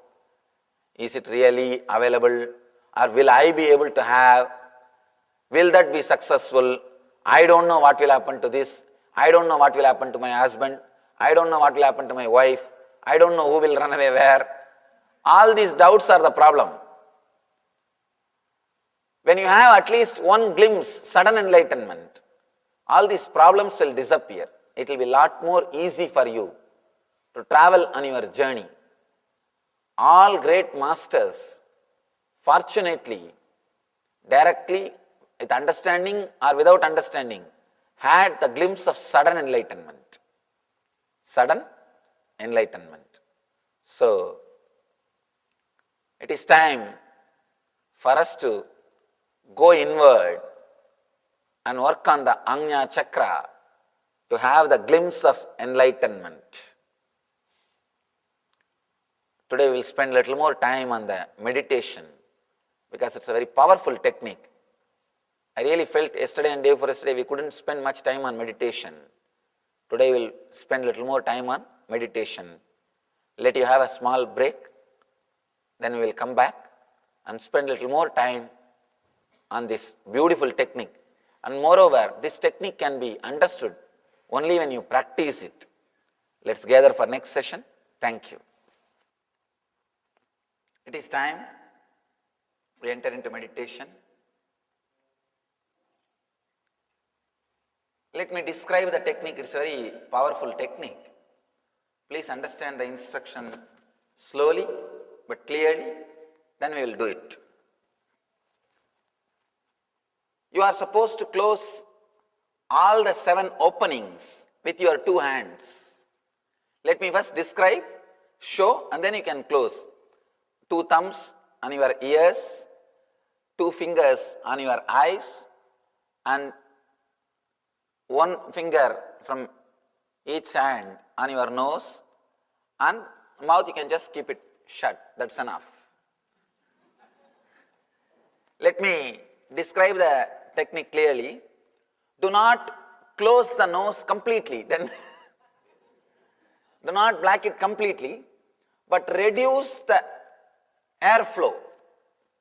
As on now, it is going chaotically. Reduce it and balance it. We do mantra japa to balance the prana flow only. Many people will be always doing mantra japa. Actually, it regulates your prana flow. It helps you to go towards the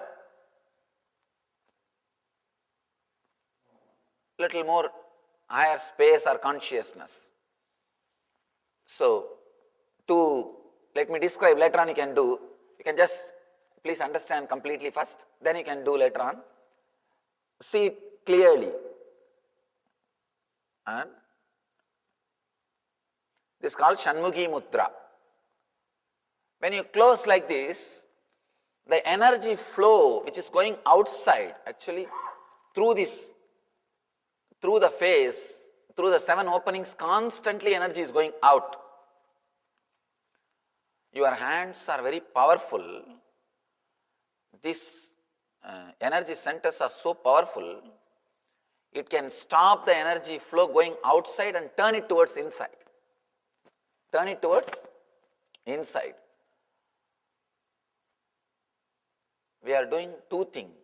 First, stopping the energy flow outside and turning it inside, and concentrating that beam of energy which is turned inside towards the Anya. First we are stopping the energy flow towards outside, then we are turning it inside, and third, concentrating the turned energy on your third eye. So that as on now 80% of your energy is going through the face. You are gathering data through the head 80%. 80% of your Jnanendriya activities are happening through the face. Now you stop all that energy flow out and turn it towards in and center on the third eye. 3-step. I'll guide you step by step. First understand this mudra, Shanmukhi mudra.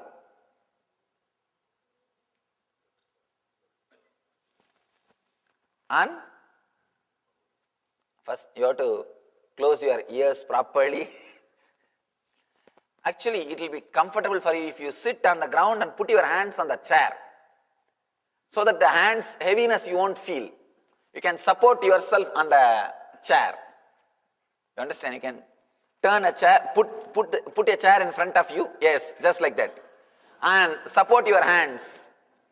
It will, or you can support on the chair which is front of you. You can sit on a chair, and you can sit even on a chair and put your hands on the, so that it will be, you will not have that shoulder pain. Yes, that's the right thing. You won't have shoulder pain. One more thing, please understand.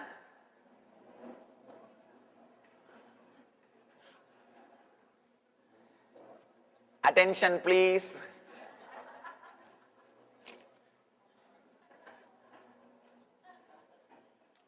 Please understand. You may ask the question, can I cover it with earplug or some clothes, Swamiji? No. Earplugs does not have energy center. Your fingers have got energy center. That is why in India we always eat with hands. Because food will be energized. The food will feel comfortable with your body will feel comfortable with the food before it goes inside your system. And I always, even if you eat with a spoon, please always put your hand on the food for a few minutes before eating. Before eating, always wash your both your hands, put your hand on the food. Remember God or Guru or whatever you meditate, on whoever you meditate. Just remember for a few minutes, then start eating. The food will feel comfortable with your body will feel comfortable with the food.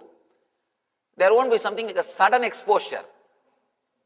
It will be more very friendly relationship. It is good to touch the food and eat. Anyhow,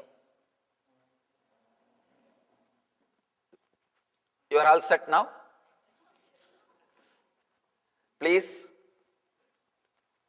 close your all the 7 openings in the face. If you are wearing specs, remove that. Do not try to put your fingers under the specs.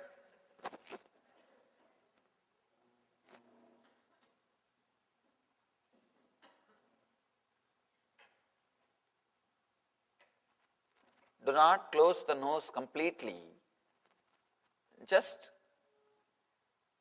reduce the prana flow. When your mind settles down itself, the prana flow will reduce.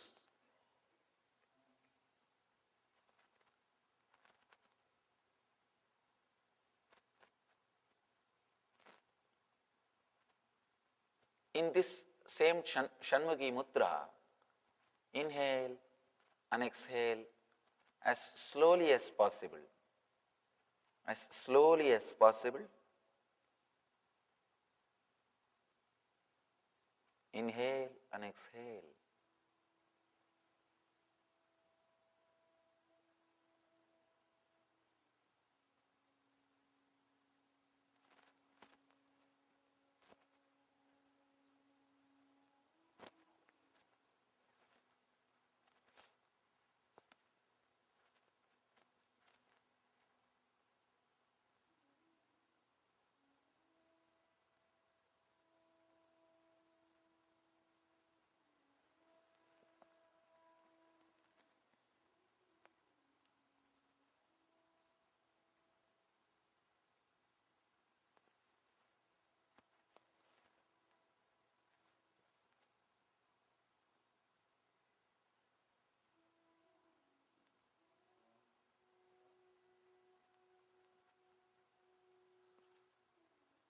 Just inhale and exhale.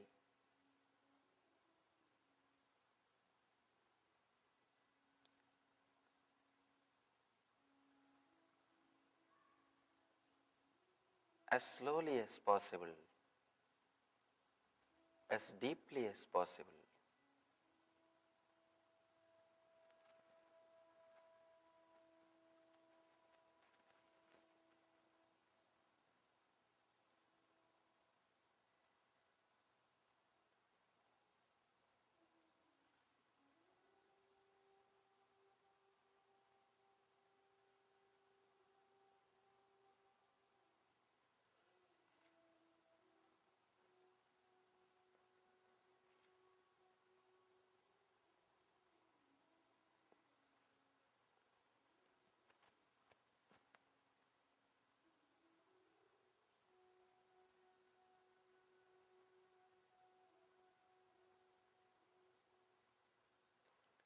Let your mouth be closed tightly.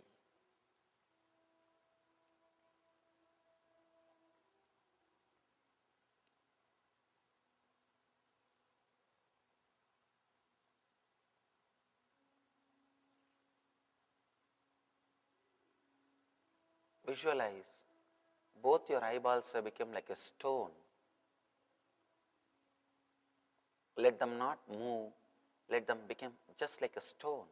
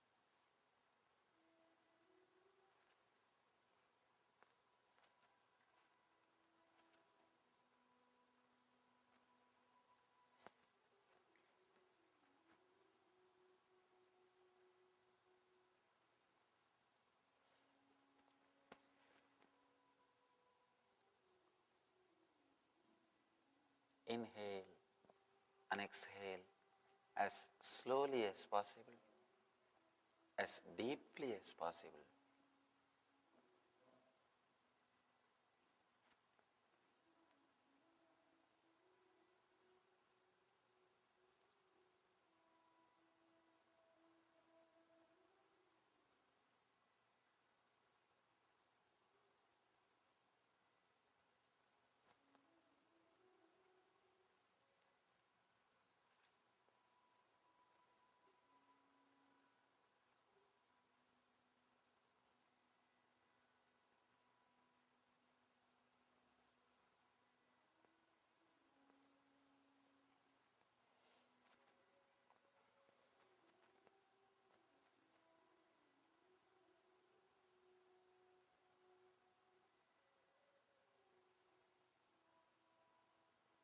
Slowly, very slowly, put your attention on the third eye.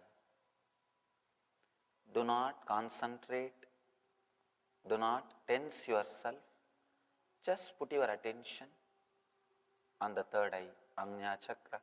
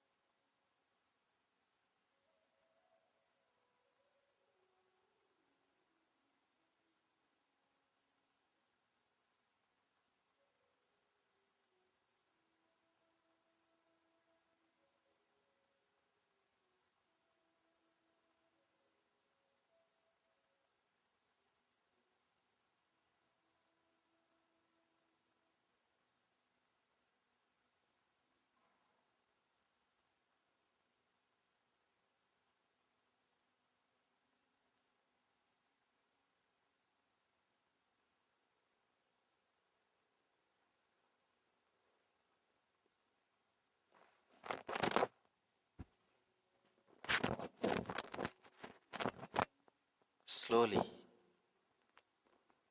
intensely start concentrating on your third eye. Intensify your awareness. Do not create stress.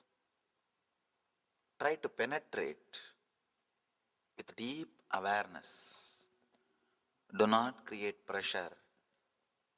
Create only awareness.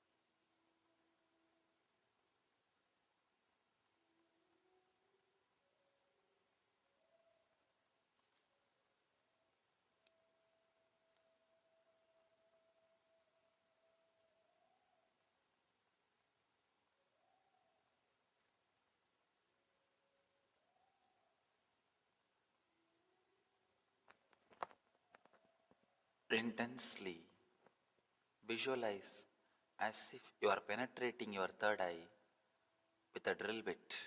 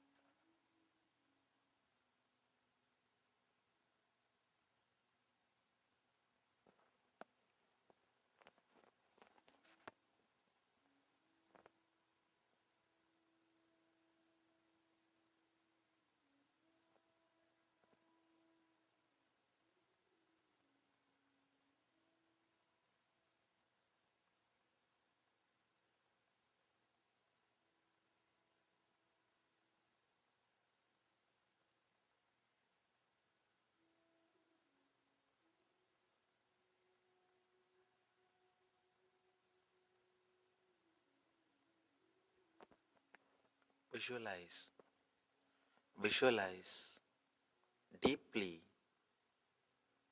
as if you are penetrating your third eye with a drill bit.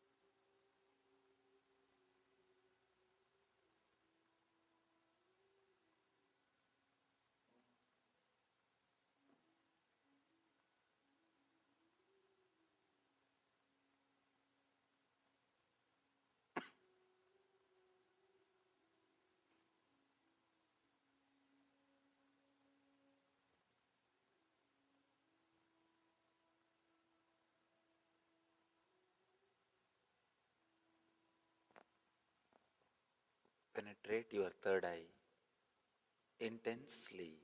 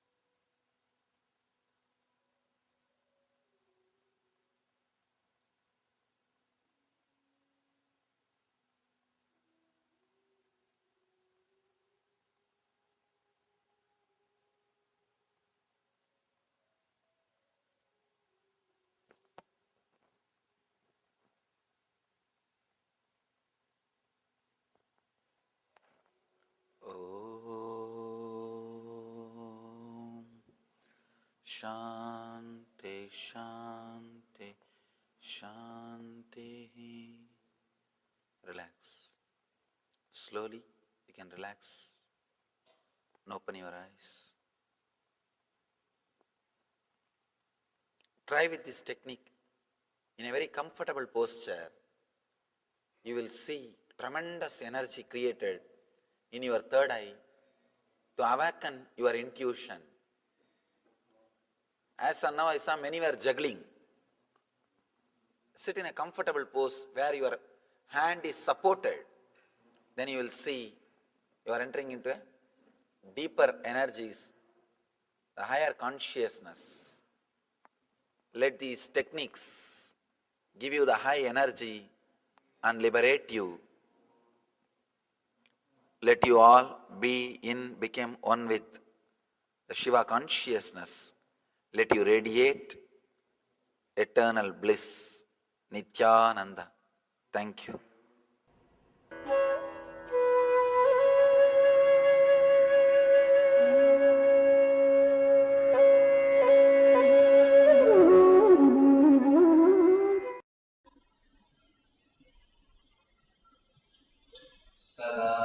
Shiva Samaramam Shankaracharya Madhyamam Asmadacharya Paryantam Vande Guru Paramparam.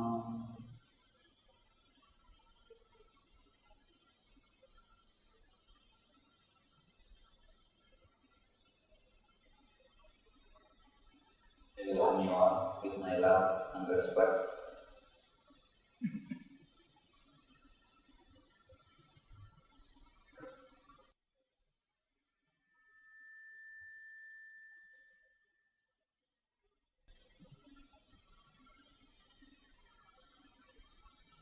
Today's subject is from Shiva to Shiva, from death to life. There's a beautiful sloka in our Upanishads. Asaroma Satgamaya, Tamasoma Jyotirgamaya, Mrityorma Vritamgamaya. Lead us from darkness to enlightenment, from death to life.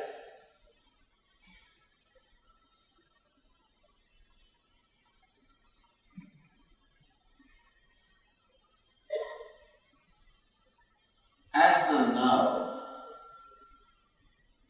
whatever space or state we may be, but the possibility to achieve the higher states, higher consciousness, a different space is available to every one of us. Man as such is only potentiality, he is not actuality. He is not what he is supposed to be. As of now, we are only in potential form. We are only in seed form. What we can achieve has not happened in us. We have not realized our actuality. All spiritual techniques, spiritual life, meditation, all these great things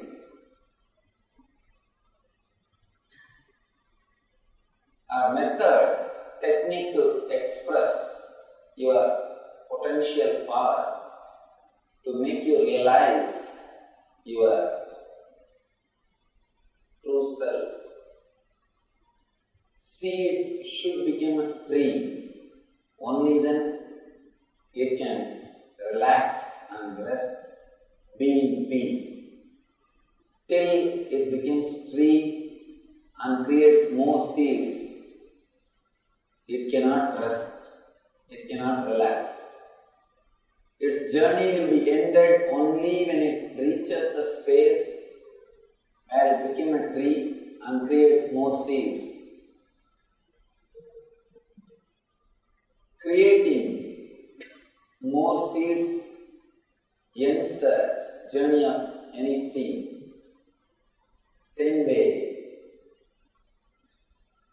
man realizes his self when he expresses his infinite energy, starts staying in the same space where the quantum energy expression happens in his being. One more thing. When a seed becomes tree, not only seed reaches the fulfillment, it creates more seeds. When an enlightened being reaches his enlightened state, not only he experiences his potential, he starts creating more enlightened beings. He starts creating the possibility for more enlightened beings. There is a question here. Yesterday somebody has asked, is enlightenment the final? Please be very clear, enlightenment is ultimate but not final. There is a big difference between these two words, ultimate and final. It is ultimate which is happening every moment, not final. You mistake this ultimate and final. People think after enlightenment, masters don't grow. I tell you, after enlightenment, not only they are constantly updated, every moment growth is happening. Every moment expansion is happening. God grows. Only God grows. Nothing else grows. In your space, you may be thinking you are growing, but actually growth itself will not be happening. You may be thinking you are growing, but growth itself will not be happening. The growth or expansion happens only in Mahakasha, only the cosmic energy. Understand the three different spaces, the today's subject. The today's sutra is working on the outer space so that you can create the same outer space in the inner space.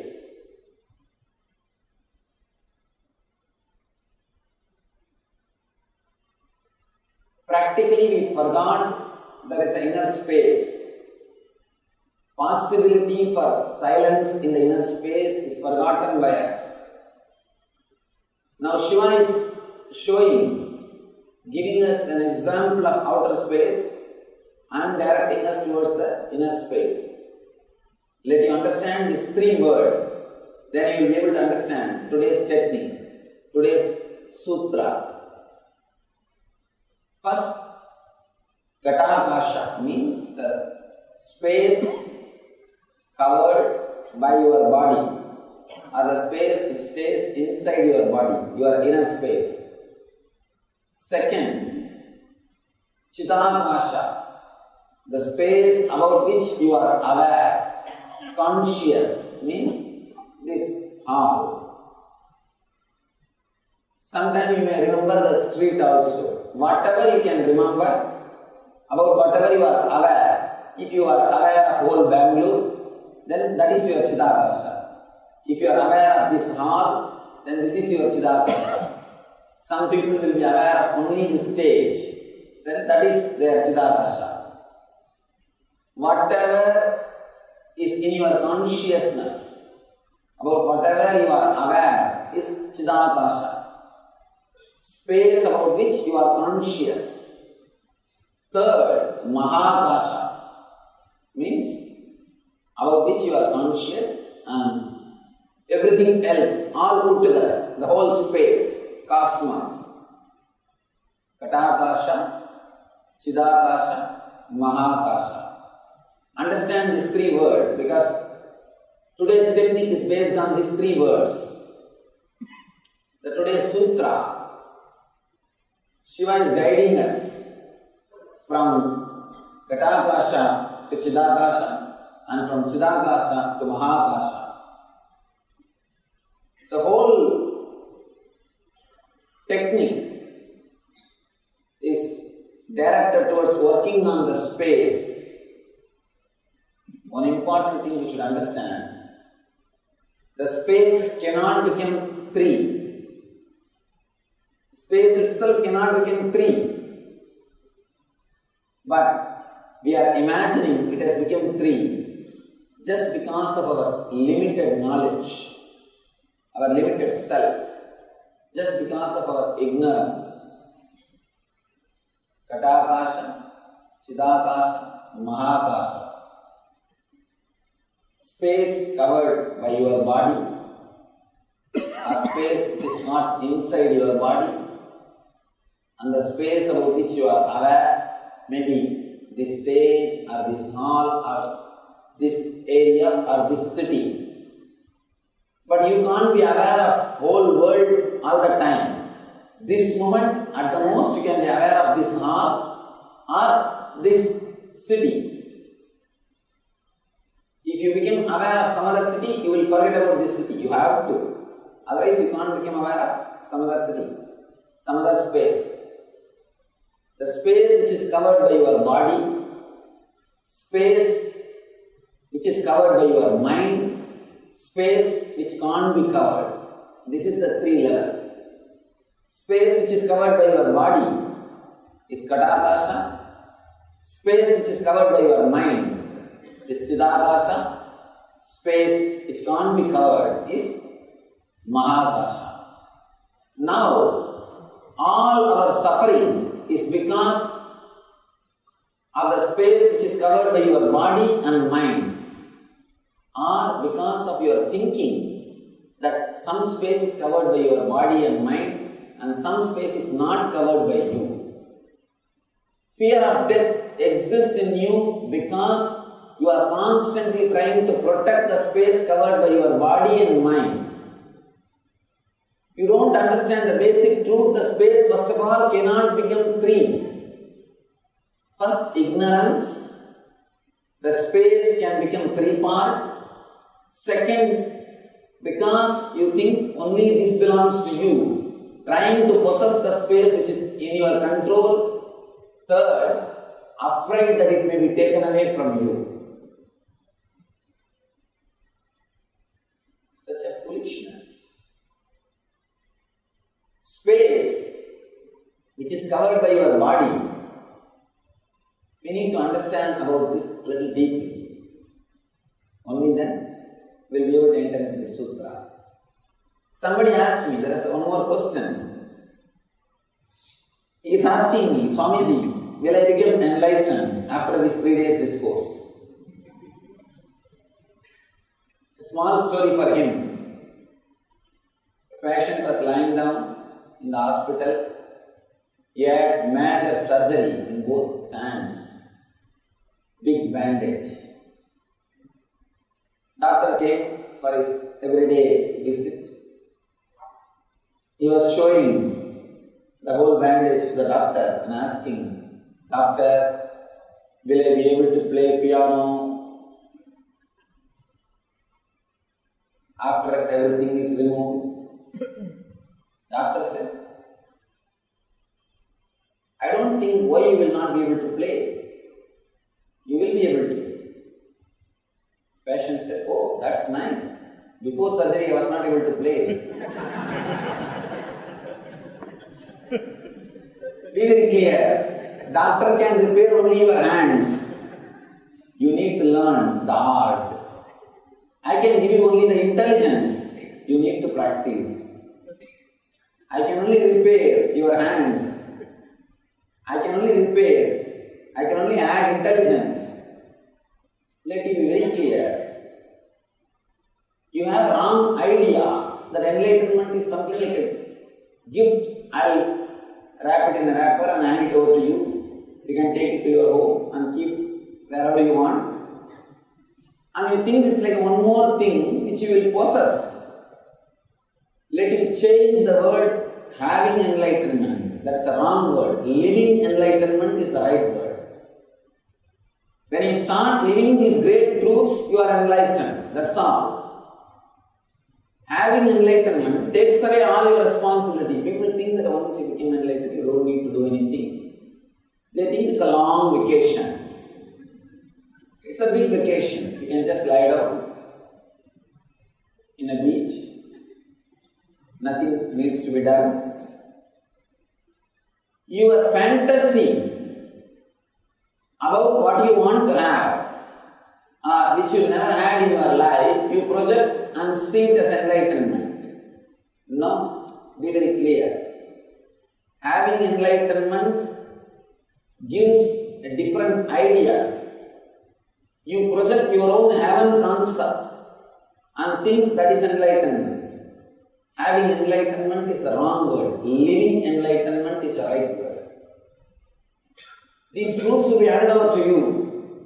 You are supposed to live. Living these great truths is enlightenment. Live all these things in your life. That is enlightenment. That is self-realization.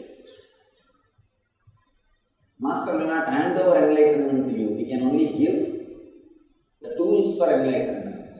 He can only give the paths. He can only give the truths. You need to start living it.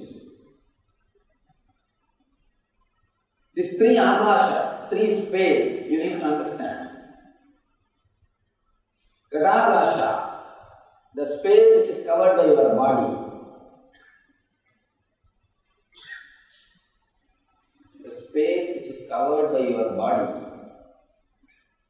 is not dead as you think. It's not like other matters. The earth, water, the five Panchabhutas, earth element, water, then fire, then air, then space, ether. In this five elements, all the other four are not, they will not be able to relate with consciousness. One becomes more subtle than the other, but they can't reflect consciousness. Only space can reflect consciousness. Only in space consciousness can reflect. Step by step, if you understand, you will be able to understand.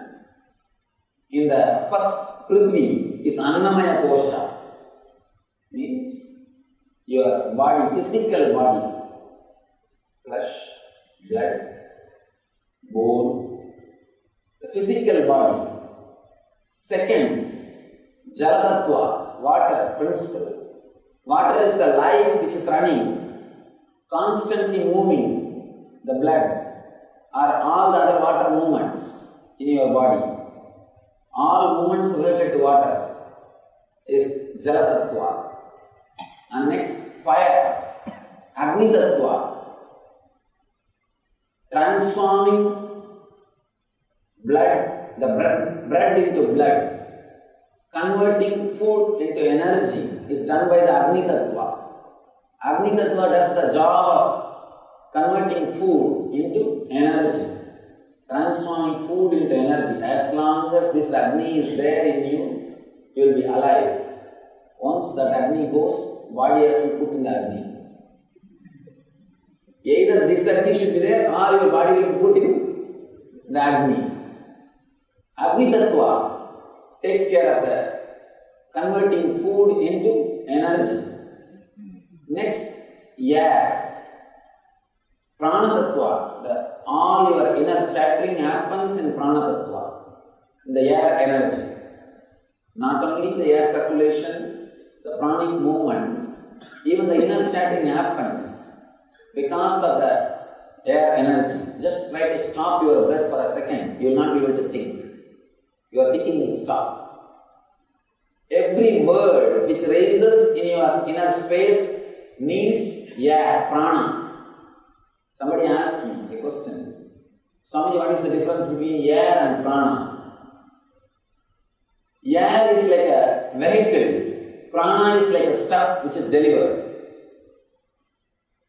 A lorry comes inside the compound, delivers the products and goes back. Same way, air comes inside, delivers the prana to body and goes back empty. Prana is a subtle energy which you receive through air. Yogis have mastered the art of receiving the prana directly from ether without using the air as vehicle. That is why there are so many yogis who bury their head and meditate, breathe, they live for even days. If you go to Kumbh Mela, you will see all these things. Kumbh Mela is the place where you can see the great powers expressed by yogis are great powers achieved through yoga sadhana. I have seen in Kumbh Mela people sitting inside under the ground. They will be covered for 3-4 days. After that they will come out. Of course, to express, to exhibit the powers which can be achieved by yoga sadhana. There are so many yogis I have seen, they bury their head underground. They just bury their head. But they will be alive. They are able to breathe. This shows you can take the prana directly without using the air. Air is just a vehicle. Air is just a vessel. Prana is the stuff. You can take the prana directly.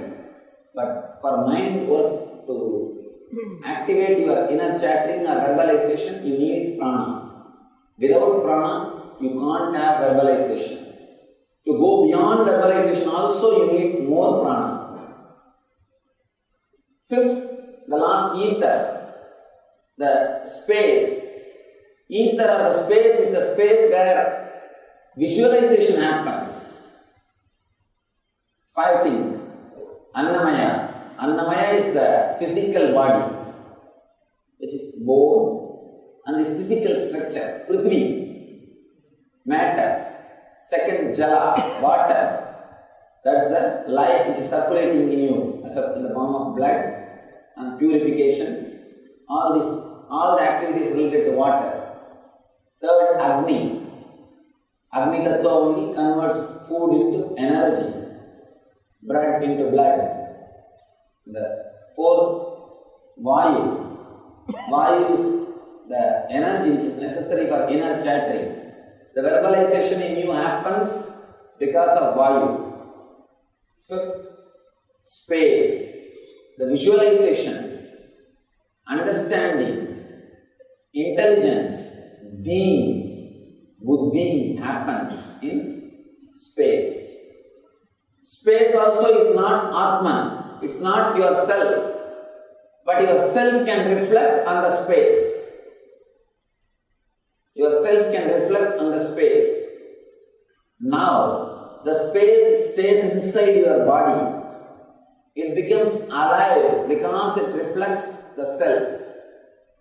It reflects the self. The one difficulty, it doesn't realize it is not limited. It starts thinking, it starts feeling, it is limited to this body. It is limited to this body. It's like a reflection in the water, the reflection of the sun in the water pot. There are 10 water pots. In one water pot there is a reflection of a sun. That reflection starts thinking. It is inside the pot. It is covered by the pot. The reflection starts thinking. The pot is its boundary. Same way, the Atman's reflection, yourself, the reflection of yourself which is inside this space starts thinking, you are bound by this boundary. You are bound by this border. You are bound by this skin.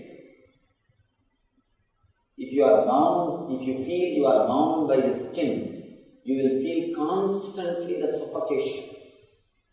Constant suffocation will happen in you. Because of constant feeling of suffocation only, you are constantly feeling the irritation. Be very clear. When you were studying the young age, you thought you will be settled, relaxed, happy after you get your job. After you get your job, you always imagined, visualized, once you are married, you will be settled, relaxed, happy. After marriage, you know. Somebody said, Swamiji, me and my wife, both of us lived happily for 18 years. I asked, then what happened? Then we both met each other. You know, and after marriage you think, if something else happens, like having a house or having a child, you will be settled and relaxed. You are constantly postponing. What you visualize as settled space, a relaxed space, never becomes reality. It cannot become reality as long as you believe you are bound by this boundary. You feeling that you are bound by this boundary will not let you relax. You are by your nature Purna, means the fulfillment, the whole. You can't relax till you experience that Purna, till you experience that Purnatva, till you experience that wholeness.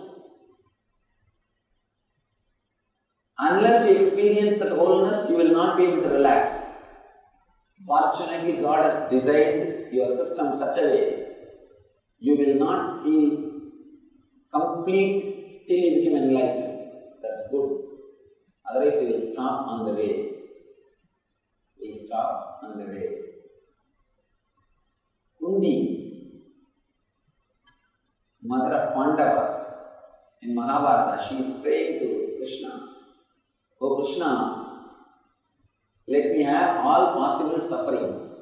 Krishna was shocked. He asked, what are you talking? What are you asking? Do you know if you ask me something, it will happen to you? Sometimes people ask without having confidence that they will really get it. Even to me, many times I see people come and ask all nonsensical things. They don't even know whether they want it or not. They don't even know after they get that what will be the side effect or after effect. They don't bother about all those things. First thing, they don't have confidence, they will get it. Let us ask what is there, how can he give? It's like testing me. Anyhow, I tell them, be very clear before asking. If it happens, you must be able to handle it. Will you be able to take the responsibility? Somebody goes to Ramana Maharshi and asks, Bhagavan, why don't you give me some powers? Miracle powers. Bhagavan says, the powers which you are having already, that itself is driving you crazy. You are not able to sit peacefully. You are not able to sit happily. You are not able to handle it. If you can handle all the powers which you are having already, means you can have, you have many powers, small powers. You can employ 2 workers. You can remove 2 persons from job. There are all these powers available to you. You are not able to handle these powers itself peacefully. If you can handle these powers in a responsible way, peaceful way, you will not have thoughts about them. See, this is the scale. You are healthy means you will not remember the body. When the shoe fits, leg is forgotten. When the belt fits, belly is forgotten. When the chain fits, neck is forgotten.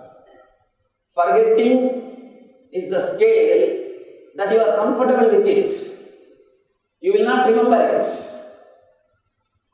Now you have small powers.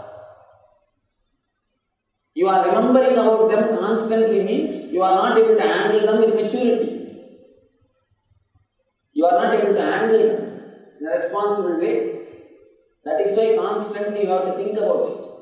You are reminded about it. Bhagavan says, already the power with which you are living, you are suffering. Why do you want more power? Means more suffering. Instead of asking for Shakti, ask for Buddhi. Instead of asking for Shakti, ask for Buddhi. Beautifully Bhagavan explains, Shakti without Buddhi will become destruction for your own self. Kundi asks, O Lord, let all the sufferings come to me. Krishna says, do you know what you are asking? It will happen. Why are you asking this? Kundi says, with sufferings, constantly I will remember that I have not yet achieved what I am supposed to achieve. I will be reminded about my goal. I will be reminded constantly that I have something to do. I have to do my journey. My journey is not over. Constantly, I will be aware that I need to travel, I need to remember, I need to grow. I need the fulfillment. Without suffering, I may forget. I may stop my journey. I may not have enough inspiration to do my journey, to continue my journey. Give me the suffering so that it will remind me to remember you. It will help me to move in my journey. Of course, that is one of the ways. I don't think all of us need to ask the same moon. There are so many ways to grow. There are so many methods to expand. But Kundi can go to that extreme for the sake of enlightenment, for the sake of traveling on the spiritual path. She goes to the extreme. We don't have to go to that extreme, but at least we should be aware. All suffering is ambassador from your own self. Your self is again and again calling you and telling you, you are not yet complete. You have not yet realized the truth. Travel. Don't stop. Work towards yourself. It's call from higher self. All your suffering is call from the higher self to come back, to return, to elevate yourself. That's a beautiful story in Mundaka Upanishad. There are two birds, one sitting silently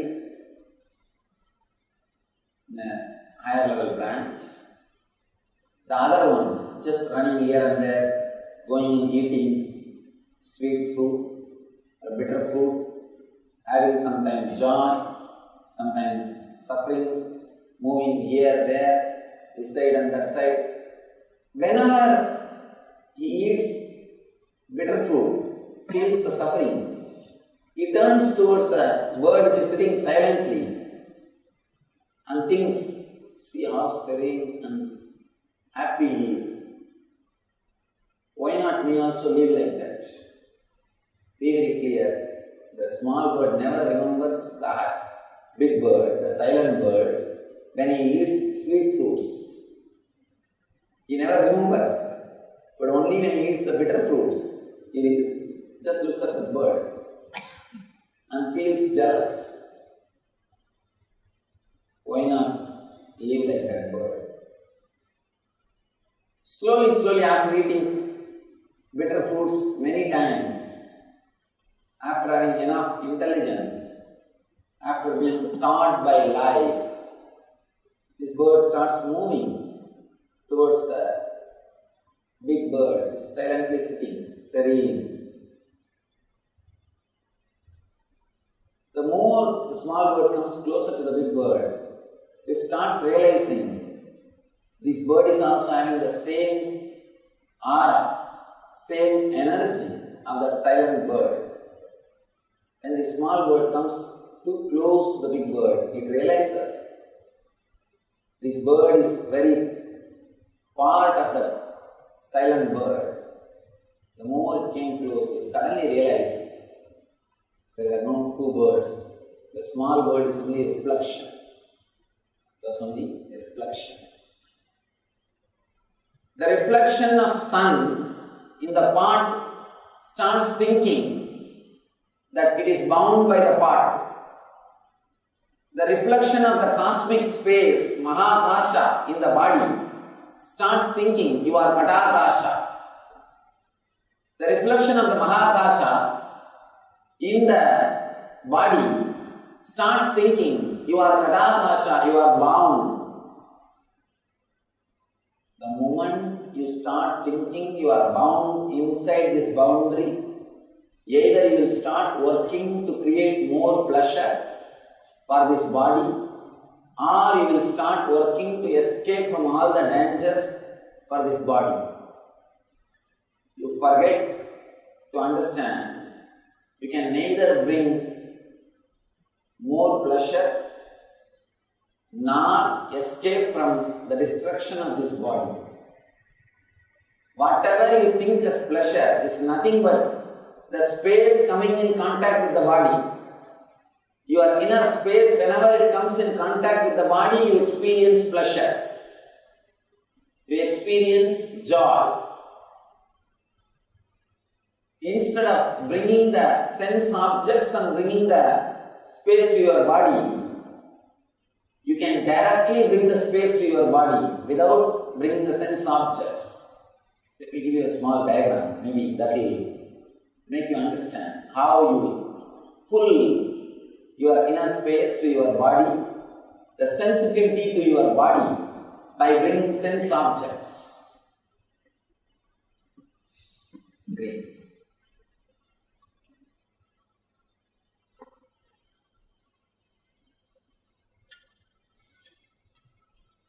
Here is your body. The self is reflecting on your body. Here you bring sense objects. Whenever the pleasure objects are brought and you attract one line, one ray of your inner space, that gives you the joy or excitement. Yogis learn the technique of bringing the ray or light from the inner space to the body without using the sense objects. That is why they are in eternal bliss. They are in constant joy. They are always excited.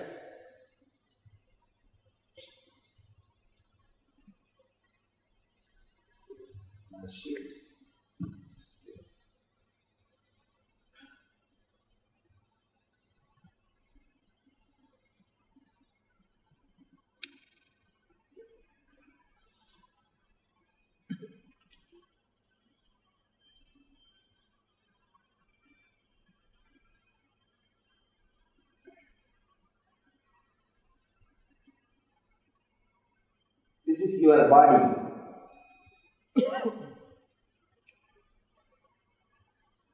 This is the inner space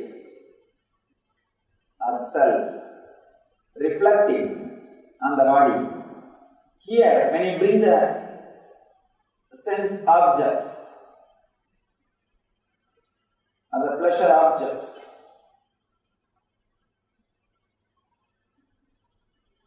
you attract a ray from the self to your body. If you bring something related to smell, the self, your inner space, gets connected to your nose. If you bring some beautiful scene in front of you, the self gets connected to your eyes, the chakshu. If you bring beautiful music, the self gets connected to your ears. Because of the sense objects, self is attracted and body feels the excitement. body feels the joy, body feels the ecstasy. Now, you need to understand one more thing. Yogis are mastered bringing the same energy from self, ray from self to the body without bringing the sense objects. Without the sense objects. If this way you bring the energy of self to your body, or the inner space to your body, the sensitivity to your body, this is the lifestyle of a yogi. This is the lifestyle of a yogi, person who is based on materialistic lifestyle. And yogis have got their own different lifestyle. Yogis, they can bring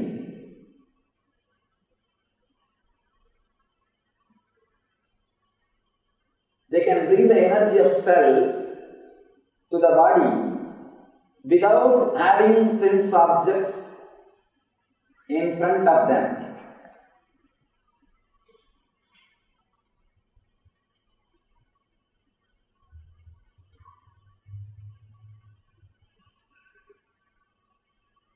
Without the sense objects, they can bring that excitement, that energy, that sensitivity to their senses.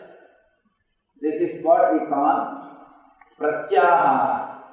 Pratyahara means bringing the same. Pratyahara literally means moving away, means taking away, taking yourself away from the sense objects. If you just do pratyahara, take yourself away from sense objects, you will be depressed, feeling lonely, dull, dead. But if you learn the technique to bring the same excitement to all the senses and stop bringing the sense objects, then you will start experiencing the same joy, same excitement without sense objects. This is the mental setup of a yogi. You can bring the same excitement, same energy and the sensitivity to your body, to your senses without bringing the sense objects. As long as you feel you are limited by this kadakasha, you are limited by this body, constantly you will be anchored, you will be working only to have sense objects.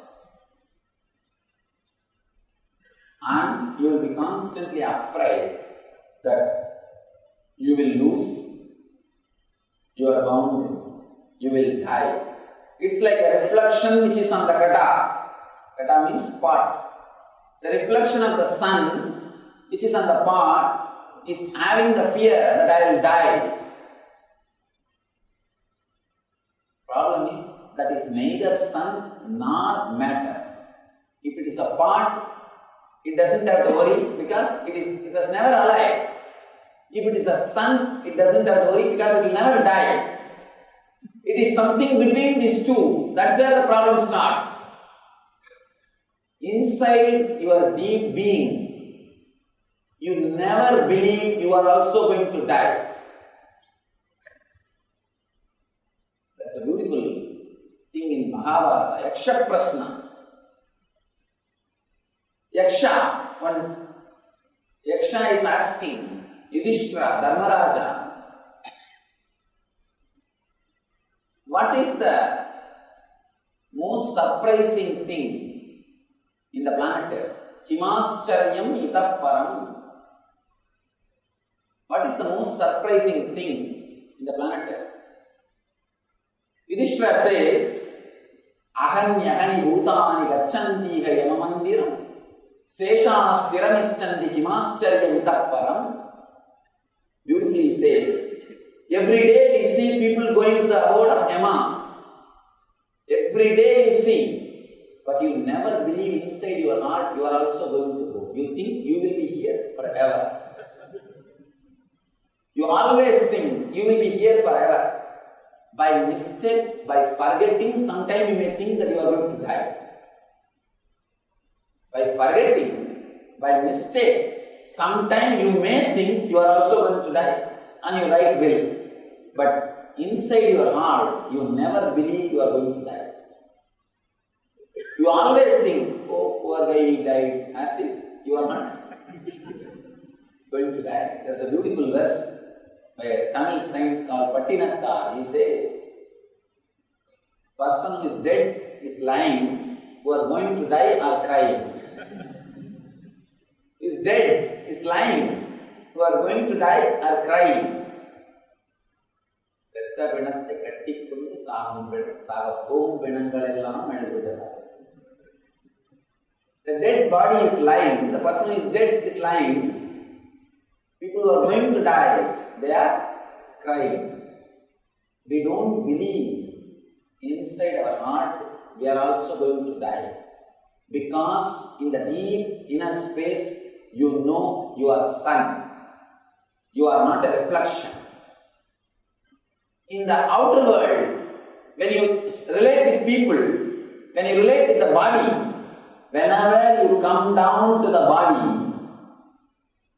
to enjoy the sense objects, you are connected to body. In those moments, naturally, you will feel the just mortal feeling. You will feel you are bound by the kata. Then fear, worry, everything starts. When you don't come to the body to enjoy the sense objects, if you just stay in the self, you have the confidence that you are immortal. Now you are stuck between these two. Sometimes when you relax, you are in the mood of that you are a sun. You don't have a fear that you are going to die. You don't have a feeling you are going to die. Sometimes when you enter into the part, when you associate yourself with the reflection, you have the feeling and fear, what will happen to me? What will happen? I don't know, after death. You are caught between these two. Whenever you associate yourself with the reflection, this boundary, the suffering becomes more. The suffering becomes intense. The suffering starts teaching you. Whenever you relax and understand you are sun, you are Mahakasha, you are the vast expansive sky. First thing, forget about enlightenment. When it happens, it will happen. Tremendous inner healing will happen. Be very clear. Somebody asked Vivekananda, Swamiji, why should we read Vedas? Why should we learn the Vedic lifestyle? Why should we live the spiritual lifestyle? He says, first thing that will give you tremendous courage and confidence. The inner healing will start happening in you. Yesterday I was speaking about analyzing the inner space. I was doing a research for last 6 months. I was working on this research, asking people to pen down for 5 minutes whatever goes on inside.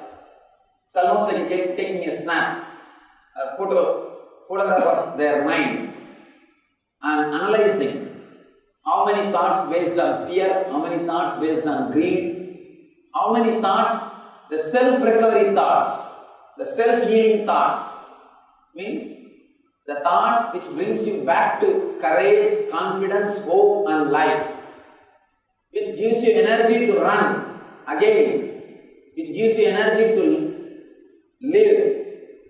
When I started calculating, of course, I told you yesterday, the Indian inner space was so beautiful. One more thing, when I say Indian, I mean the people who are more into the Vedic system, the spiritual lifestyle. Yesterday I forgot to mention that. In India I was working only with the people who are already interested in meditation, in this lifestyle. I can't use the general word Indian. It has lost the meaning.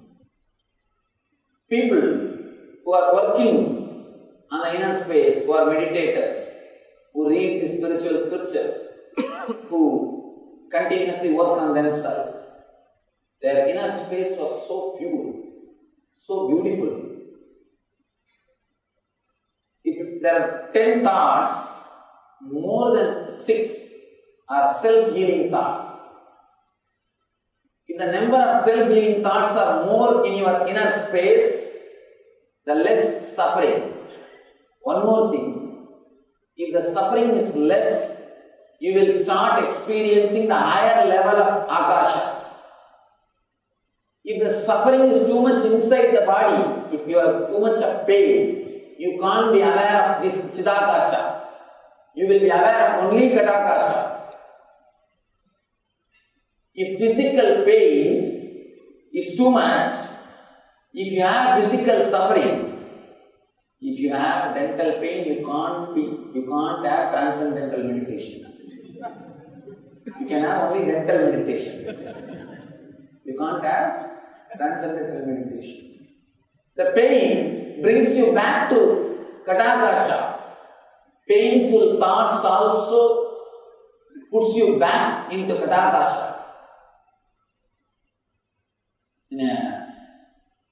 For example, per minute, if you are having 10 thoughts, of course, I am giving only example, I don't think it is 10, it must be 10,000.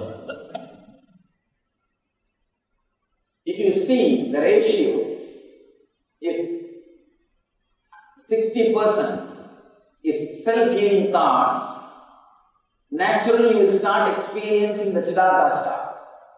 If 80 to 90% is self-healing thoughts, you will start experiencing the mahakasha.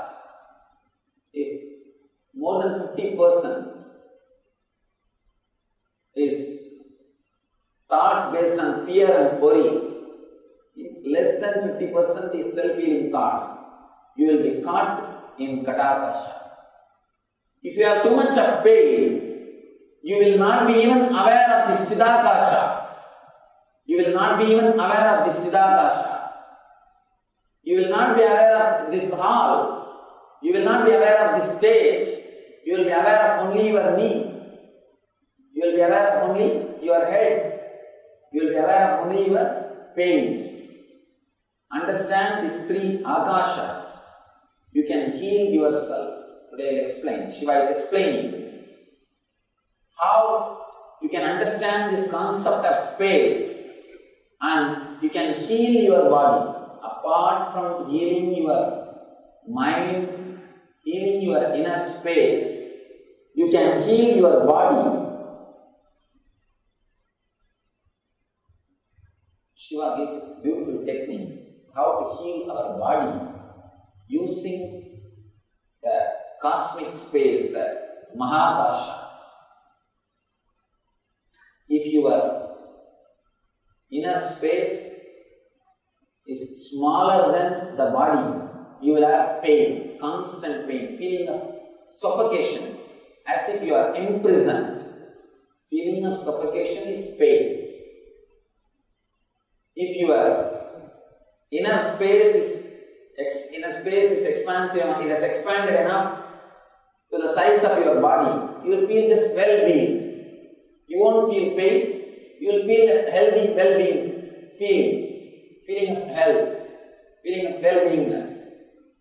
If your inner space is much more than your body, you will feel the bliss, ecstasy. Pain, healthy feeling, ecstasy. All these 3 are directly connected to your identification of your inner space. If you feel you are just this body, this boundary, this katakasha, you will have more number of thoughts based on worry, fear, desire, greed and all those things, because constantly you have to work for this body. What you associate, you work for that. If you associate yourself with the doctor identity, constantly you will be working to strengthen that identity, to strengthen that understanding, to strengthen that kind of lifestyle. Whatever you feel as you start strengthening it. You start strengthening that identity. When you think you are Kadakasha, the body, the space covered by the body, you start working just for that. When you think you are Chidakasha, many times the artists, they feel that they are Chidakasha. They feel more happy if they are able to do what they know.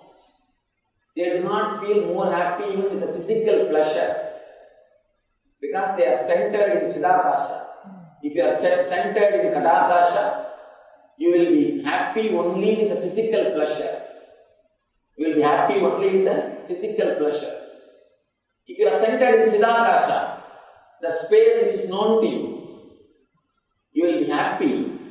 All desires related to name and fame, rewards, attention, all those things are related to Chidakasha. Desires related to physical pleasures are related to Kadakasha. Desires related to name and fame, attention, all those things are related to Chidakasha. You can see there are many people, they feel just powered, empowered, they feel so much of energy if they have a big audience. Dancers, painters, poets, artists, and politicians. Bigger the crowd, more energetic they will be. Because their Chidakasha feels strengthened, their ego feels fulfilled. With enlightened masters, which will be completely opposite. My best discourses are delivered only to a small group.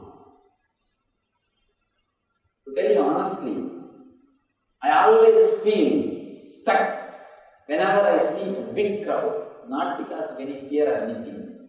I have to dilute the truth. I have to use too many words. I have to generalize everything. See, you think in a generalized way, but you live in a localized way. Life is not generalization. Life is specialization. So the truth, if I have to teach you, I have to tailor the truth as it fits you. I have to customize it. The technique needs to be customized. But whenever the truth is delivered to the crowd, it can't be tailored. I have to make a general size, like a t-shirt,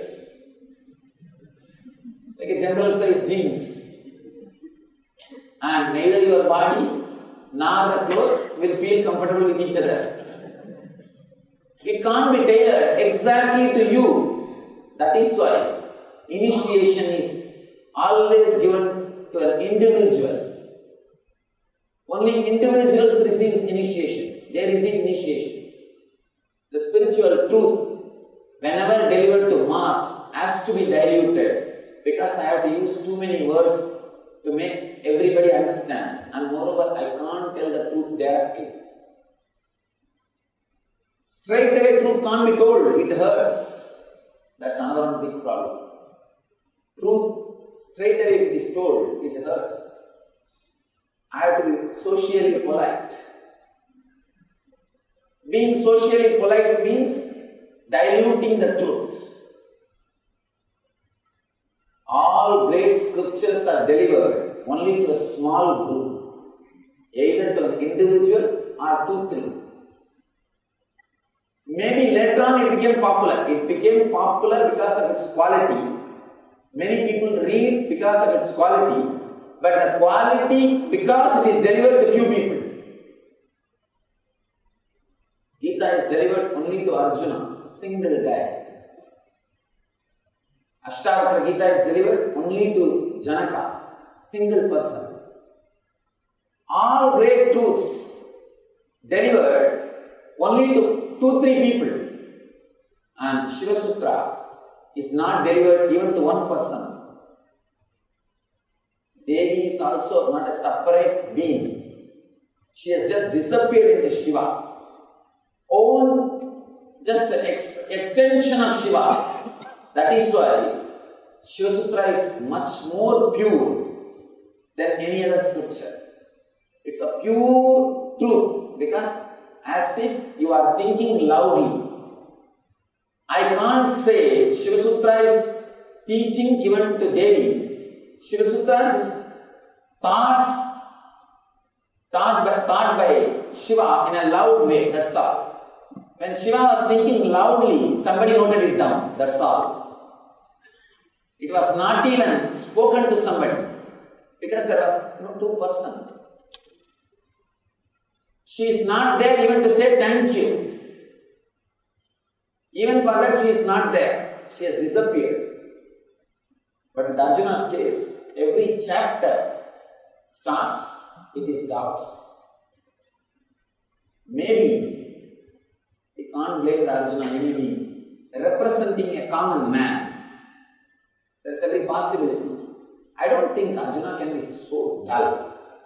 Living with Krishna for 33 years, around the age of 33, Gita was delivered. And both of them are supposed to be same age. Moreover, they were relatives. They were supposed to be. Anyhow, living around Krishna for so many years, and Arjuna is very close friend. All others either had attitude of a master towards Krishna or God with an all respectful attitude. But with Arjuna, somehow Krishna maintained a very friendly attitude.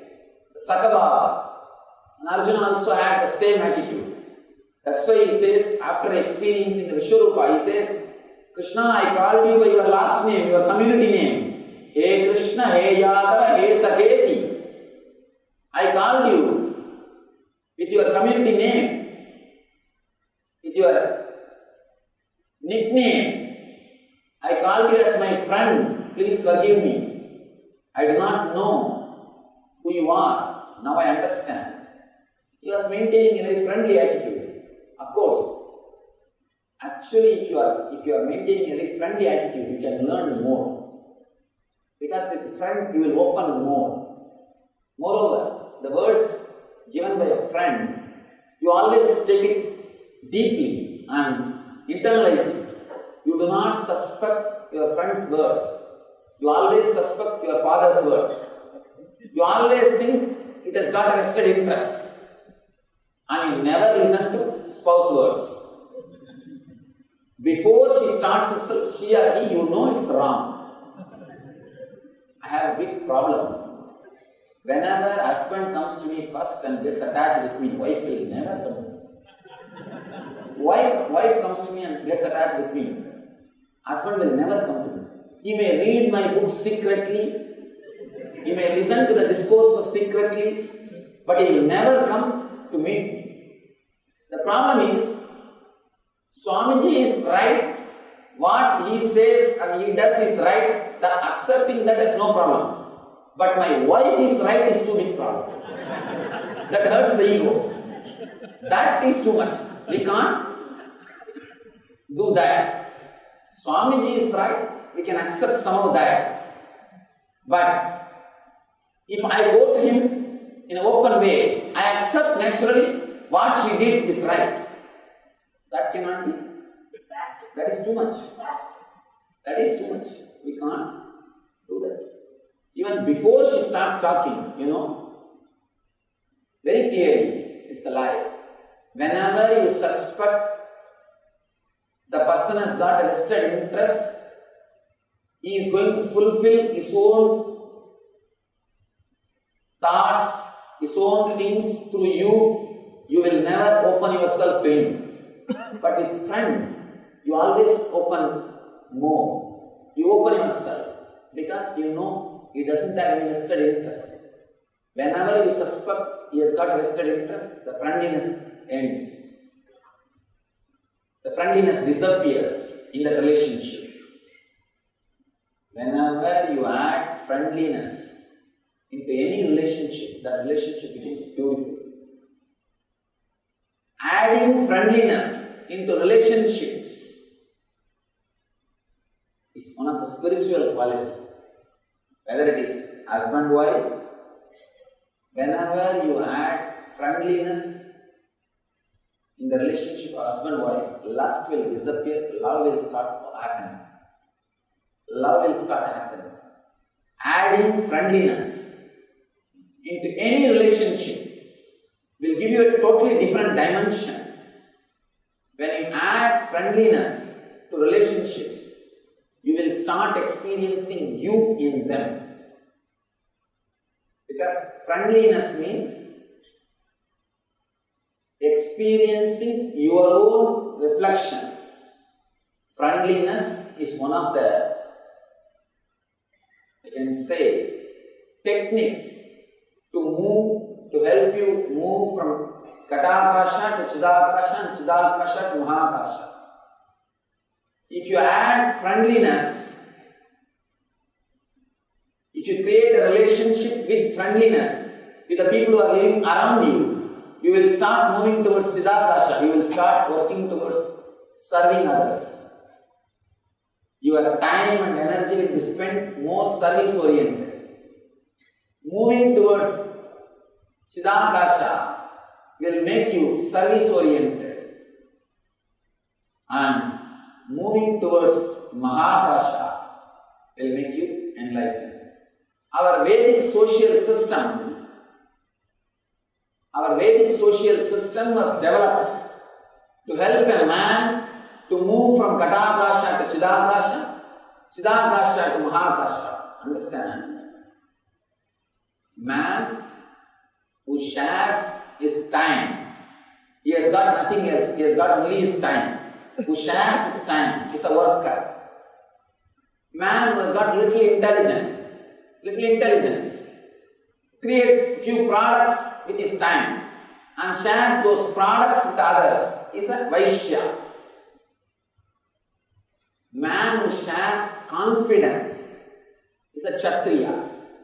Man who shares the enlightenment, knowledge is a Brahmana. Whenever you share, you move from Katakasha to Chidakasha. Sharing time, sharing product, sharing confidence, sharing intelligence.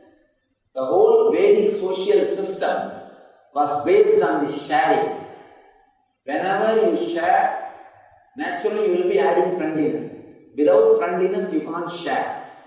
That is why in those days, it was not done as a business. Even if you don't learn from the Vedic Pandit, you have to give his share. Even if you don't go to the doctor, you have to pay his share. Because it was not a business, it was sharing. Everybody shares what they have. There is no question of charging. There was no bill or money or exchange happened based on quantity. Quantity of service received was not considered. It was purely based on the relationship, friendliness, sharing. The Vedic system, Vedic lifestyle was based on sharing, so that human beings will start moving from Chidakasha, moving from Katakasha to Chidakasha. From Chidakasha, through meditation, they will move to Mahakasha. Service was a path to enlightenment. Service is a path to enlightenment if you do it with friendliness, with a deep friendliness, not out of ego. I have seen people, they will sponsor one tube light to one temple On the tube light, so many names in the black paint. Ramanathan's son Somanathan donated this tube light to this temple in memory of his mother Valliyammal on this day in black paint. Put the switch on, you will see only the black lines on the wall. Like they are mine. Anything done with a friendliness brings you out of Kadakasha to Chidakasha. That is with your friend, with whom you can be as you are. You forget the physical pains. Sitting with friends, you forget your boundary. That is why you feel so relaxed, comfortable. You want to hang over with them. Again and again you want to spend more time with them. You do not know why. This is the reason. Whenever friendliness happens in you, Kadakasha expands to Chidakasha. Whenever meditation happens in you, Chidakasha expands to Mahakasha. Now Shiva is giving beautiful technique to expand yourself to Mahakasha. Let me read the sutra once more. Simply by looking into the blue sky, beyond the clouds, serenity. Sutra. He says, look into the blue sky beyond the clouds. They only look into the clouds, that also project and see all the forms which you want to see. People ask me, Swamiji, the cloud, I saw this form, that form. I saw the Ganapati form, I saw the Shiva form, I saw the elephant. What is the meaning? I tell them, whatever you want to see, you project and see. Do not get caught in clouds. Don't get caught in clouds. Clouds are like thoughts. Clouds are like dreams. People come and ask me, Swamiji, I saw this in dream, that in dream, what is the meaning? Please tell us what is the importance of the dream. I tell them, even the waking state is not important. This itself is useless. Why are you bothering about the dream state? This itself is useless. Then why do you waste your time interpreting your dreams? Fools who don't have any work, only they sit and interpret dreams. Old Freudian system was based on interpreting dreams. That's not fraud. Old Freudian system was interpreting dreams. Foolishness. Waking state, what you are seeing, experiencing, this itself has no meaning. And these guys are sitting and analyzing the dream. It's like that. You have a big garbage bin. Instead of dumping it and getting rid of it, you sit and start analyzing it. How many garbage you have? What was the weight? And what is the smell? What is going on? When it started stinking.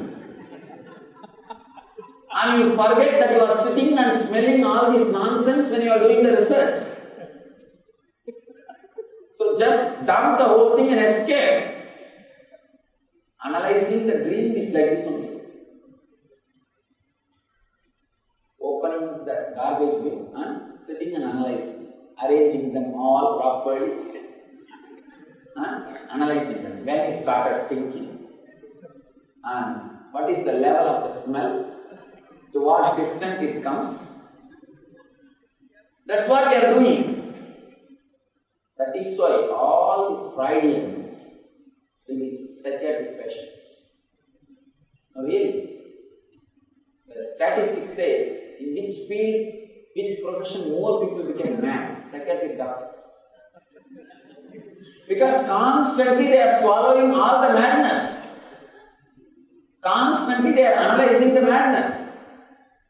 Without understanding, madness can't be analyzed. You see, where logic cannot be logic, only they become mad. People who can't be logical, where things are not logically logical, only there madness happens. And you try to analyze the madness and create a new logic. One madman may do the same thing what other madman is doing, but cure cannot be the same thing. You can't cure him the same way. Small story. One person went to mad asylum for a visit. Once in a while going to mad asylum is good for you. You will understand, you will not take yourself for granted. You will understand how blessed you are. How blessed you are. This guy goes there to have a visit. Doctor takes him around. In one cave, he sees a person. He is hanging on the fan. All over the room, in his own blood, he has written the word Lata, Lata, Lata, Lata, Lata. Doctor says this guy was in love with a girl named Lata. He was not able to marry, he became mad. Anyhow, the guy goes around, he sees many other different kinds of passions. Some swimming on the ground, some trying to fly, some trying to count the notes. People who become mad because of money, they sit and count the notes all day. And some trying to count the stones, must be diamond merchant. And be very clear, see, diamond is nothing but one more stone. The only thing, less availability, more need, that's all. Many fools want to possess that stone. Because of that, it has become valuable. Otherwise, there is no other value existentially. See, the demand and supply ratio, demand and supply theory makes diamond valuable. Existentially, it has no value.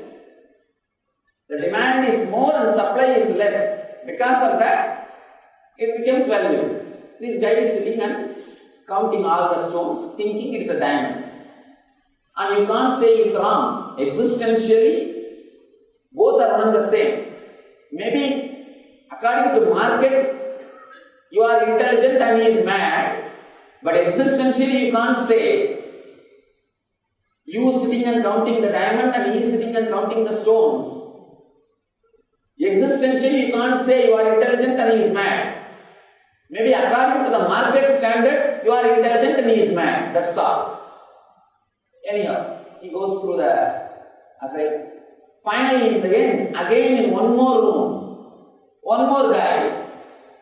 He was sitting on the ground and all over the floor, Lata, Lata, Lata, he was written.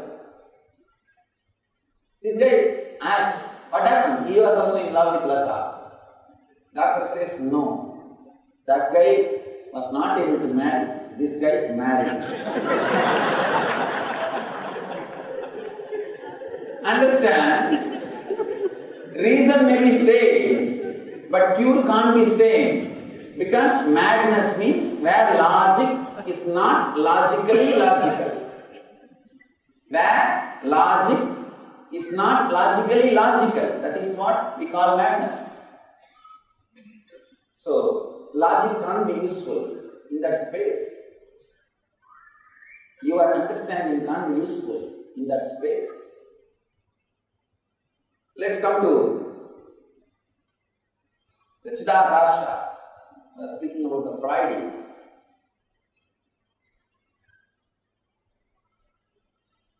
Expanding from Kadakasha to Chidakasha, whenever you add friendliness in your life, you will feel that expansion. You will forget this boundary and you will start feeling the Chidakasha as your boundary. That is why you give so much to your friend.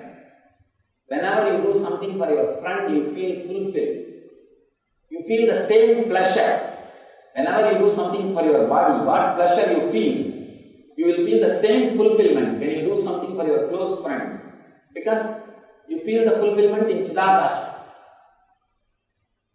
the same friendliness, if you start expressing towards every being, you enter into Mahakasha. Same feeling which you experience in Chidakasha, if you reproduce it every moment in your life, you enter into Mahakasha.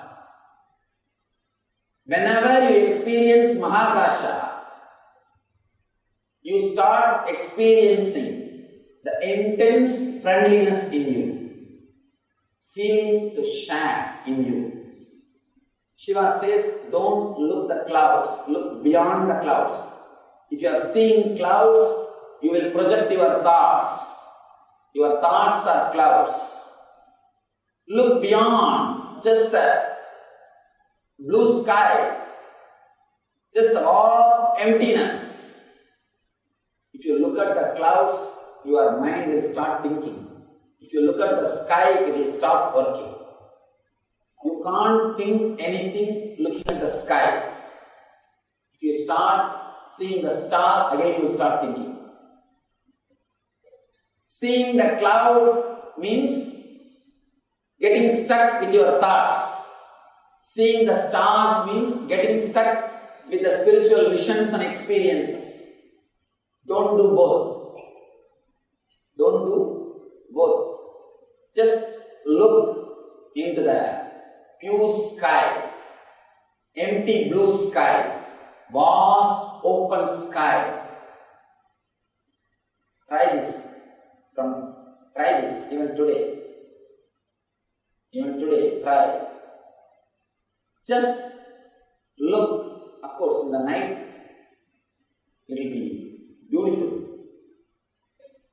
Just lie down in a complete relaxed way. Do not support your head. If you support your head with pillow, you will sleep. You will fall asleep. And you will be thinking that you have done meditation. You will be thinking you have done meditation. People ask me, Swamiji, can we lie down and meditate? I tell them, if you can, please do. Even while sitting, you can't meditate. I've seen people meditate. Different kinds of meditation. Always we start like this, with a lot of spirit and enthusiasm.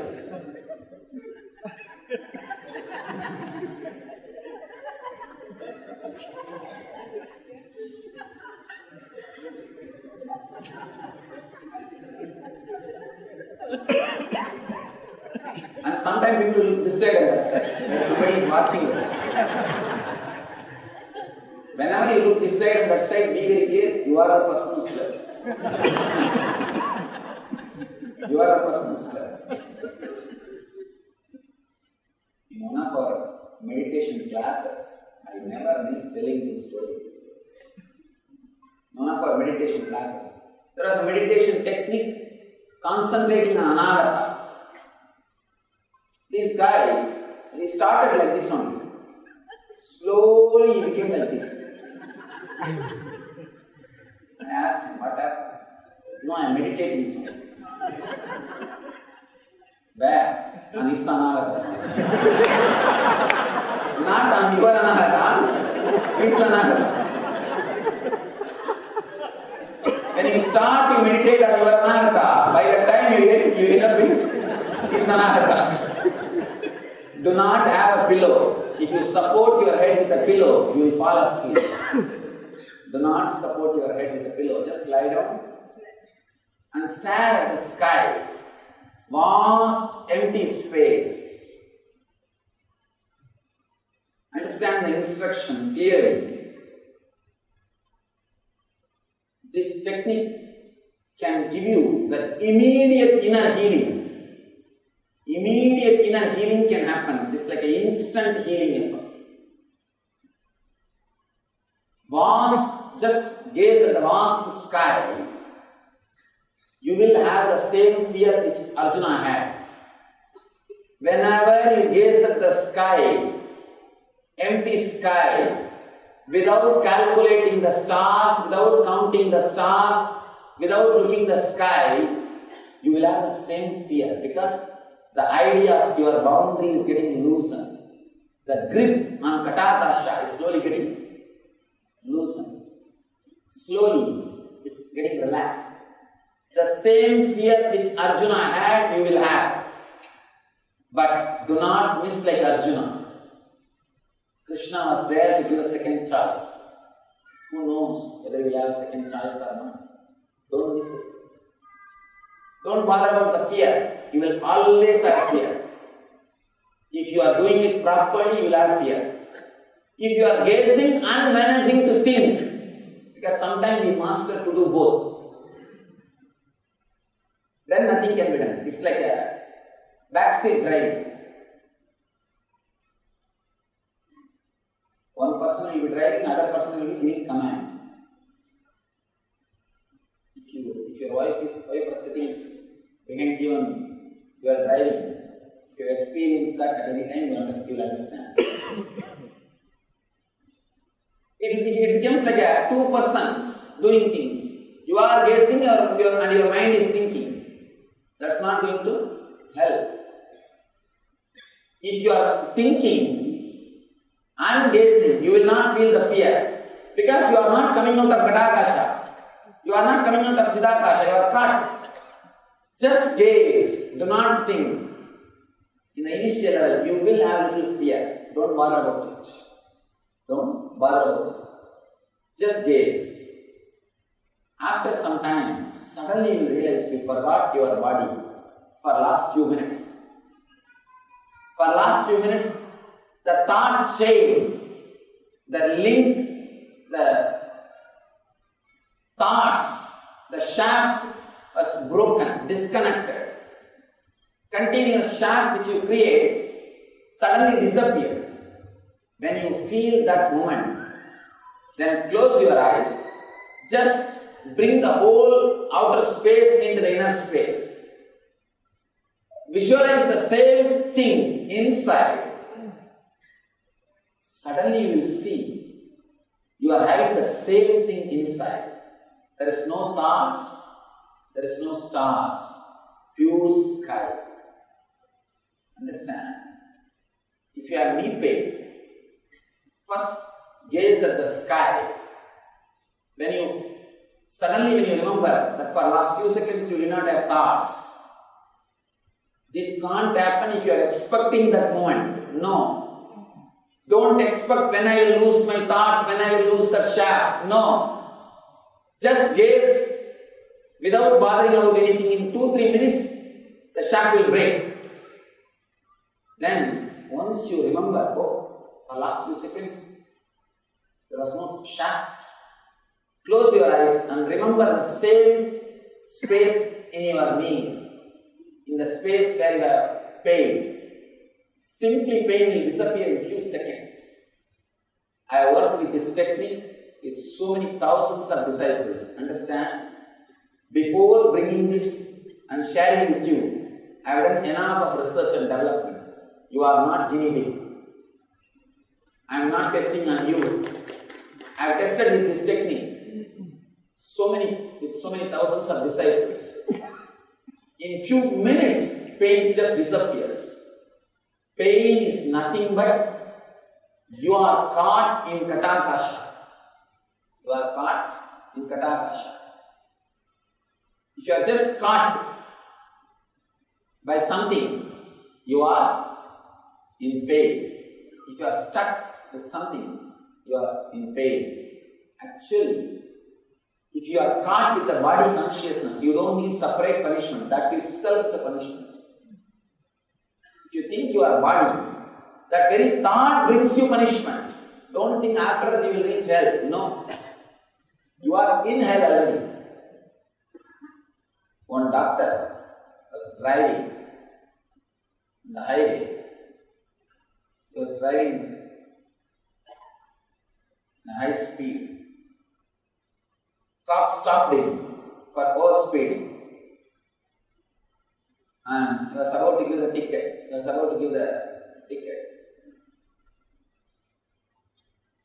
Doctor's wife was sitting behind him. She started shouting at him, at the doctor. Fool, I told you to reduce the speed. You don't have a sense. You never listen to me. Then the cop said, not only you are overspeeding, you did not stop at the signal. Then the wife again started shouting, yes, tell him. I told him to stop at the signal. He never listens to me. She started shouting. Doctor turned towards the wife and said, shut up, keep quiet. Then the cop started telling, not only you did not stop at the signal, you are overspeeding and you don't have proper light. Again she started shouting, you don't have sense, you did not send the car for repair. You don't listen to me. You don't allow me to do anything. Then again the doctor shouted, shut up. Then cop asked the doctor, what is this? She is shouting at you and you are shouting, shut up. What is going on? This lady started shouting, this guy never listens to me, especially when he is drunk like this. The cop said, I am giving you a ticket, but I think you don't need any more punishment. You don't need any more punishment. Understand, being caught in the body is enough punishment. You don't need any more punishment. You don't need any more punishment. It's one technique. And one more thing. Whenever you have physical pain, means caught in katakasha. Whenever you have mental suffering, means emotionally disturbed, depressed, try this technique. That very moment you will be healed. Whenever you are caught in katakasha, means physical pain and suffering. Whenever you are caught in chidakasha, means mental pain and sufferings. Just try this. That moment, simply that moment, you will see the inner healing happening in you. Instant, that very moment you will be healed. Apart from healing, if you are a seeker, working towards enlightenment, meditation, work on this technique. This will bring you tremendous energy and quantum experiences. You will have a quantum jump. Instead of meditating on any form or formlessness, understand? If you are meditating on form, you will be caught, you will be only expanded only to the Chidakasha level. If you are meditating on formless, whatever you think as formless also is form. You can't meditate on formless. You do not know what is formless. So even that will take you only to Chidakasha level. Meditate on the space. Only this can take you to Mahakasha. This can take you to the Mahakasha level. Working on form or formless is not going to help you. Meditate on sky, on the space. It is straight away you will have a quantum jump, an experience. You are Mahakasha. As of now, sometimes you are caught in Katakasha, sometimes you are caught in Chidakasha. That's why life is a continuous pain and suffering. Physical pain or mental suffering. You expand yourself to Mahakasha. Expanding yourself to Mahakasha is like flooding yourself with energy. A small pool, if it is flooded by a big river, not only the pool will be purified, it will have the fresh energy and water. Same way, let your Katakasha and Chidakasha be flooded by the Mahakasha. Not only you will be clean and healed, you will have the direct experience of the cosmic energy. Try this technique just for 11 days. Because 11 days your mind can't cheat you. Your mind can cheat you for 3-4 days. It can just escape. 11 days try at least. continuously, you will see, you will catch the glimpse of that inner healing. Once you catch the glimpse, then I don't have to tell you to meditate. The very glimpse will give you the inspiration. The very glimpse will give you the inspiration. See, till your inner guru awakens, only the outer guru needs to work on you. Outer guru pushes you, inner guru pulls you inside. Till he starts pulling you inside, I have to push you from outside. Once you have one glimpse, then nothing else is necessary. That very glimpse will just pull you inside. You will start working towards you in a much deeper way. Let you experience the Mahakasha. Let your Chidakasha and Ghatakasha be flooded by Mahakasha. Let you be liberated into Mahakasha. Let you achieve and radiate the eternal bliss. Nithyananda. Thank you.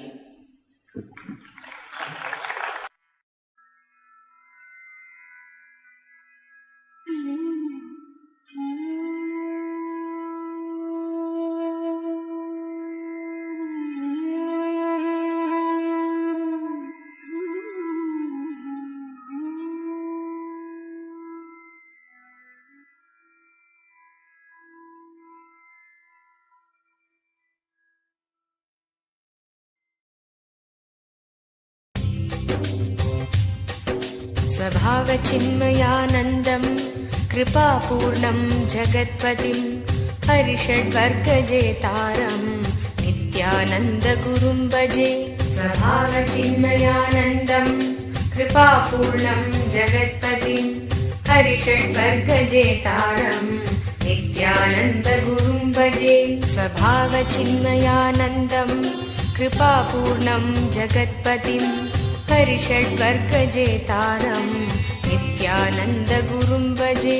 स्वभावचिन्मयानन्दं कृपापूर्णं जगत्पतिं हरिषड्वर्गजेतारं नित्यानन्दगुरुं भजे।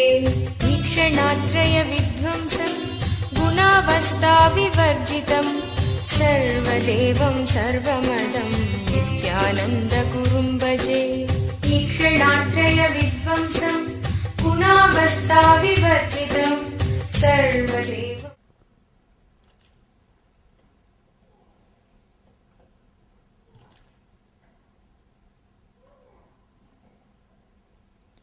सदाशिवसमारम्भां शङ्कराचार्यमध्यमाम् अस्मदाचार्यपर्यन्तं वन्दे गुरुपरम्पराम्।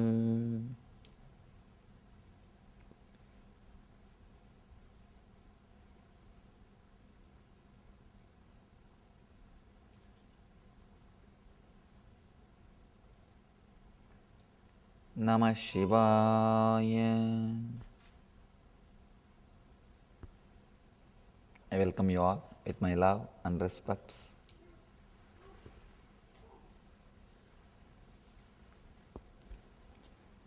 Today we will enter into the next sutra, next meditation technique.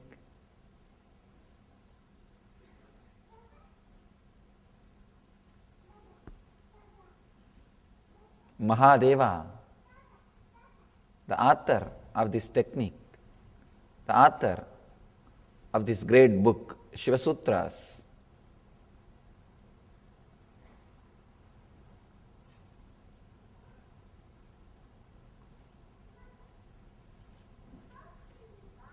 his inner space is so vast, so intelligent, so powerful. He created meditation techniques almost for every possible human being. Every possible human being. Somebody asked me the other day, Swamiji, how do you know this book is written by Shiva? Somebody else would have wrote it and attributed to Shiva's name. Who knows? Anybody who can write the book of this caliber, this standard, he is Shiva, no doubt. He has experienced Shiva consciousness, no doubt. Unless you experience, see the very truth, all the details, all the subtle things he knows, that is enough. The author is a rare being. Nothing else is required. Just the very proof that the author knows all the rare details. Understand? Unless you know all the rare details, you cannot give solution. You cannot look at the same thing from so many angles. Very small change in a sutra, very small change in a technique, but helps totally different kind of human beings. Sometimes I am surprised what sophisticated level the society would have been when these sutras were delivered. See, the more the society is sophisticated, it will have more mental problems. That's the truth. You won't have too many mental problems unless society is sophisticated. Because you don't have too much energy. You will not have depression if you have poverty. Because you don't have enough energy to sit, eat, find out some reason to get depressed.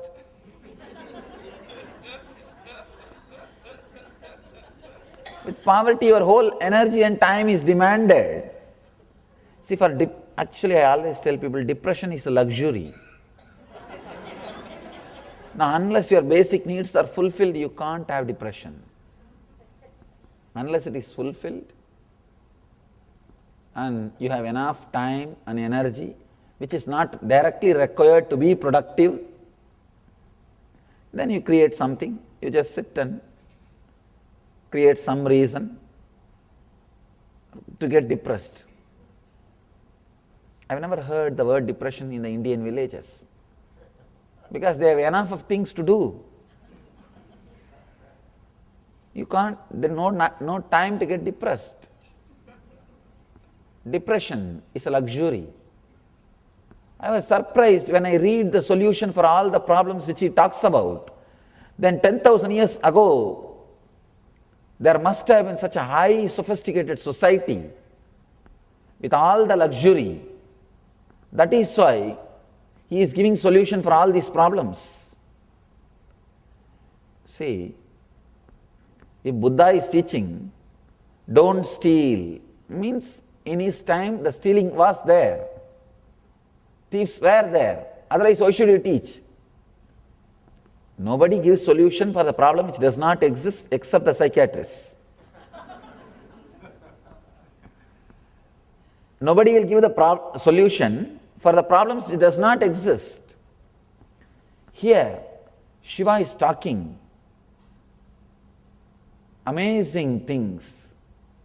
Means that society which existed 10,000 years ago is highly sophisticated,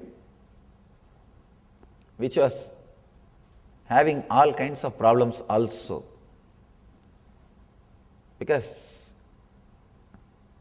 solution for all the problems which modern day men face are available just in this one book, Mahadeva's Shiva Sutras. Shiva Sutras has got so many books, so many volumes.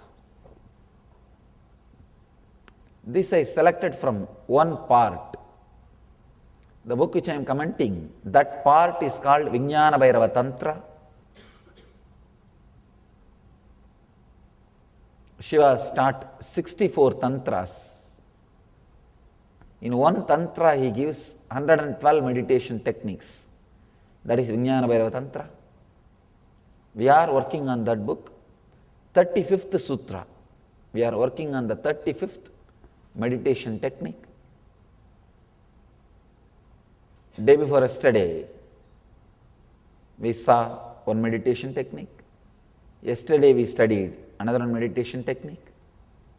Today we are starting 35th meditation. Yesterday what we saw is 34th, but day before yesterday what we saw is not 33rd.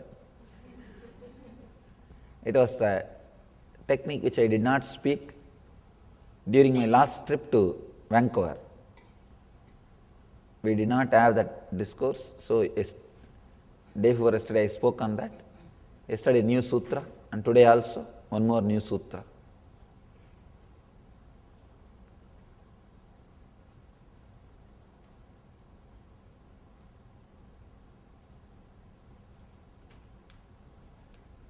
Giving clear solution means somebody who knows completely about their mind only can give solution so thoroughly, so clearly.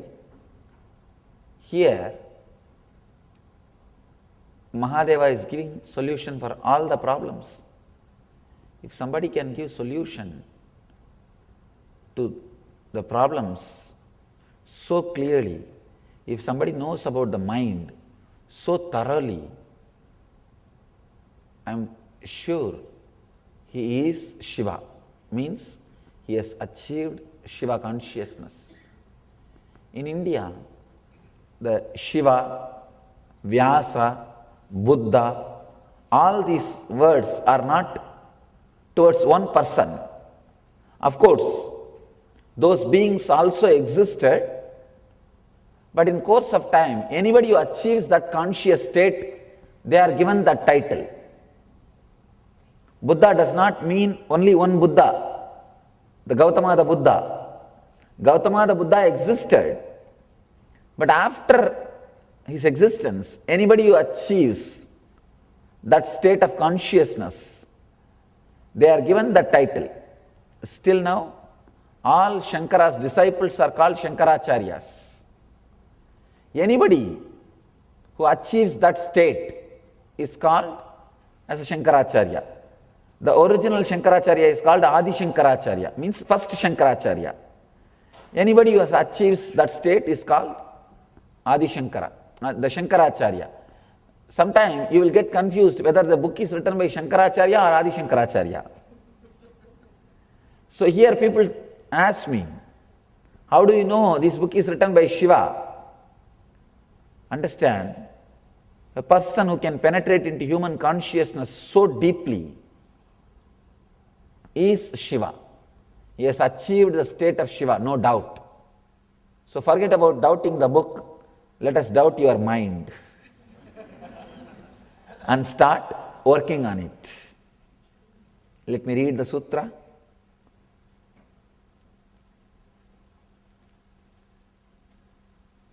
Gata vibhajane drishtim bittis tyaktva vinikshipet tallayam takshanat gatve tallayat tanmaya bhavet. At the edge of the deep well, look steadily into its depths until the wondrousness happens to you. Very powerful technique.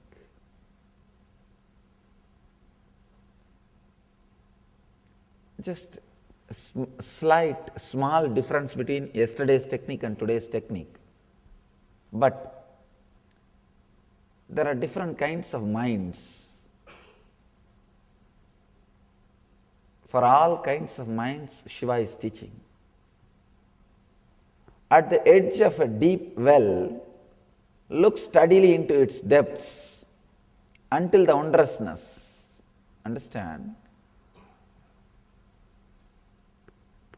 Again, this technique is also about falling in love, falling in tune. See, the yesterday's technique and today's technique, both are about falling in tune. But the yesterday's technique was falling in tune with a living being, an enlightened master.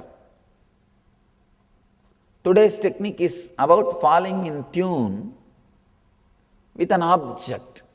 Sometimes falling in love with an object is little easy because you can possess it. You can possess it. Why? People have got pets, no food for living human beings. But these guys are spending so much on the pet animals. Actually, when you can't love human beings, pets is a nice substitute. See, the difficulty with opening up to human being is the risk of no is there. When you open up with a human being, he may say no. He may not receive you. He may not be behaving as you want. He may not be expressive. But with the pets, you feed them. They have to do what you want. And you can tie them in a rope and put them in cage when you don't want to spend time with them. With human beings, things are little unpredictable. They may have the mood when you don't have, they may not have the mood when you have. But with pets, things are more under your control. You can choose. Understand, but it is very poor substitute. Learn how to open up to the higher level beings. Understand? First level, opening up to an animal where things are under your control. Second level, opening up to a human being where 50% is under your control and 50% is under his control. Third, opening up to an enlightened being, nothing is under your control. Nothing is under your control. That is why it is very difficult to open up to an enlightened being, because you will lose your very boundary. When you open up to an enlightened being, you will lose the idea where your hand ends, where your body ends. You just relax, disappear into him. His vastness, the amazing energy, just you are lost in his presence. Or I can say you are first time experiencing yourself. I can't say you are lost. First time you are back home. You discovered yourself. First time you will discover who you are. Different levels of falling in love. Shiva is not saying no to anybody. Any level is okay. He is ready to give technique for that level person. Understand? Whether you are able to open up to an enlightened being, there is a technique, yesterday's technique. Diksha, just initiation, liberates. If you are able to open up to a human being, again he has got a technique. Just few days ago, I finished the technique. If you are able to open up only to animals, again he has got techniques for that kind of a human being. If you are not even able to open up to animals, because even with animals there is one danger, they may die. If they die, things are not under your control completely. You can open up only to an object. Then you have a technique also. You also have a technique. Here, Shiva is giving methods even for that kind of human beings. Sometime, people who lived in the forest, who lived with nature, they can open up to an object easily, even if they are in high level consciousness.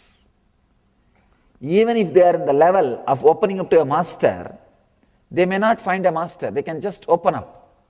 They can just feel connected to an object in the forest. So even for that kind of people, this technique will be very useful. This is more like opening up to a nature. Opening up to a nature. Even if you are intelligent enough, powerful enough, intense enough to open up to a master, if you have never seen a master, and if you are living in a forest, you may open up to an object with such a deep connection, and that object will serve as God or master. There is a beautiful story of a great devotee of Shiva. His name is called Kannappa, means the father who gave eyes to Shiva. Understand, the story says Shiva has got 3 eyes. In the 3, one and a half belongs to Devi, because he has given his half to Devi. The remaining 1 and a half, one belongs to this devotee. Only half is his eye.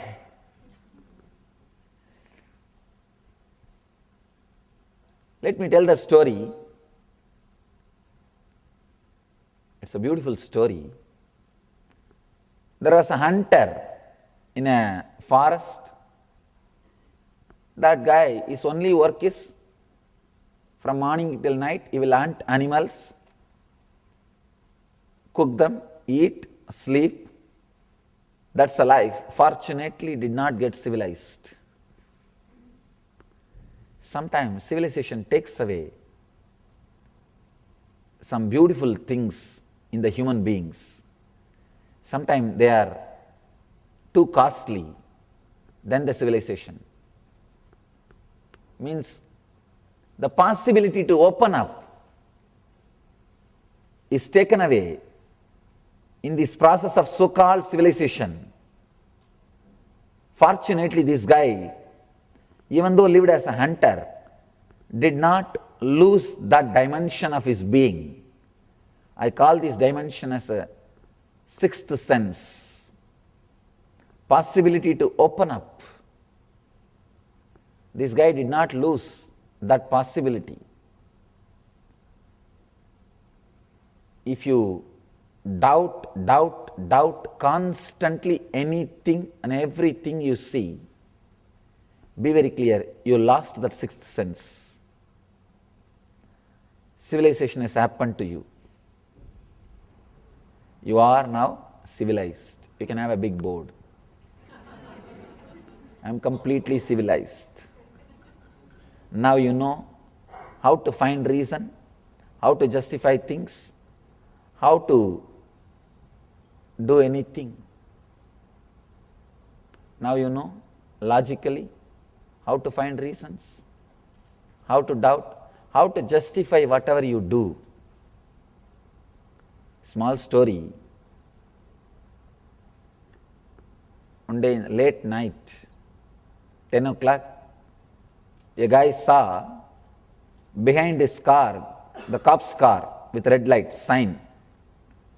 He's trying to chase him. This guy thought, I think I can outrun him. And it's a county road, a remote road. He tried increasing the speed.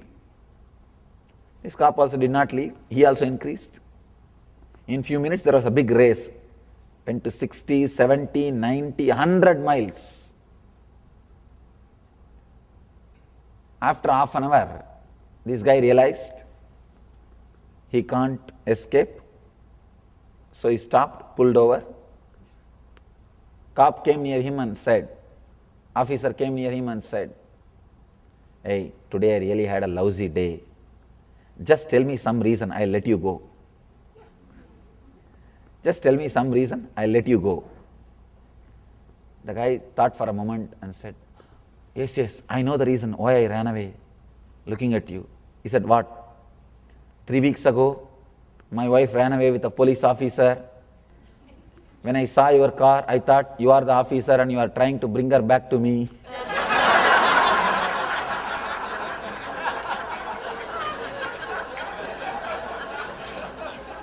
You can always justify.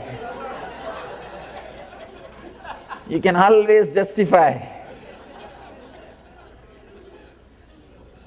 With civilization, you get the power to justify, but you lose the capacity to open up. Your logic becomes very sharp, but the sixth sense, power to open up, is lost. This devotee, fortunately, did not lose the ability to open up. In the forest, one day when he went for hunting, he saw beautiful Shiva's Murti, the Shivalinga. Shivalinga with a face carved on it. In India, you will see varieties, different kinds of Shivalingas. Different kinds of Shivalingas with a different forms and ways and different things. There was a Shivalinga with a face carved on it.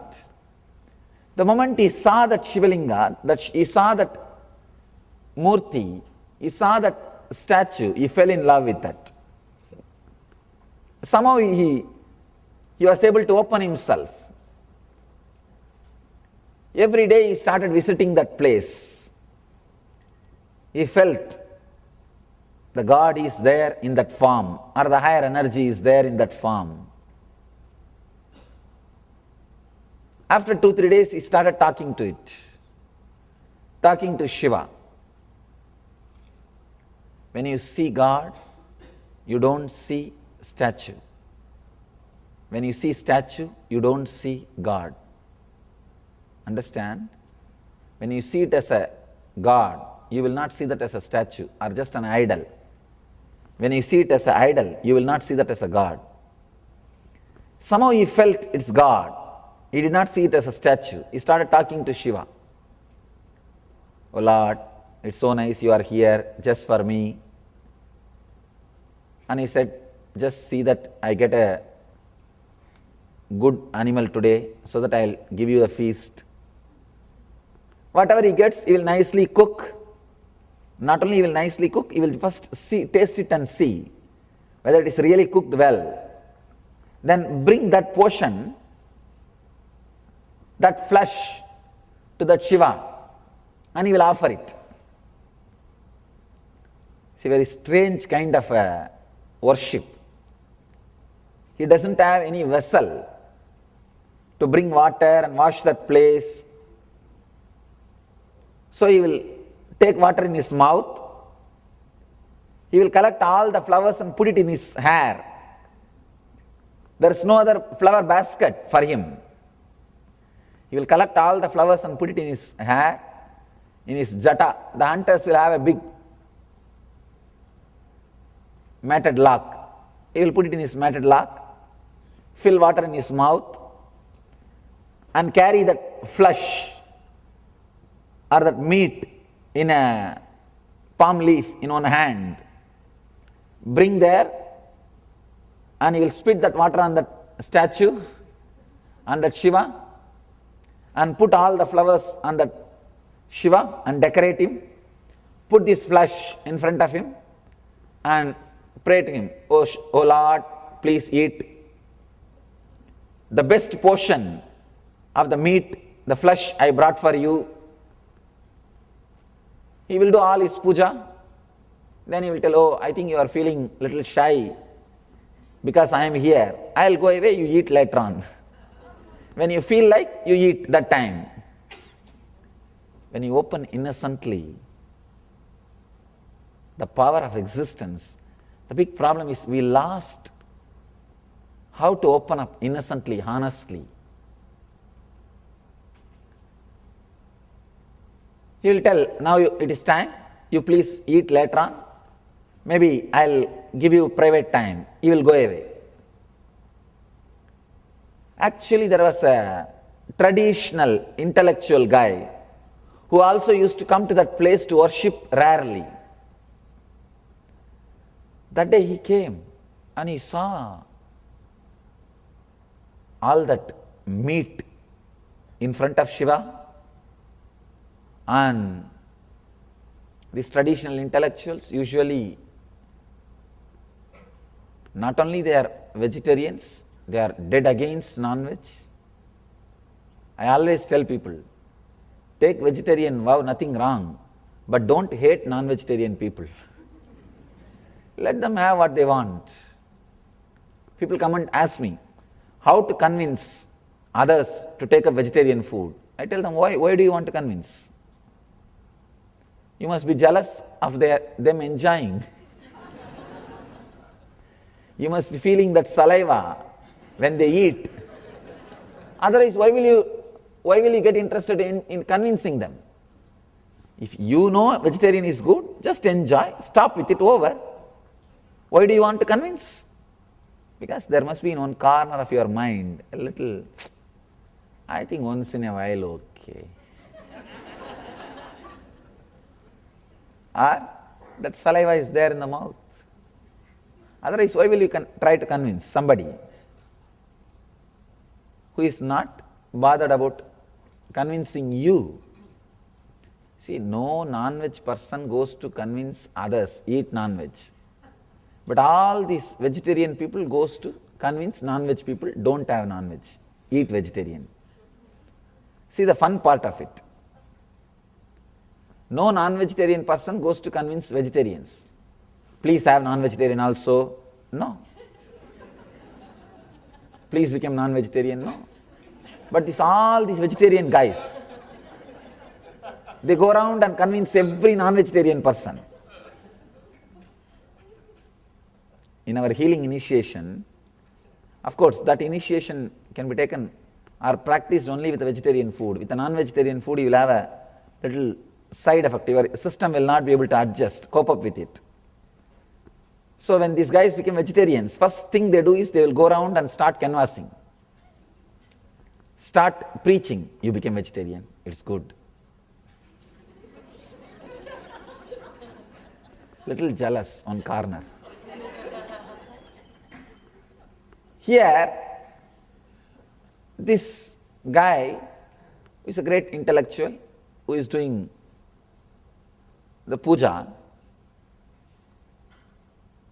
with all the vegetarian tradition way, he came and saw, God, what is this? All non-veg things are lying. How can this happen? He threw everything out, cleared the place, and he did formal worship of bringing water from in a proper pot and cleaning the spot and did everything, and then went away. After a few days, again this hunter devotee came. Again he did his own way of worship, pouring the water, spitting, not even pouring. Because he has brought water in the mouth. And removing flowers from his hair and putting it, and that fresh meat, flesh, which he tasted, he offered it. Then he said, all right Shiva, now you can have a little private time. You can taste when you want. This the hunter devotee, he thought the earlier flesh which he kept, Shiva has eaten. He didn't know that some other guy came and removed it. He thought, oh, I think you enjoyed it. That's why there is nothing left. Even the leaf is not there. So again put the food and went away. Again, this traditional orthodox devotee, intellectually, this guy came and saw, God, once more this meat. Who is doing this sacrilegious act?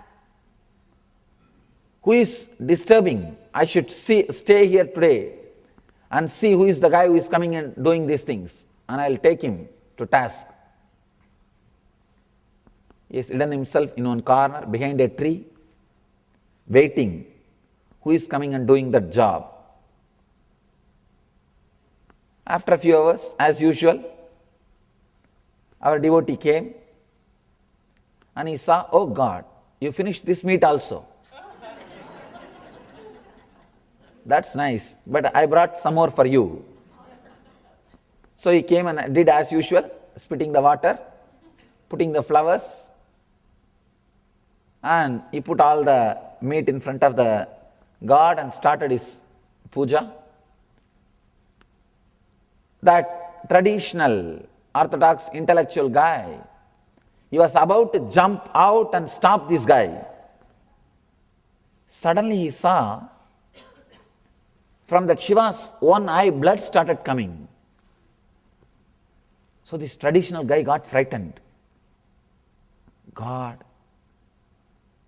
now I don't know what to do. Let me just see what will happen. I think now Shiva himself is going to punish this fellow. This guy will be punished by Shiva himself. Let me wait and see how Shiva punishes. When this hunter devotee, Kannappa, saw the blood coming, immediately he said, God, what has happened to your eyes? I should do something. He ran here and there to get some herbs to treat, but nothing worked. Then the devotee was hiding. That guy, the traditional old guy, he saw, oh, this fellow is not bad guy. He is trying to only cure. Let me just see what happens. He was hiding and just watching the whole fun, whole drama without coming out. This hunter devotee ran here and there, tried to collect some herbal medicines to heal Shiva's eyes. Nothing worked out. Then this devotee decided, I think first eye transplantation, eye surgery. He decided, I will give my eyes for Shiva.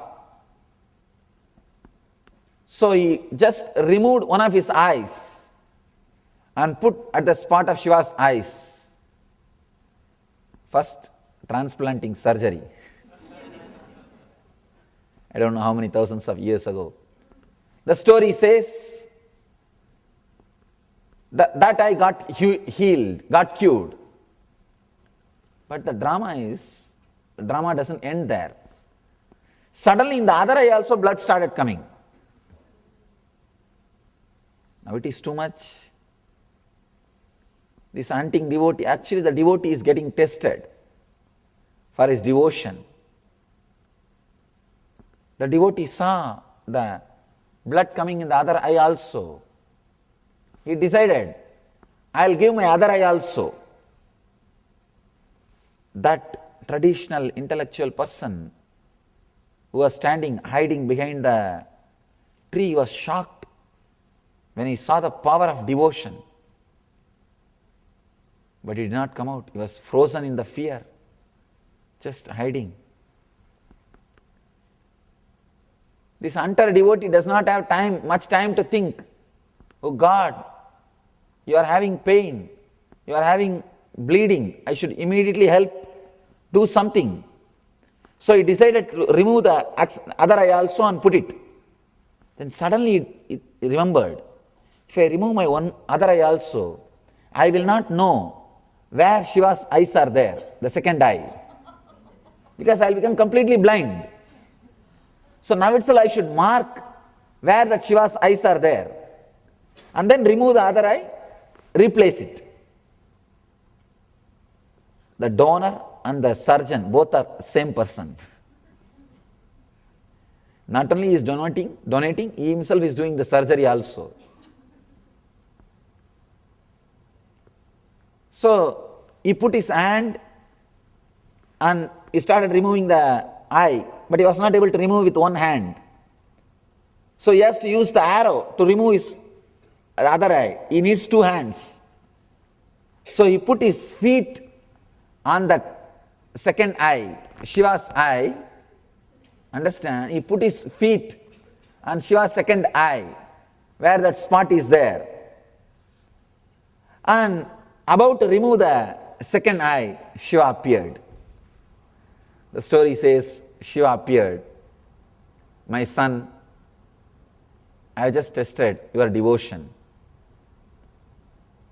I have just tested your devotion. Whatever you did, if you see from the physical level, normal level, it is sacrilegious.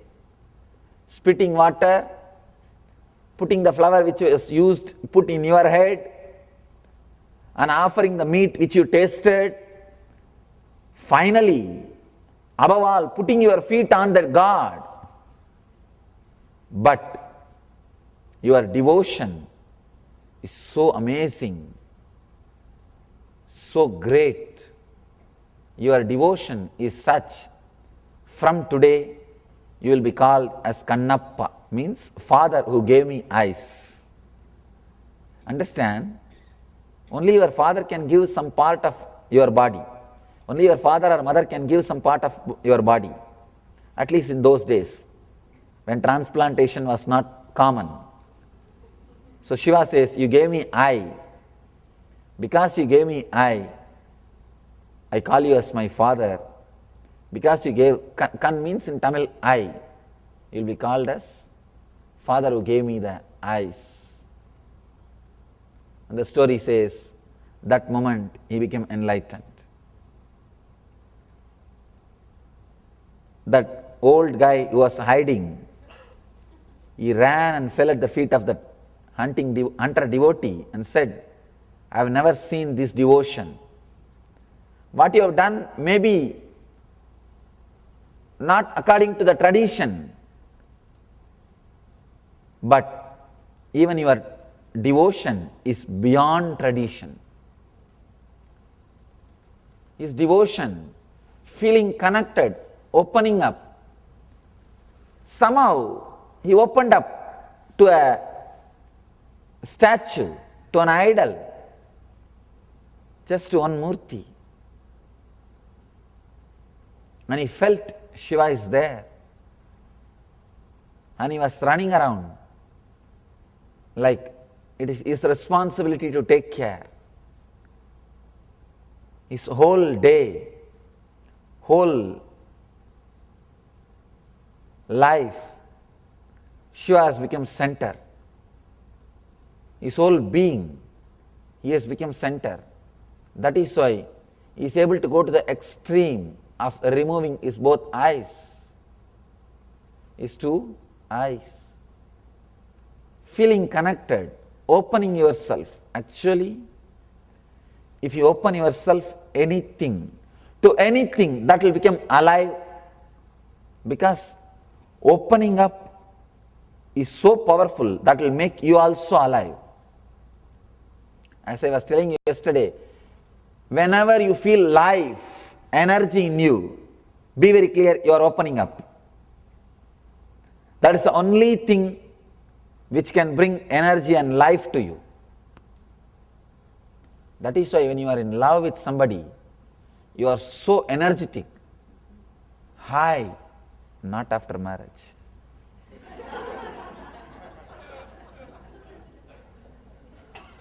Not after marriage. Somebody asked, one son is asking father, Father, how much it costs to get married? Father said, I don't know, because still I am paying for it.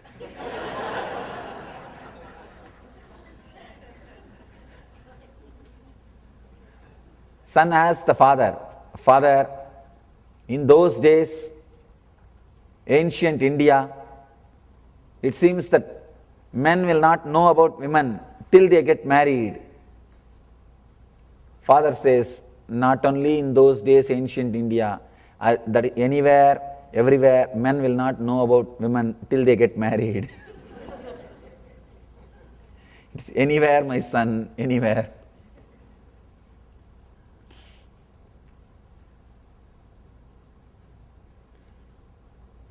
When you are in love, your whole being is filled with energy, means you are open. When you open up, not only you make the other person, the object to which you open also becomes alive. When you open up, not only you, the object or the person to which you open up, that also becomes alive. That also becomes divine.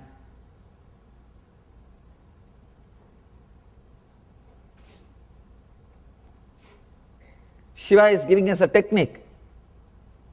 Here, fortunately, still, if your sixth sense is not lost, means the ability to open up with some object or nature, if you have not lost that capacity, this technique is for you. Sometimes, very rarely, people escape the social conditioning. Genius is a person who escapes the social conditioning. Understand? Genius is a person who escapes social conditioning and maintains his high energy.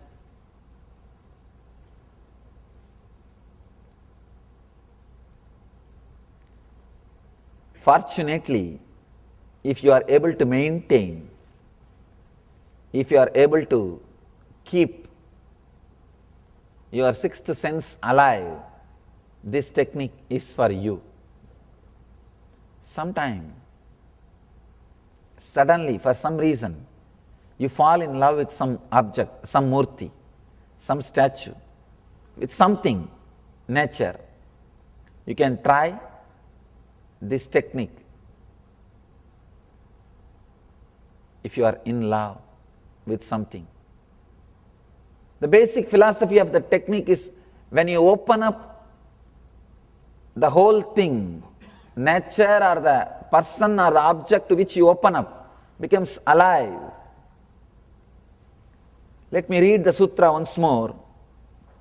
At the edge of a deep well, look steadily into its depths until the wondrousness happens. Understand? At the edge of the deep well, look steadily into its depths until the wondrousness happens. Means until your mind dissolves. You will be wondering, you will be in a wonder-filled mood only if your mind disappears. Other day I was telling, if you are in the wandering mood, you are in high energy.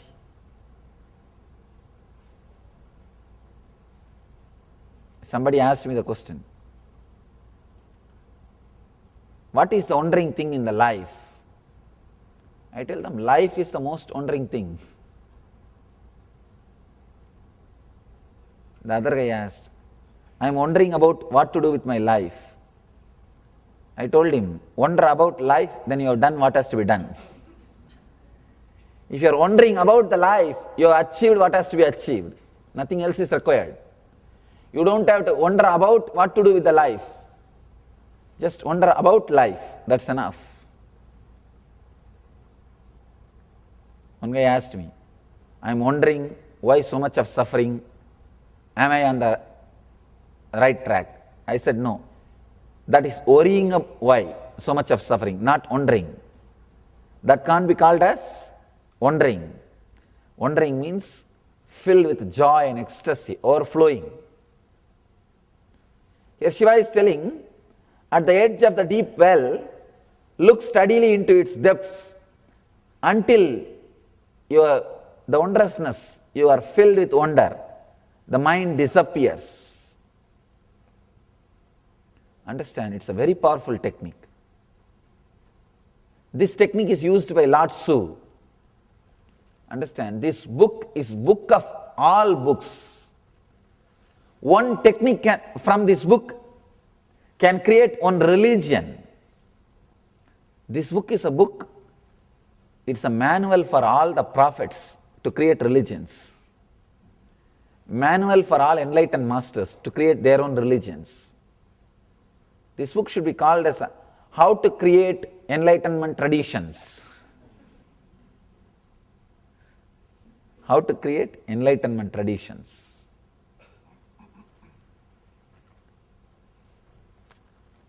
This is not just how to meditate. This book should be called as How to Create Enlightenment Traditions. This book must have been manual for all the great enlightened masters to create a new kind of a tradition. I am always afraid of these how-to books because they don't give you the truth completely, because they themselves don't know. I always tell people, read from the source, learn from the source. In the initial level, if you are inspired by some how-to books, that is okay, nothing wrong. But to grow further, go to the source. They are like signboards. These personality development programs, courses, books, all of them are signboards. Once you feel the taste with that things, then now it is time, turn towards the root. From the source, learning is little time-taking process, but you will learn authentically. Sometime in India I have seen the compounders, means the doctor's assistants, the nurses, they will start giving medicines if the doctor is not there. By being around the doctor for a few years continuously, they know for headache, black color tablet, for stomach pain, red color tablet, for knee pain, yellow color tablet, they know. Sometimes the medicine which you receive from nurse also may work, but it is not advisable to take medicines from nurse. Medicines from compounders who are not trained for it, who have not studied for it, because they don't know the science behind the medication. They know only the color matching. Same way, the so-called personality development authors and the programs and the guys, they also, sometimes they will give solution, it may work also. But that does not mean they know the whole science. Sometimes they will miss a vital point. Small story. One guy goes to a personality development guru and asks, I am very bad with women, I am 33, still single, please help me, give me some tips. That guy said, don't bother. Early morning when you come out of your bed, just stand in front of a mirror and tell yourself you are a funny guy, you are an attractive guy, you are an intelligent guy, you will attract people. Just tell this 10 times to yourself. All these kind of funny suggestions they will give. And somehow this guy, because he paid the money, he has to follow the suggestion. He went and did. After 3 weeks, he came with the same low mood, same face hanging long. To that self-development guru, that guy asked, what happened? Technique did not work. No, it worked amazing. For within a week, I have seen the best women all over, the best women in this city. I am just having party every day. Then why are you disturbed? Then what is your problem? No, now I don't have any problem, but my wife has.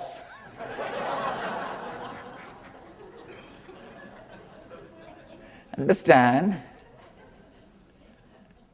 Sometime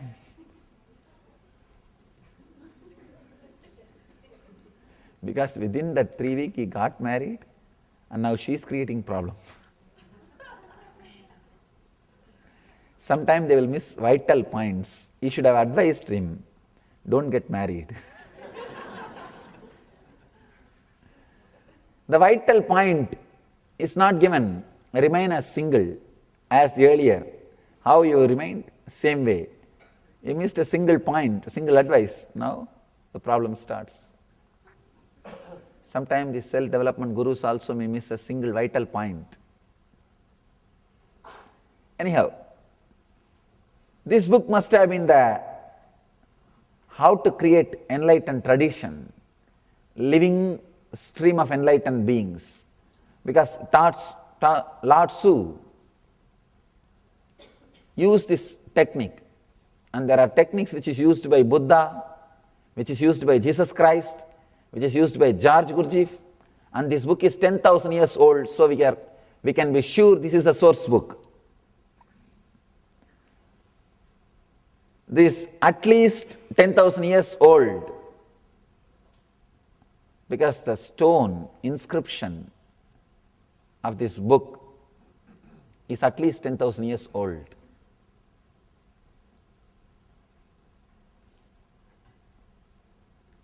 Lord Tzu and his disciple Chuang Tzu, both of them were walking on a bridge, on a river.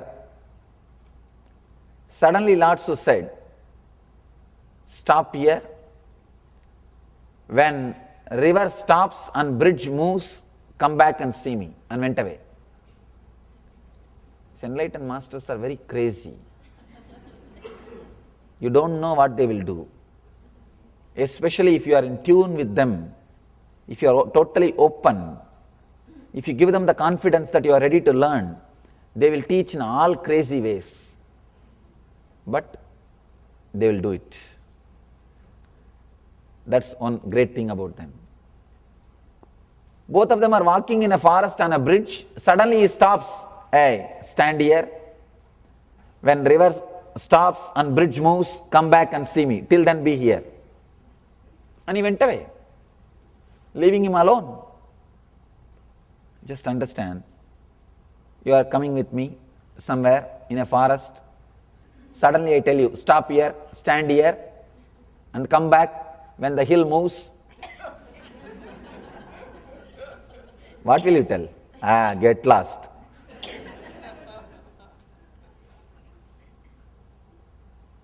At least, if you are intelligent, no, I don't want to send you alone, at least for your sake I should come. You will find some reason. But this Chuang Tzu is a very dedicated disciple. The story says he made a small hut on that bridge and sat. He was sitting, gazing down the bridge, continuously looking, decided, till the river stops and bridge flows, I will not go from here. Understand? Till the river stops and bridge flows, I will not go from here. Decided, just to sit. And now, the physicists are saying, even the wall which is static here is not static. The electrons are moving. The high speed the electrons are moving. Einstein says if in the space, if two vehicles are moving at same speed, you can't even say that they are moving. In space, if two vehicles are moving at same speed, you can't say that they are moving. See, you feel that something is moving only when you see something else is static. If you are going in train, you feel the train is moving because trees are static. If you feel that trees are moving, you will feel that train is static. Sometimes the train is very silent, no sound, no jerk. Children, they start thinking the trees are moving. They ask you, "Father, why the trees are running so fast?" Something is running because something else is static. But everything is flowing, everything is moving in its own way. This guy decided to sit, watching. He experienced the oneness with the bridge. He saw the particles in the bridge is moving so fast, the river becomes static and the bridge is flowing. Understand? If you sit and meditate on this wall, you will realize this wall is not static. It is flowing. It is nothing but a frequency, vibration. Same way, when he decided to sit with the bridge, he experienced that bridge is nothing but a frequency. It is not a matter. It is not just a dead matter. It is a frequency, energy. Changsu runs to the master. The moment Lord Su saw him, he said, enough, I am not interested in asking you what happened. I know it has happened. Because the bridge has become, I could see the intense frequency with which it is vibrating. So it is such an intense vibration, frequency. Bridge is flowing, river is static. It's nothing but the technique to fall in tune, opening up. Here, Mahadeva is giving at the edge of a deep well, look steadily into its depths until the wondrousness. You see, when you feel connected to a well, or when you are standing near a well, deep well, and looking into its depths, be very clear, make sure that well has got a wall, because the liability problem. The well has got a wall and you are safe. Just look steadily into its depths. When you are completely connected, lost in the depths of the well, you will understand the depths of your being also is opening up. Slowly it will open up till you feel that you are filled, wondrous. One more thing, if you are height phobic, if you have that fear of the height, you will feel frightened. First your fears will come out. Nothing wrong, you can go through the fears. If you really have too much of fear about the height, then this technique is not for you. If you have the ability to open up, this technique is for you. Just stand, look the depth. Actually, when you look at the depth, look down, you feel the fear because your Swadhisthana is awakened. Anything awakened Swadhisthana is filled with life, understand. Whenever your Swadhisthana is awakened, anything which awakens your Swadhisthana is filled with life. The same thing which awakens your Swadhisthana can be used to go beyond the death, means achieving life.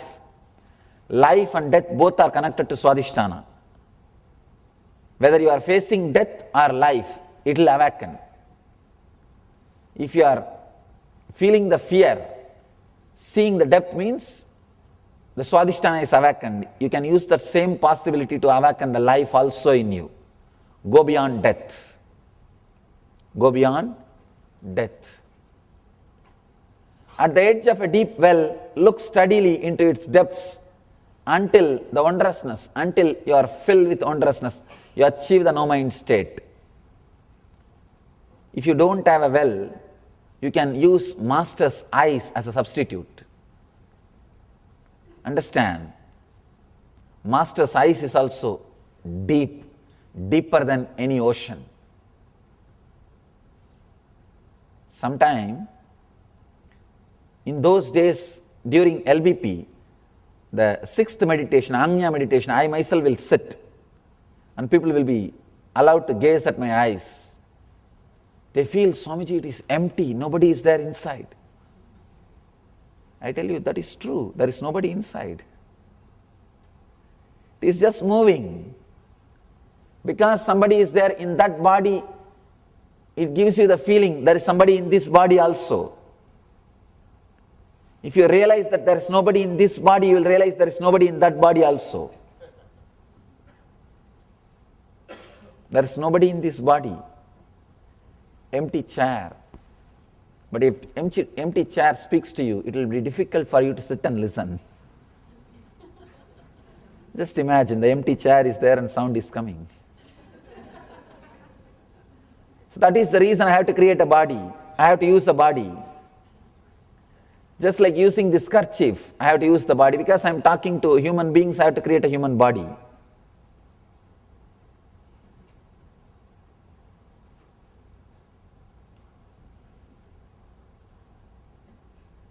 You can use master's eyes. I think we have photographs. You can use the photograph of the master's eyes. Just sit with it and see the depth. Just look into that eyes. You will see the empty, intense energy, nothingness and everything.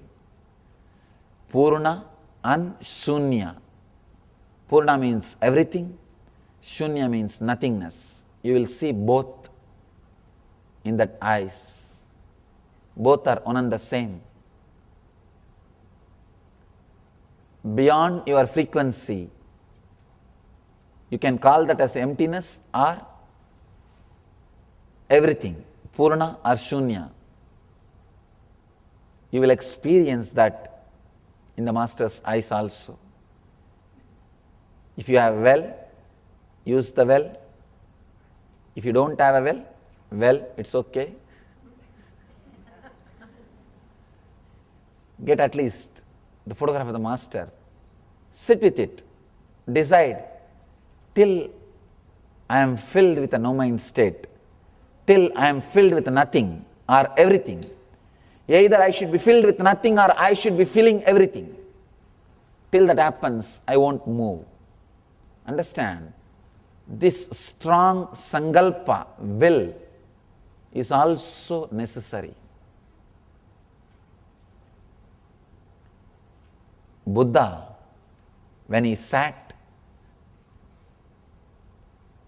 when he decided that he will not get up till he becomes enlightened, story says he became enlightened that moment. Itam asanam, in this seat, let my flesh dry, let my bones dry, let my body dry, let me die, but I will not move unless I become enlightened. This very strength, he became enlightened that moment. Same way, decide strongly. Unless I get at least one glimpse of that no-mind state, I will not get up from this meditation. If your mind knows that you will get up, mind will try to give suggestion. I think telephone is ringing. Please come, let's have breakfast, then we will continue the meditation. It is time to call your girlfriend. Later on we can do. It's time to call your boyfriend. Why not later on? You will find some reason. Your mind will find some reason to torture you. Tell you, get out. Mind is a very powerful, cunning enemy. He will take revenge. He will try his best to take revenge. He will not allow. Small story. One old farmer was dying, he is in the deathbed. He called his wife and said, please marry the neighbor after I die. Wife said, no, I can't marry after I lived with you. I can't marry anybody else. He said, no, you should marry him. She asked, why? Why you are forcing me? Because that fellow tortured me throughout my life. That fellow has cheated me in many ways. Your mind will find some reason to torture you, to threaten you. No, that's not life. Let you be very clear, that's not life. Decide very strongly, clearly, one sitting can transform your life. In the house, when you are alone, decide, I will not get up unless I get at least one glimpse. Sit with the well or with Master's eyes, which is far more deeper than any well. Look steadily into its depths until the wondrousness, the no-mind state happens to you. All you need to do, open yourself, be in tune, look into it, steadily, decide very clearly, I am going to do it. Mind will always postpone. I have seen people come and ask me, Swamiji, tomorrow 2 days workshop, shall I attend next weekend? I will come to Seattle. I tell them, you are seeing me now, there is an inspiration and mood. If you can't make it next week, if you can't make it this weekend, you think you will make it next weekend. By the time I will be in one corner of your memory. So naturally your mind, it's okay, all right. What am I going to do meditating and all unnecessarily? It's okay, I am already all right. I always tell people, don't postpone. Mind is such a cunning mechanism, no postponing. Do it now. Do it now, otherwise never. There is a beautiful story. In Mahabharata, there was a great king called Karna. He is well known for his charitable nature. One day an elderly priest came to him and asked for alms. This guy was applying oil with the left hand. In a golden cup, oil was there. He was applying. Just he took that cup and gave it away, that golden cup. But traditionally, you are not supposed to do any charitable activity or giving anything with the left hand. The priest was offended. He said, how can you do this with the left hand? The Karna, the king says, please forgive me for doing something with the left hand, but I am afraid by the time I decide and move my right hand and pick it up, my mind may change. So I don't want to take that risk. It was in the left hand, I was applying the oil. Before the mind comes in, I want to finish the act.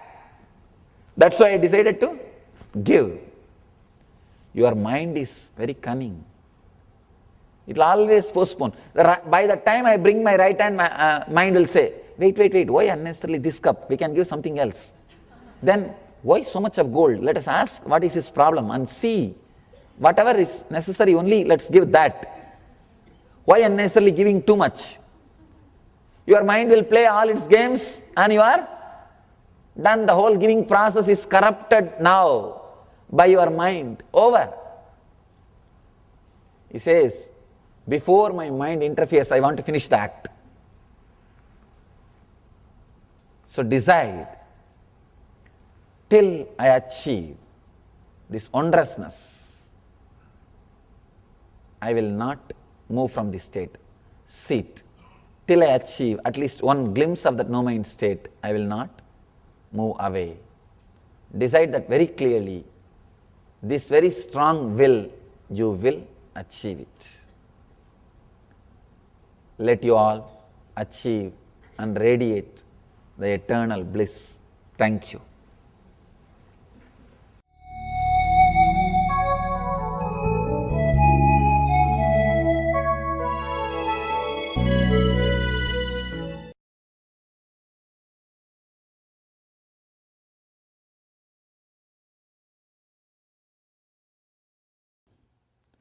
सदाशिवसमारम्भां शङ्कराचार्यमध्यमाम् अस्मदाचार्यपर्यन्तं वन्दे गुरुपरम्पराम्.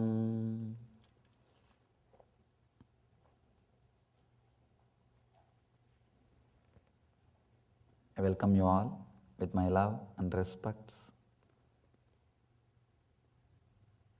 Let me start with the story of the Shiva Sutra.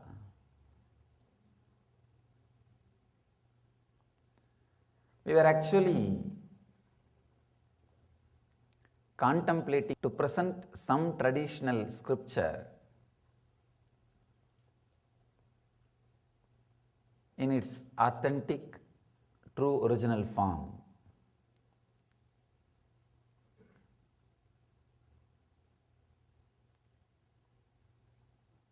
I was thinking whether it should be Upanishad, or it should be Gita, or it should be Yoga Sutra, or it should be Ashtavakra Gita, or Brahma Sutra. So many scriptures we have. When I went through, practically every scripture had the parts which are original truths, pure truths, and the parts which are added for the sake of society to make it more understandable. The third part, compromising for the sake of the people who are not able to imbibe it. Every book has these three parts. One, the pure truth, as it should be told, as it should be said. The next,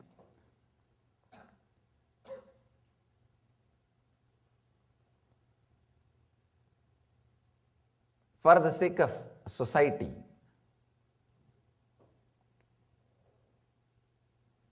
Maybe the way in which they wanted to listen, explaining in that way.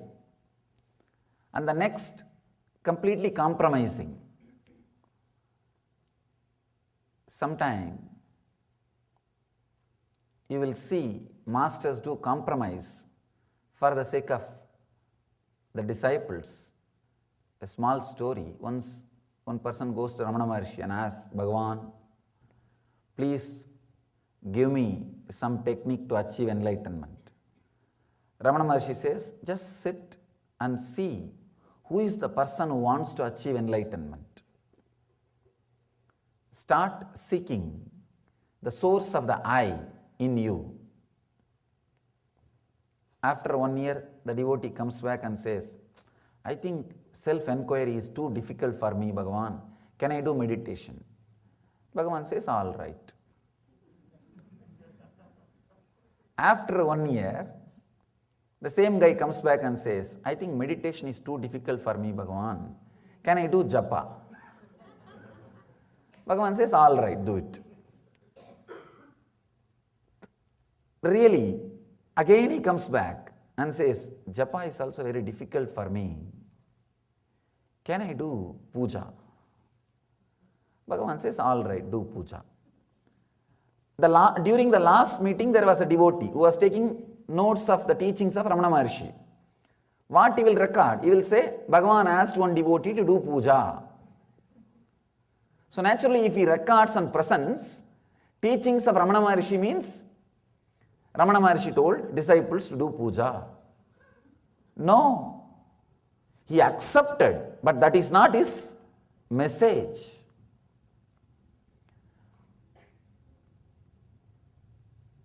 Any scripture, some part truth and some part which is accepted, but that is not the ultimate truth. And the other part, compromising. Because of the deep doubts of Arjuna, even Krishna has to compromise in few places. In few places, even Krishna has to compromise. Because Arjuna is asking again and again the same question. Same question. If you see, the questions which Arjuna is asking, only the words are changed, but the doubt is same. Doubt remains the same. For example, you go to an enlightened person and ask, how an enlightened person will behave, how an enlightened person will live, please tell me.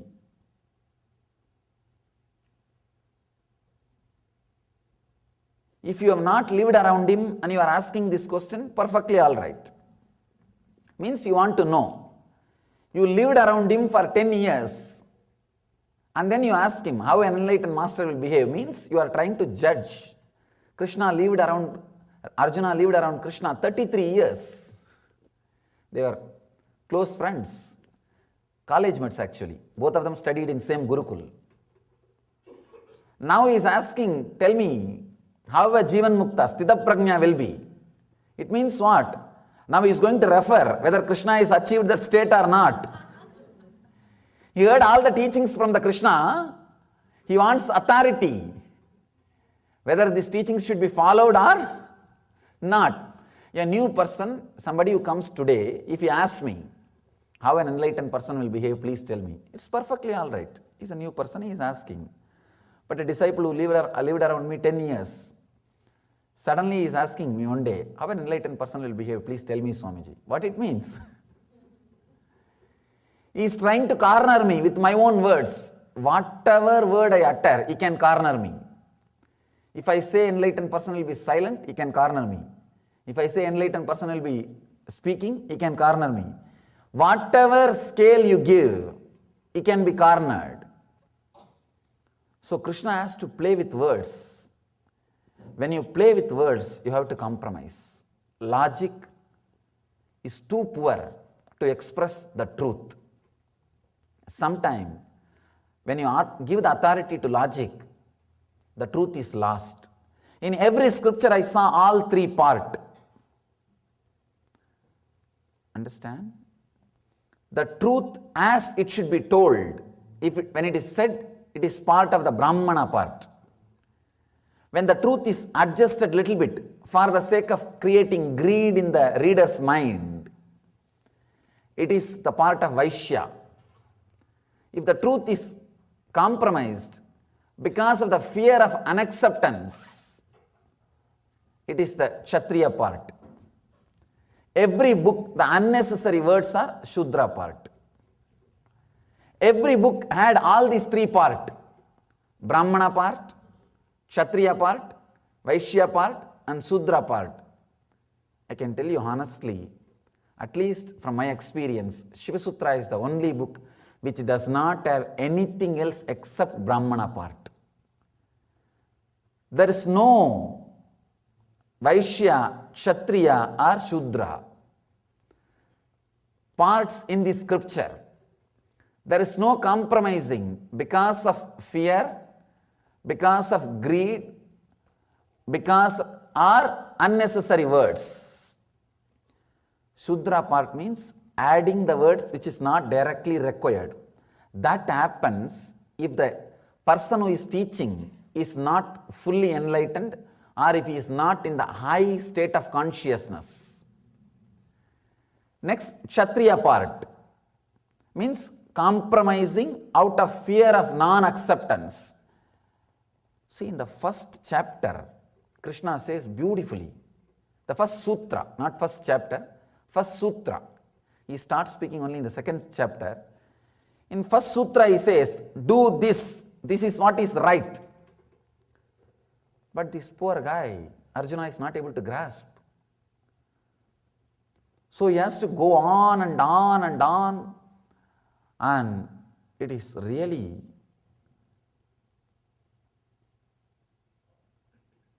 passions of Krishna, nothing else but passions of Krishna. After 30 years of living together, Krishna has to verbally say, I am God, listen to me. It's a disrespect to Krishna. Arjuna has lived around Krishna 30 years, and after 30 years of living together, Krishna has to tell boldly, Sarvadharman Paridyajya, Mamyegam Saranam Vraja, Ahamtva Sarvabhabhebhyo Moksha Ikshyami Masuchaha. Means, he is telling Drop everything, surrender unto me, I'll show you the path, living after 30 years together.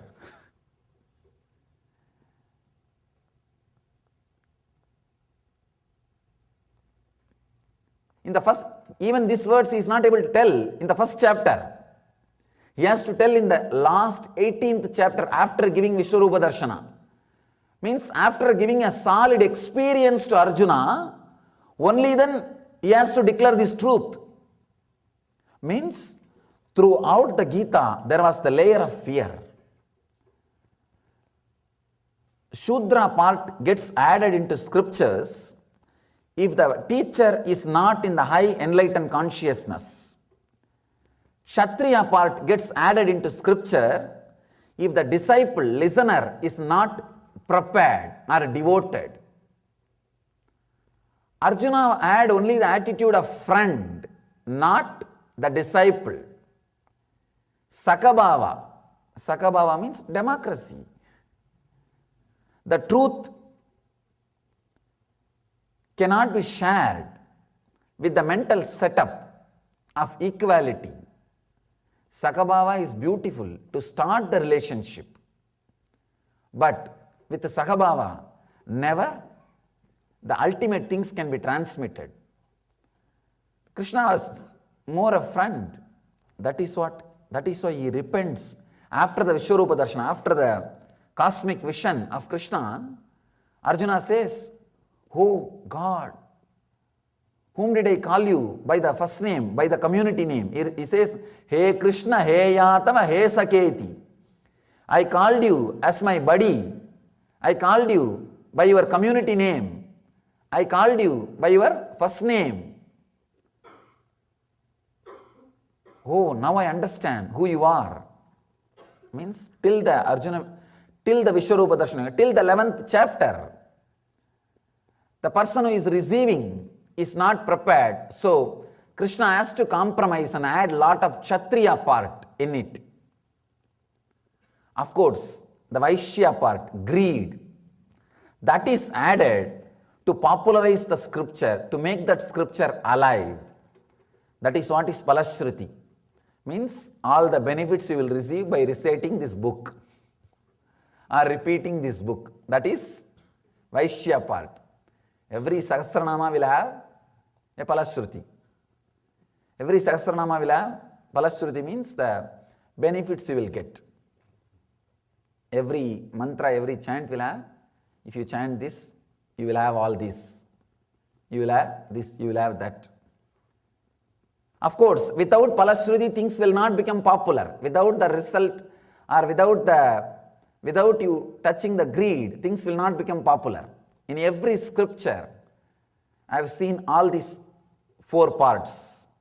Of course, one nice thing with Shiva Sutra, with Bhagavad Gita, with Brahma Sutra, the scriptures which came from enlightened masters, there won't be Shudra part. The 4th part will not be there because they are in the high state of consciousness. Let me now clearly explain it. Shudra part gets added if the master himself, if the teacher himself is not in the high state of consciousness. Kshatriya parts gets added if the listener, the direct disciple, is not ready, prepared, devoted deeply to receive. Vaishya part gets added if the society is not ready to receive. Here, fortunately, with the Shiva Sutras, Devi is completely ripe. She is already enlightened. It is conversation between 2 enlightened beings. She is completely in tune, completely surrendered. She is completely one with the Shiva. That's the only word I can use. One with Shiva. So, the person who is talking is in the high consciousness. The person who is listening is in the high consciousness. Because both of them are in the same state, they did not bother about the society. Because Shiva was in high state of consciousness, Shudra part did not get added. Because Devi was in high consciousness, Kshatriya part did not get added. Because both of them did not bother about the society, Vaishya part did not get added. This book remained as a pure Brahmana scripture, the pure science of enlightenment, without any addition, without any unnecessary line. With no other scripture, we can give the guarantee you can follow every line, there won't be any disturbance, mistake, or any problem. But with this scripture, we can even say legally. Every line is so complete, so full. You don't have to bother about the context. See, in Gita, there is one line. Even the Vaishyas, women and lower caste people achieve enlightenment by meditating on me, Krishna says. But you should understand, only in the context it should be understood. If you directly start giving the meaning, you can ask, what do you mean by this word? Do you mean that women are less? Or Vaishyas are less? No. In those days, that was the idea. So he is addressing, he is explaining. So you need to understand those words with the context. But with Shiva Sutra, you don't have to bother about anything. Every single line can be directly understood, practiced, straight away in this modern context. There is no extra line. There is no ideas which you have to understand only in the context. See, the moment there are some lines you need to understand only based on the context, you need a commentator, Bhashyakara. This is the scripture which does not need commentator. That is why it is never commented. Nobody gave commentary on this. Very few. On Bhagavad Gita, there are 6,000 commentaries available now. 6,000 commentaries. Anybody who is supposed to become an Acharya has to write a Bhashya, commentary on Bhagavad Gita. Then understand. Fortunately, Krishna was not there to see all the commentaries.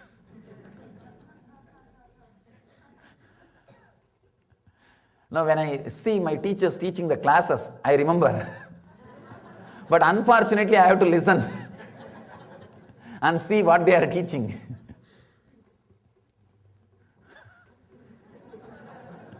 I think the smile conveyed everything.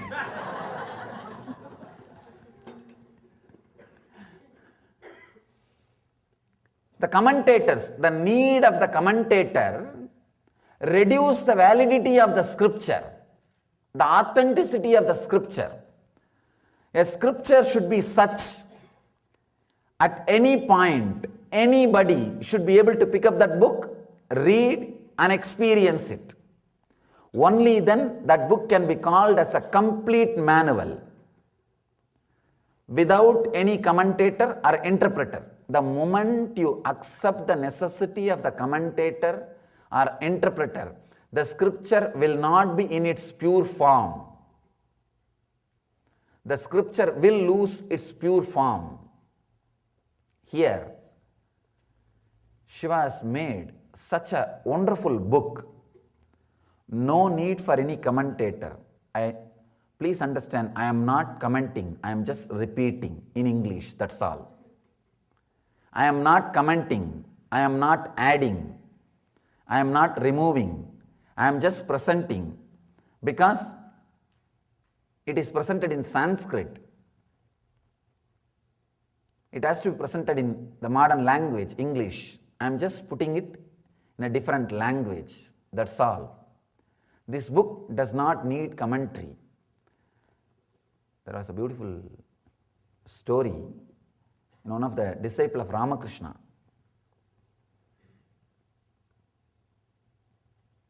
One Swami was commenting on Ramakrishna's teachings. Without knowing, Ramakrishna's direct disciple is sitting in that hall. After he finished the commentary, he came to know that there is a direct disciple of Ramakrishna sitting in the hall. He called and asked, "How do you feel?" He said, "I understand the original words, but not the commentary." Sometimes, bhashyas, the commentaries, instead of explaining or elaborating the truth, they just miss.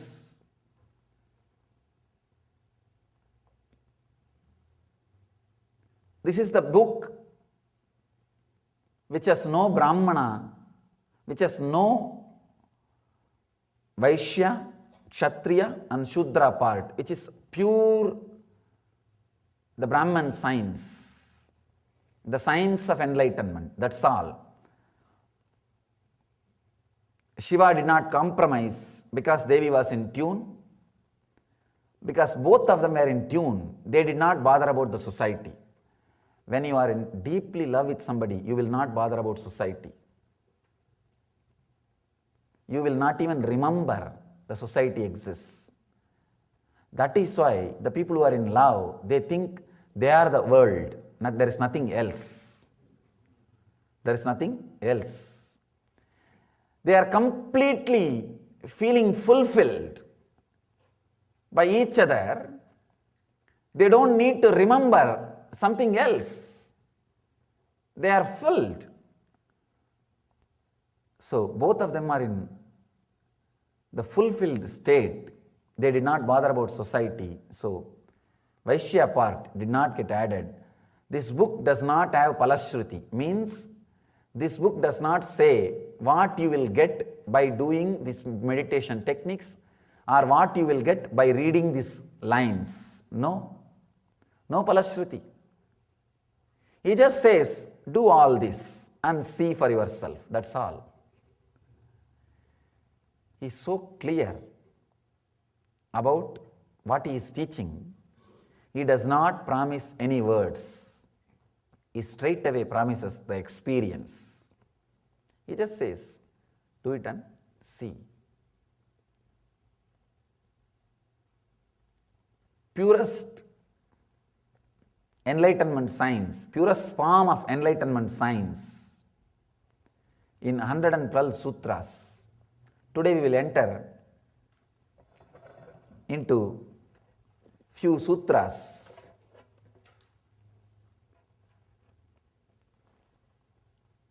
Let me read the sutra, then we will try to understand.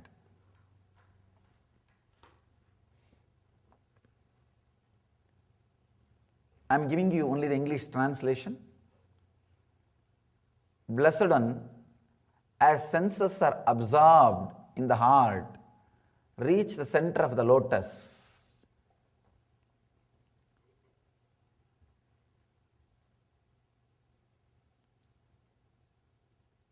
Such a simple one-liner, but can straight away lead you to the enlightenment experience. Let me describe what is exactly I mean by the word enlightenment.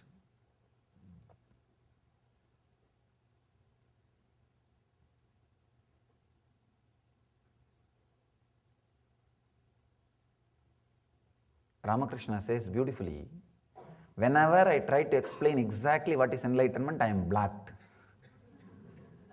Of course, that is the truth. Maybe I can try to give one point of understanding. There will not be any movement of letter or word or a thought between your navel and the throat. The words will come only from the throat. I can say this is one of the precise description of enlightenment. There will not be any word or thought or syllable or sound movement between the navel and the throat. Means only when you are talking the words will be coming. When you are not talking, there will not be any words inside. Only the energy movements. only the energy movements. Means there is no thought, there is no verbalization, there will not be any continuous inner chattering. Your inner chattering is the only thing which disturbs your whole life. Very difficult for a normal person to understand. They will always think, no, unless I have inner chattering, how will I plan my everyday life? How will I be able to run my business? How will I be able to live? Understand, when you don't have inner chattering, I don't say it is a dead silence. It is an intense energy. Whatever needs to be done comes out as a full, complete visualization. For example, what you need to do tomorrow, if you have the inner chattering, it will come line by line. Morning I will have to get up. Then I will have to go to my office. Then I will be doing this work. Then evening I will come back. Then I may have this program, that program. Like a linear way, one by one it comes out. When you don't have inner chattering, just you are with yourself, the whole visualization comes out as a one statement or one information. That is what we call intuition. When you go through the logical process, it is called inner chattering. It is intellect. But when you don't have that inner chattering, things starts expressing in you intuitively. Straight away you know. If you have the tomorrow routine, if it gets downloaded into your system, you know clearly.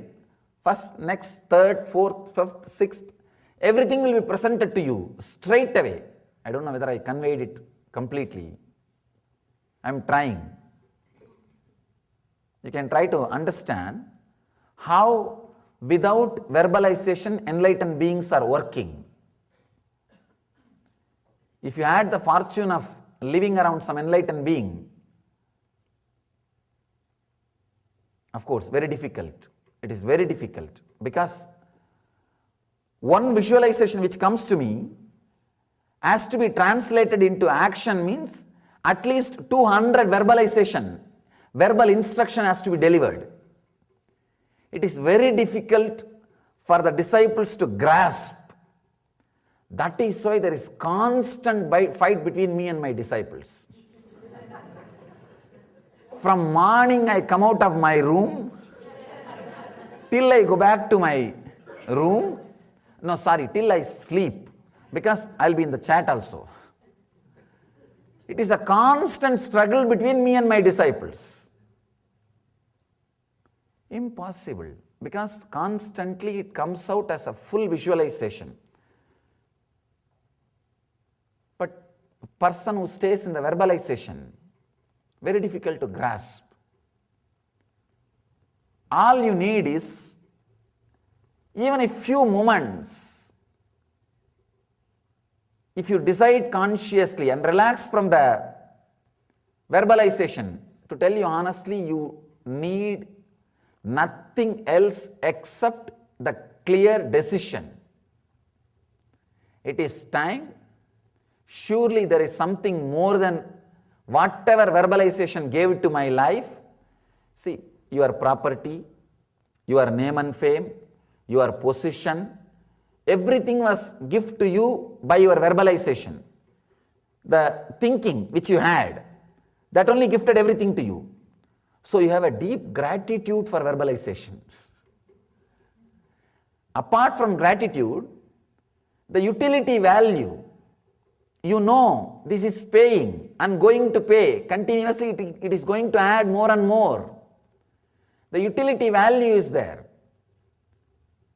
All you need is a clarity. Really there is something beyond verbalization and I want it. This clarity is more than enough. This conscious decision is more than enough. One more thing. I am not asking you to drop the verbalization whole day. The moment I say that, you will be frightened. Then I have to add Kshatriya part. Kshatriya part to the scriptures. No. All I am asking, even if you can drop for few minutes before starting to the office, I'll sit and few minutes I'll decide no inner chattering. Understand, you do not know the power of your intention. Somebody asked me, Swamiji, I also decide no inner chattering, but that word itself is one more inner chattering. How can I remove the inner chatterings? Understand, mind can kill the mind. Mind can kill the mind. You can commit suicide. Not physically, I am saying mentally.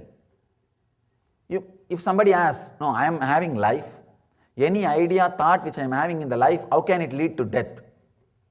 It can. Your mind may be having life now. Don't think it can't lead you to the mindlessness. It can lead you to mindlessness. The conscious decision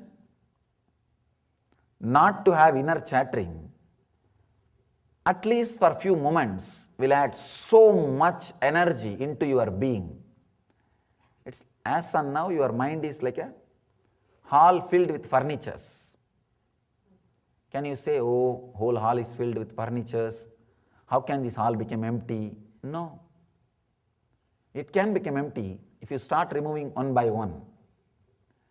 The conscious decision to have the mindless state is like removing the furniture one by one. Just few moments per day, if you can decide consciously and sit, maybe for 1 month decide it as a routine. After that you don't need to do it as a routine. After that you will see the very taste calls you back. The very taste calls you back. After 1 month drinking, you don't need to decide, you need to drink. The very taste will call you back. Just few moments, decide very consciously, no words between navel and throat. That is the area the words will be moving when you are not talking. From Manipuraga chakra to Vishuddhi chakra, that is the area the words will be constantly moving. Even when it is not needed. Things which you are doing when it is not needed tires you, and you will not have energy to do things which is needed to do, which you need to do, which is needed. The constant inner chattering will tire you. Do not ever think or believe because of your inner chattering only, you are able to do your business, run life, live your life with the luxury and comfort. No. In spite of your inner chattering, you are living comfortably. Not because of your inner chattering. Sometime rarely, those inner chattering would have given you little way out of compassion. You would have had 1 or 2 strong visualizations, intuition. Only those decisions which you made out of intuitions will be responsible now for your wealth, for your comfort, for your luxury, for your happiness in the life. You can just look back and see the major successful decisions. When those things happened in you, you might have been in a high mood, or the mood in which there was no thoughts. Only those decisions bring joy, peace and bliss. Understand, enlightenment means not having any letter, word, sound, vibration between navel and Vishuddhi. That's all. Here Mahadeva is giving a straight technique to achieve this state. There is so many other descriptions about enlightenment. Here I am giving you the description or understanding through which directly you can enter into this technique. Mahadeva says, blessed one, as senses are absorbed in the heart, reach the center of the lotus. He says, as senses are absorbed in the heart, reach the center of the lotus. This is the technique for the people who are living intensely with the senses. I want all of you to understand, we are not living with senses, we are living with mind. Let me tell you how to find out whether we are living with senses or mind. For example, about some ecstasy or experience or joy, if you have your fantasy and visualization, maybe about drinking or smoking or a physical pleasure or lust or some food, if you have a fantasy that this is going to be like this, when you really enjoy, if it was more than the fantasy, you are living with senses. When you are really enjoying, if that experience is less than the fantasy, what you fantasized, you are living in the mind. Fantasy is mind, experience is senses. You yourself can find out whether you are living in the mind or in the senses. If you are living in the senses, enlightenment is easy for you. We are not living in the senses, means we are not living naturally, because so much of advertisements, ads for the food makes your fantasy about food too big and experiences too small. So much of pornography makes your fantasy about lust too big and experiences too small. You lost connection with the senses. You are living in the mind, cerebral layer. Our life is now centered in cerebral layer. Person who is centered on the senses, the enlightenment or experiencing the reality, truth, is lot more easy. Let me tell you a small story. It's not even a story, it's actually happened, the truth.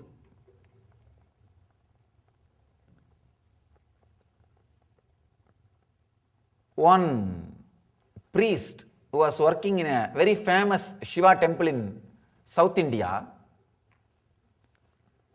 is not supposed to have non-veg, at least during puja days. He had non-veg and public saw it.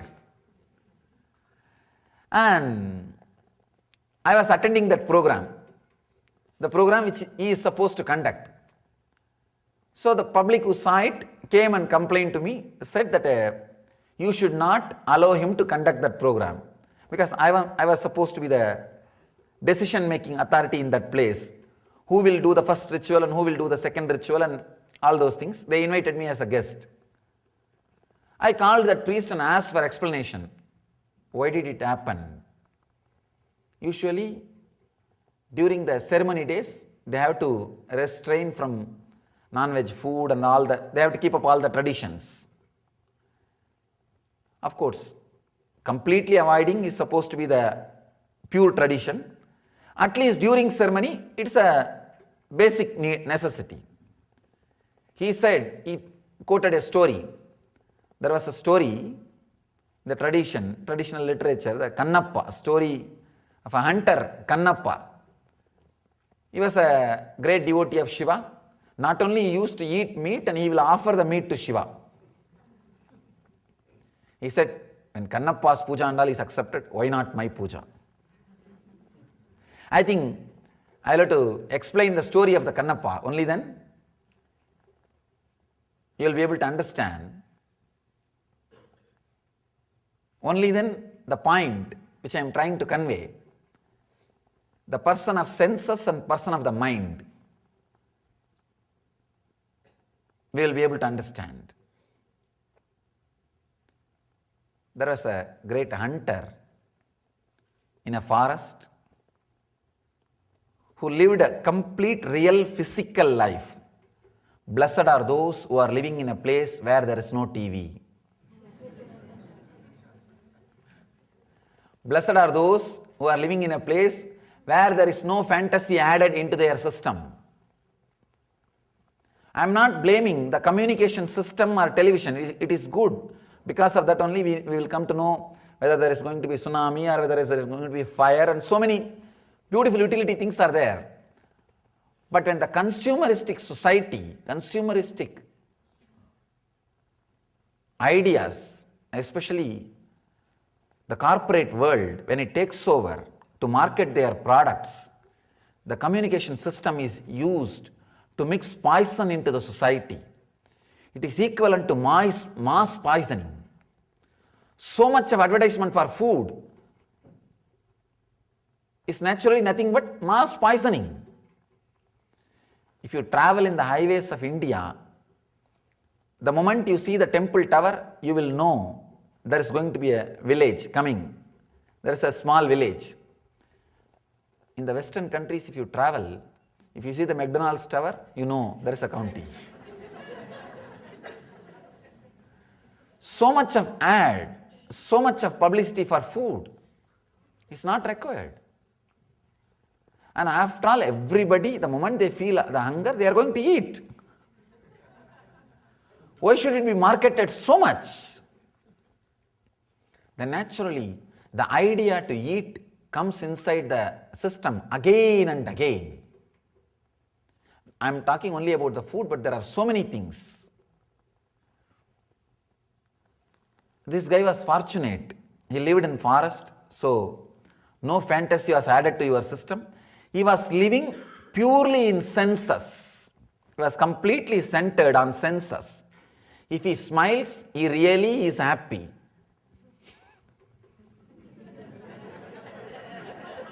Understand, please understand. Just sit and analyze how many times per day you smile and how many times really you smiled out of happiness. And how many times out of the social courtesy. When he smiles, he is really happy. When he is angry, he will be really angry. Because he lives on the senses. He does not calculate. See, before you express your anger, you actually go through a full budget. How much it is going to cost, what you are going to gain and what you are going to lose. You go through a complete budget actually. You can see. He's a simple guy, straightforward guy. If he is angry, he is angry. If he is happy, he will be smiling. Over. There is no system of suppression. The automatic sensor does not exist in him. I am not saying you should live without automatic sensor. I am saying the being itself should be defined, not your action. The very being should go through the transformation. As of now, only your action is civilized, not the being. Civilizing the being is what is Vedic civilization, not civilizing the actions. Civilizing the action is not the civilization, pseudo. Civilizing the very being. The purpose of our gurukuls, the Vedic traditional gurukuls, are civilizing the very being. Without reducing the power of the senses, the being will be civilized. But in the so-called developed societies, the power of the sense has to be disturbed, shaken completely to make you as a civilized being. We have lost too many things, too many precious things in this so-called civilization. In this so-called civilization. He's a young man living just with senses, very simple hearted person. Traditionally, the whole family respects and devotes Shiva, devoted to Shiva. Devotees of Shiva, understand? When this kind of persons, people are devoted, they will be really devoted. When they fall flat, they really mean it. I have seen many people, before falling flat, they will hold that credit card bag. They will hold the cell phone. They will be holding the purse. When he falls flat and does namaskar, he really means it. When he touches the feet, he really means it. Many times, when people try to touch my feet, I used to get frightened. Because you don't know. They think I can't see inside.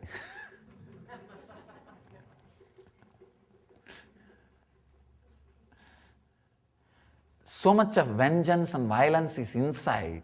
You don't know whether they are going to touch your feet or pull your feet.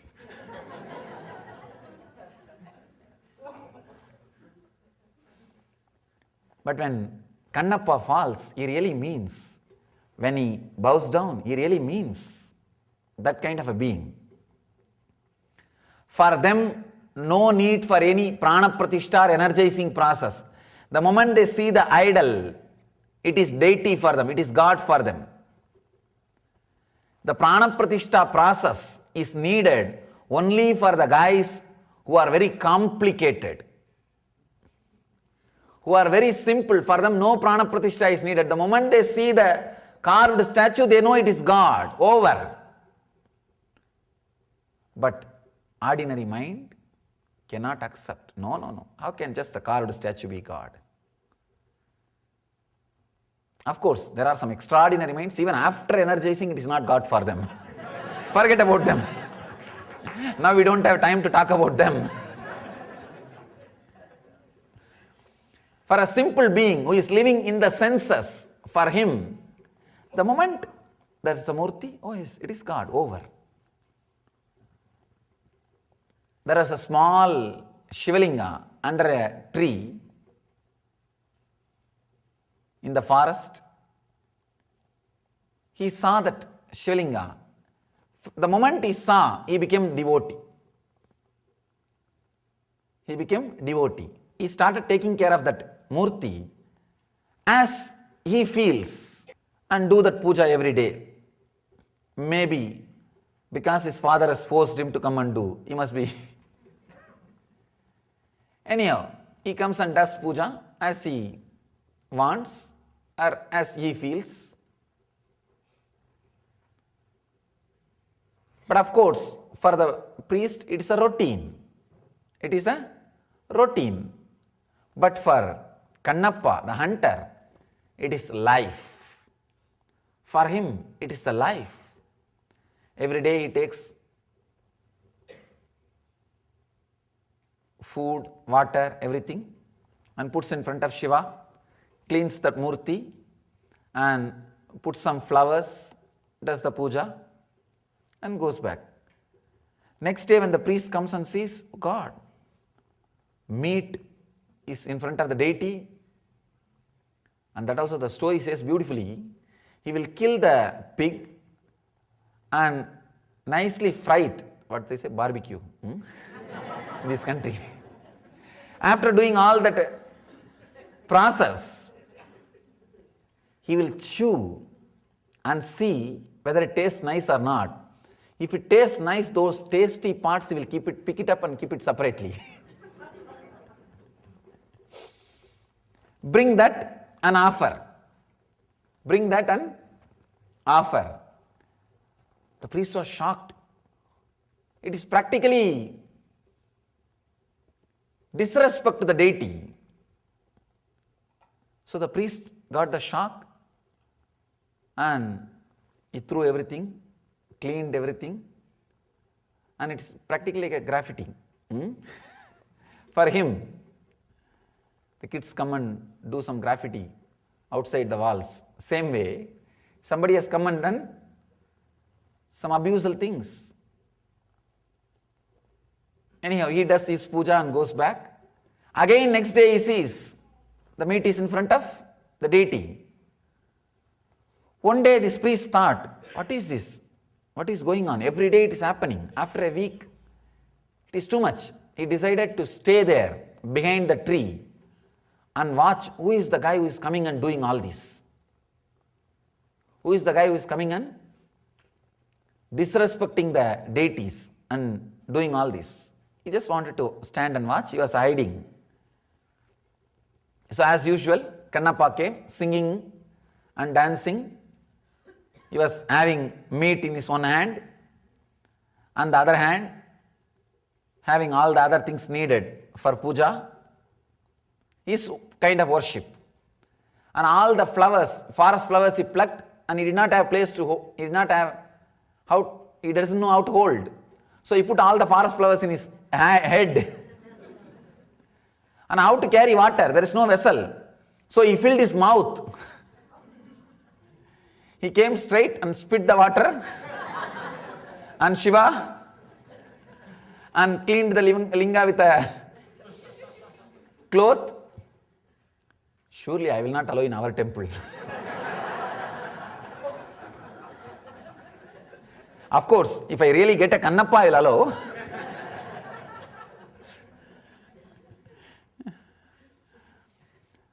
Wipes the Shivalinga and puts all the flowers and puts the meat. And the priest saw from behind. He just wanted to jump and fire that guy, shout at that guy. But he saw the hunter is well built and a very strong guy. He thought, I am all alone now. Better not to make any steps, better not to mess up with this guy. He just decides to stay there. But suddenly he sees a scene, very strange scene. From the eyes of the Shivalinga, blood started coming. From the eyes of the Shivalinga, still that Shivalinga is there. There is a place called KAILASA in Andhra Pradesh. If you travel, never miss to see that Shivalinga. In that KAILASA temple itself, if you just go above the hill, you may have to walk some 3-4 miles. Never ever think these are stories. Understand? Never ever think these are stories. Ordinary historian, see, ordinary history is something, record of what has happened in length, breadth and depth in this 3 dimension. Purana is something, is the record of what has happened in length, breadth, depth and time and space. Understand? The Western historians cannot understand what has happened in time and space. Our masters have recorded what has happened in time and space also. So never ever think these are stories. You can go and see that Shivalinga. It's still there. If you go near, actually you can go and even touch that Shivalinga and see, because it is not under the control of any particular priest. You can go and touch and see. The eye part is not a stone, and still I don't know what the material it is. Surely not a stone. I touched and saw that Murti. It's not stone. Anyhow, the blood started coming from the eyes, and the priest had the fear stroke, and he was completely shaken. He thought Shiva is angry with this kind of worship, with the worship which is done by Kannappa. That is why the blood is coming through the eyes. But the next scene was the real scene. Kannappa was really devoted person. He cannot tolerate the blood in his father's eyes. He ran here and there and brought some herbs and tried to do some treatment. Nothing was working. Blood continued to flow. Then they know only crude form of treatment. Eye for eye. and maybe the first eye transplantation surgery. He decided just to remove his own eyes and fix it. He just took an arrow, removed his own eyes and fixed it. Understand? A person who is living on the senses completely, only he can decide to do this strong sacrifice.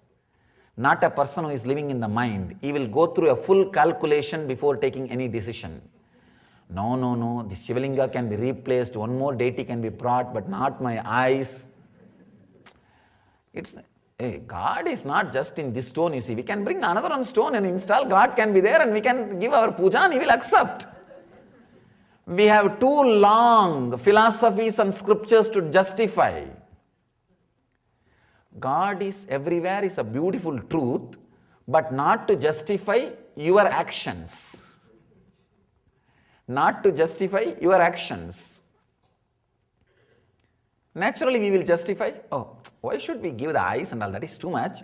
Let's bring another one deity and we can put the energy and we can do the same prana pratishtha. After all, it is going to have one more ceremony, that's all. What is there? We will do puja for that murti, over. But fortunately he is not that intellectual. He straight away removed the eyes and put, for him deity means God. Deity does not represent God, deity is God. Understand? There is a big difference. Deity is God and deity representing God. For most of us, it only represents God, not is. For him, is. It is not representing God, it is God. So he put his eyes. This is the ultimate shock for the priest. Not only he can't even imagine, forget about doing, he can't even imagine. At the most, he would have went and reported to his father, tomorrow onwards I don't have to go because the deity is not anymore live. He may feel relieved. Anyhow, scene is not ending here. This is not the climax. After he fixed the eyes, the blood stopped coming from one eye. The other eye, blood started coming. One eye got healed, the other eye, blood started coming. Shiva is the guy, he will test you till the end. He will corner you completely because he has to give enlightenment. To give you wealth, you don't need to be tested. All you need to be tested is, will you be able to maintain it properly and use it? That's all. So Vishnu does not have to do too much testing of you. He can straight away bless you. All right, let him have. What is there? See, to have ordinary weapons, we don't need to do the background checkup. But to give an atomic weapon, nuclear weapon, we need to have a complete background checkup about that person who is going to be responsible to handle the nuclear weapon. Enlightenment is nuclear weapon for positive use. New and clear. It is new and clear. So before sharing that, he has to see the depth. He will test you to the end. In the other eyes also the blood has started coming. Kannappa did not even think twice. He did not even think twice. He straight away decided to remove the other eye and replace it. See the surrender and dedication. Namaha means I and mine is yours.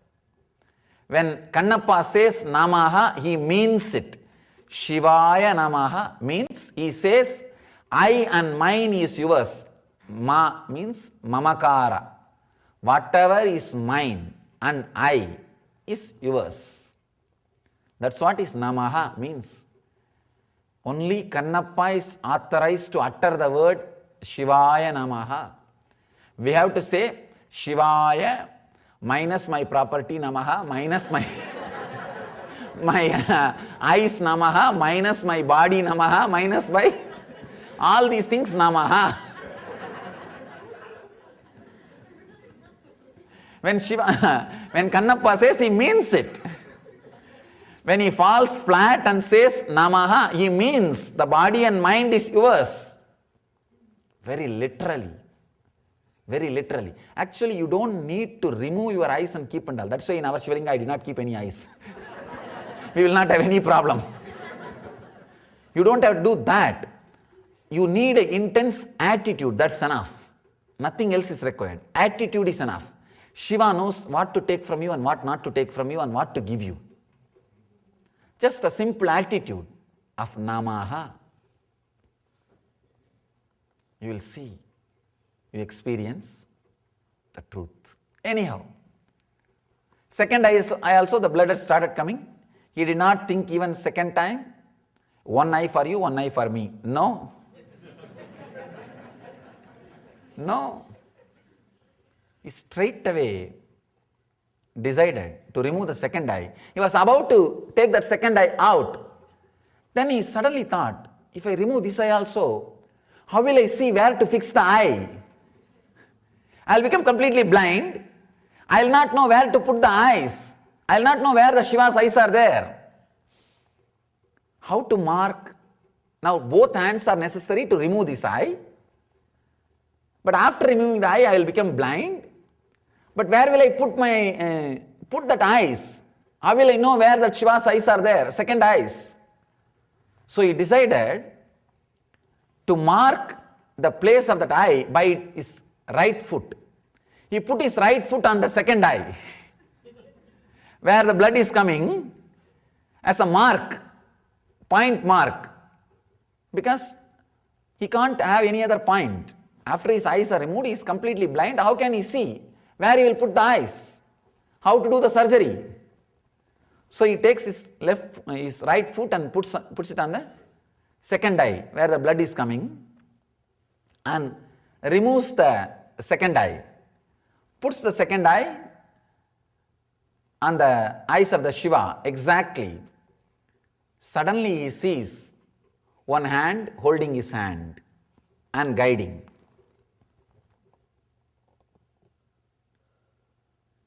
He was shocked.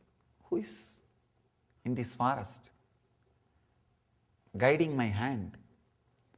And that hand is not guiding to put that eyes on the Shiva's eyes. It is guiding, turning the eyes back to his own eyes, turning his hand back to his own eyes. And the story ends with the climax. Shiva appeared and blessed him, not only with two eyes, with the third eye also.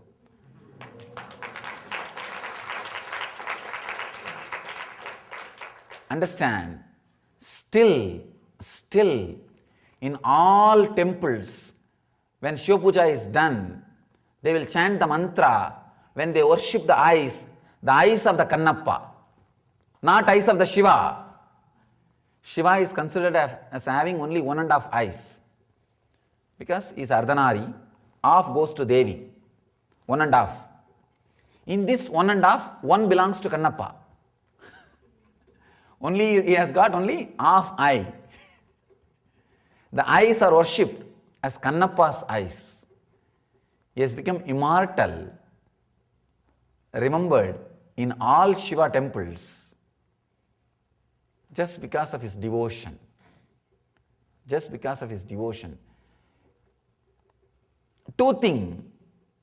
Even now, our mind may not be able to receive or accept logically all these things are possible, because we are poisoned too much with the logic, and still we are made to believe logic is the totality of life.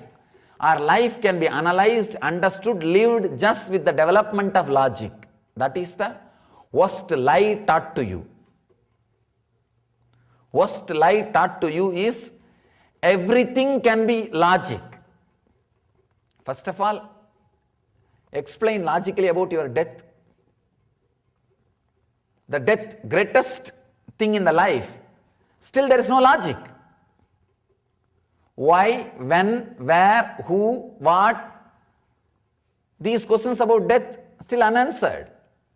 This very clearly proves logic is too small thing to handle life. Logic is too beautiful. It is useful to handle your staff, your workers, your bank accounts, your money, your house, your infrastructure. But that is not the right tool to handle your life. Life cannot be handled by logic. We may not logically able to understand this whole incident. Understand, I am not asking you, or I am not telling you we should remove our eyes and keep it on Shivalinga, no need. But this attitude, this strength, this surrender, this mood, you will live totally in a different space. Totally in a different space. Shiva gives the name for him. You are my father who gave me eyes. That is the meaning of the word Kannappa. Kannappa means father who gave the eyes. Shiva says, you are my father who gave the eyes. Don't think you are my child, you are my father, because you gave me part of my body. Traditionally, Shiva had Kannappa as a father, another one devotee, Karikalamiyar. She was considered as a mother. Two devotees of Shiva was considered as a father and mother. Even now, both of them receive Shraddha, Puja by Shiva directly. The Shraddha is done with the name of Shiva. The Gotra and Tidhi and everything. The traditional respect offered. The truth behind this story, Kannappa can do that puja because he is living with the senses completely. He is not living in the mind. But the person who is living in the mind cannot do what Kannappa did. Here, this is the technique for a person who is living in the senses, not for the person who is living in the mind. If you are living in the mind, first you have to get healed. Then start this technique. Of course, this technique is powerful enough even to heal you. That is the beauty of this technique. But till you get healed, you will not be able to experience the enlightenment or ultimate truth. But once you are healed and use this technique, straight away it can lead you to the ultimate experience, enlightenment. The person who lives like Kannappa on the senses means down to earth, very simple, very straightforward, direct. Those beings, blessed are those beings. For them, these are the techniques. You may ask, then how to heal, how to come down to senses? Shankara gives a beautiful technique to bring you down to the senses. He says, Ahara Suddhi. Sensor, whatever you are adding into your system. When I say Ahara, I do not mean just food, what you eat. No. Even TV is Ahara. Television is Ahara. Whatever you are putting through the eyes, whatever you are eating through eyes is Ahara. Whatever you are listening through ears is Ahara. Whatever you are experiencing through the hands is Ahara. Just for a month, decide you will be on diet. Not just what you eat. Whatever you swallow, everything. Whatever you swallow, everything. The other day I was reading a very strange but very funny article in a magazine related to the whole food and diet. They say people sit and eat during the TV program, watching TV and filling. And you don't know how much is put in front of the table, and the moment program is over, the table will be over. Now there is a study about this eating and watching television. They say if the program is too violent, the quantity of food goes inside is high. Because your body feels highly violent. So you swallow left and right. And you do not know what you are putting inside. Program is over, you are also over. After that, there will be lunch. Anyhow, not only the food which you eat, even the ideas which we take inside, even the things which we put inside, the ahara suddhi is the best way to bring you down to the senses, bring you to the reality, to make you simple, to make you blissful, to make you down to earth. Shiva says, blessed one, as senses are absorbed in the heart, reach the center of the lotus. Actually, the original Sanskrit word is Bhagavati. Bhagavan means blessed one. Bhagavati means the Devi. Blessed one is a Devi. As senses are absorbed in the heart, he says, just bring yourself down to the sense level. Let you be completely centered on you. As on now, our senses are absorbed in the mind, head. He says, let your senses be absorbed in the heart. Means, do not live the life of fantasy based, live the life of reality based. Reality based life. He says, reach the center of the lotus. There is a beautiful commentary on the sutra. There is a mudra called Shambhavi mudra. Let me now describe you the exact technique, what Shiva describes here. Whatever I was talking as a diet, agara shuddhi, all these things are lifestyle changes. That is one thing. An exact technique itself, now Shiva is describing. Let me narrate that exact technique. It's called Shambhavi mudra. Shutting down completely all your senses. Means, when you close your eyes, there should not be pictures moving. When you close your mouth, there should not be tongue movement. When you close your nose, there should not be smell. You can inhale and exhale. Don't stop that. Inhaling and exhaling can be there. But where you process and realize the smell, that part of the mind should be stopped. The prana can go and come, but no question of analyzing. Oh, good onion smell. I think food is ready. This Swami is not well ending. And Anna Mandir is ready. Clearly, you see, not allowing the thoughts which follows after you process and understand the smell. That is what I mean by the word stopping the senses. See, closing the eyes is very easy, but not letting things move inside your eyes, switching off the inside television is the real job. That is the real job. To tell you honestly, this whole technique, you need to practice only for 5 minutes, not more than that. After more than 5 minutes, you don't need. These are the powerful methods, can give you the glimpse of your inner space. You need a strong faith, strong understanding that there is something more than what you can see. That is the thing needed. There is some more better space or state of consciousness exists which you can experience even though you have not experienced now. That is all you need to understand. Nothing else.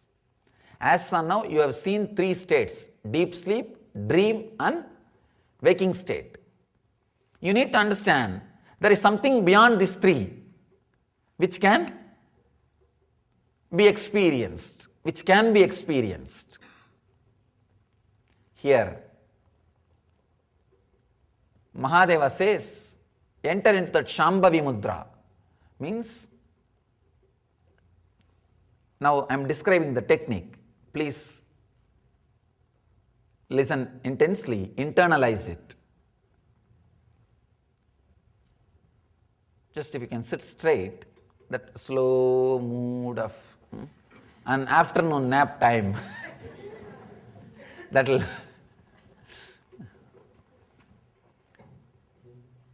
except nose, everything can be closed. Nose should not be closed because the breathing flow should be allowed. If you have any thought related, connected to any smell, if there was any smell, your mind will naturally try to analyze which smell it is. If it is an incense smell, immediately your mind will jump to the incense, and the person who sold you that incense or who was buying incense from you, or the shop name and the person who was in that shop, and then some other person, and it will just go on and on. Stop any thought flow related to the smell. Stop any thought flow related to seeing. It will be like almost like you are slowly becoming the thoughtless being or the deep silent being. Let me explain the technique, then you can start doing. Closing the eyes, ears you can close it just with the hand or even the earplug, anything is okay. Nose should be open. Mouth not just closing, the tongue should completely lock it. That is Shambhavi Mudra. Shambhavi Mudra means closing the ears, closing the eyes, closing the mouth, not just closing, lifting the tongue and locking it.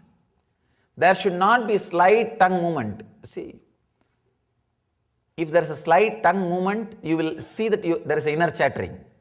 If there is inner chattering, the slight tongue movement will be there. You may not be talking loud, but there will be that slight movement.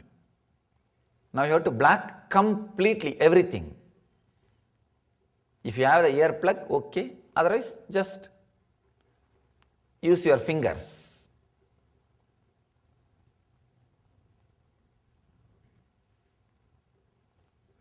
All the five senses should be closed. How to close the sense of touch? Just take care that you are not touching anybody, and no ornament or the cloth is really tight on your body. It should not remind you that you are wearing them. There is a beautiful description by a Devala Rishi. He gives the rules and regulations for fashion designing. The Vedic fashion designing, he gives the rules and regulations. How clothes should be. It should not remind you that you are wearing it. Beautiful descriptions he gives. How a child's clothes should be. He says the upper part and the lower part should not be separated for kids. Very powerful instructions, and very after a strong research and development. He has done so much of research and development by wearing different kinds of clothes and seeing how the mood changes. Understand, your cloth and your moods are very closely connected. Some clothes will be constantly bringing you irritation. Not some clothes, I think all clothes. And some will give you the deep feeling that you are in a relaxed space. Anyhow, now see that no cloth or your belt, anything is very strongly holding your body or making you understand that you are being touched. The clothes should be touched. The clothes should be such, you should not have the feeling you are being touched somewhere. That is the way the clothes for meditation should be. Especially when you do this meditation. Now you may not be able to change, but when you do this meditation in the home, see that wear such clothes that you should not feel you are touched. You should not feel that you are held. So that the thoughts related to senses will be stopped. Let me describe the technique. You may try for a few minutes now, but try it in the home at least 5-6 times per day. Because initially you may not be able to do for 5 minutes at a time. You will be able to do only 1 minute or maximum 2 minutes. But you can try 5-6 times. Morning before food once, before lunch once, and before dinner once, or in between if you have few minutes, you can try. Close the eyes, close the ears, close the mouth tightly. Mouth should be closed tightly. And no tight clothes, nothing else should touch your body. Stop all the things coming through your senses inside. Just stop. No process related to eyes, related to nose, related to ears, related to mouth, related to body. Then naturally, the thoughts which you already have inside will start coming up, will start working. Yesterday what happened, day before yesterday what happened, tomorrow what should be done. These thoughts will start moving. Do not bother about it.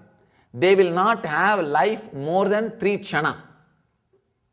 Understand? Maximum 3 kshana only they will have life.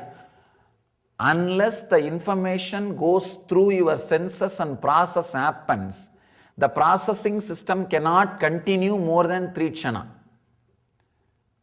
You may be thinking, no, I can sit and visualize, imagine for 3 lives, Swamiji. No, then you must be allowing things through the senses.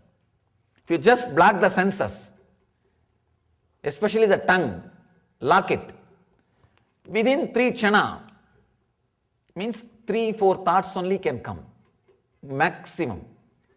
4th thought or 5th thought cannot happen. All you need is just lock the tongue, tightly close the eyes and stop the ears, but allow the breathing to happen. Just sit for a few moments. Suddenly you will see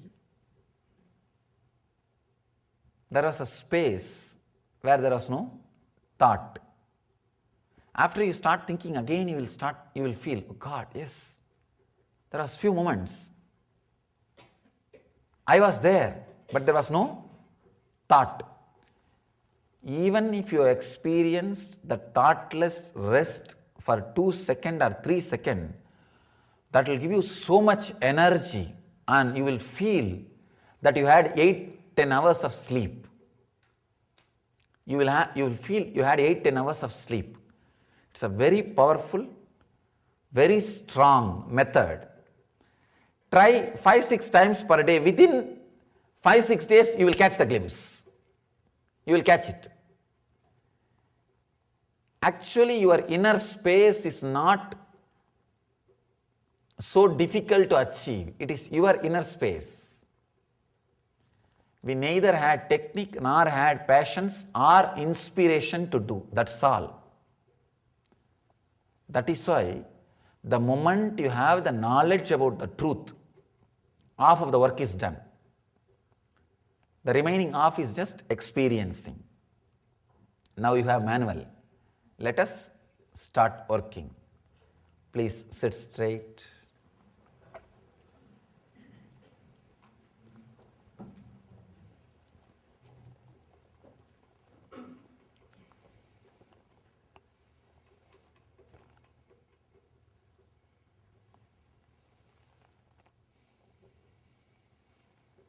And close your eyes.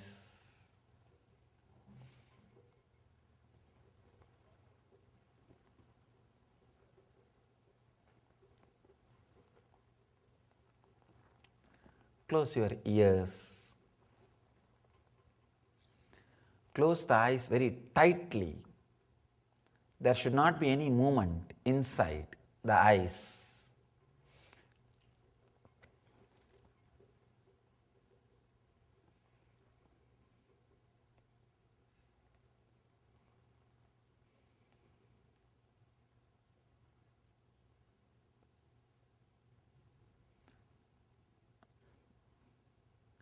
Now just lift your tongue and lock.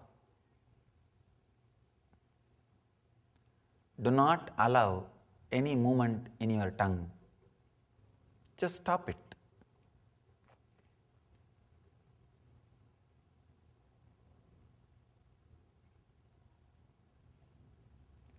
No movement through eyes, ears, tongue and touch. Just sit. If you lost, thoughts have started coming, try again.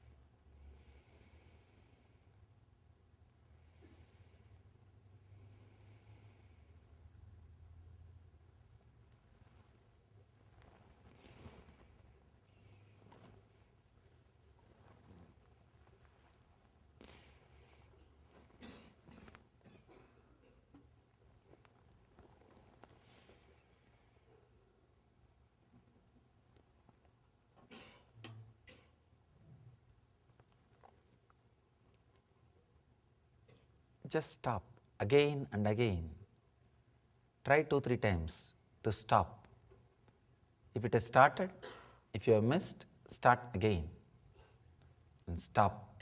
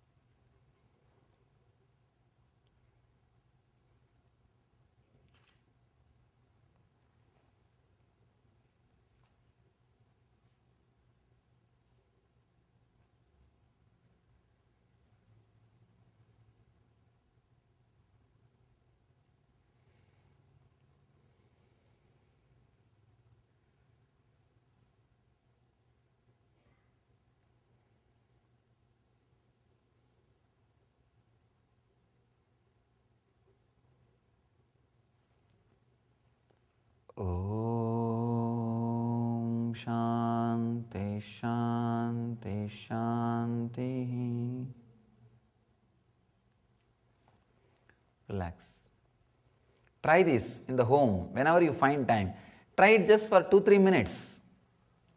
All you need to do is just lock all the 5 senses and sit for a few moments, and after 2-3 minutes you yourself know, now enough, you won't be able to do anymore.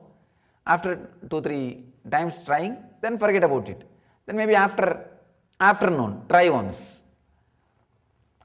See, you do not know. Every time when you try, the thoughts per second comes down drastically. TPS comes down drastically.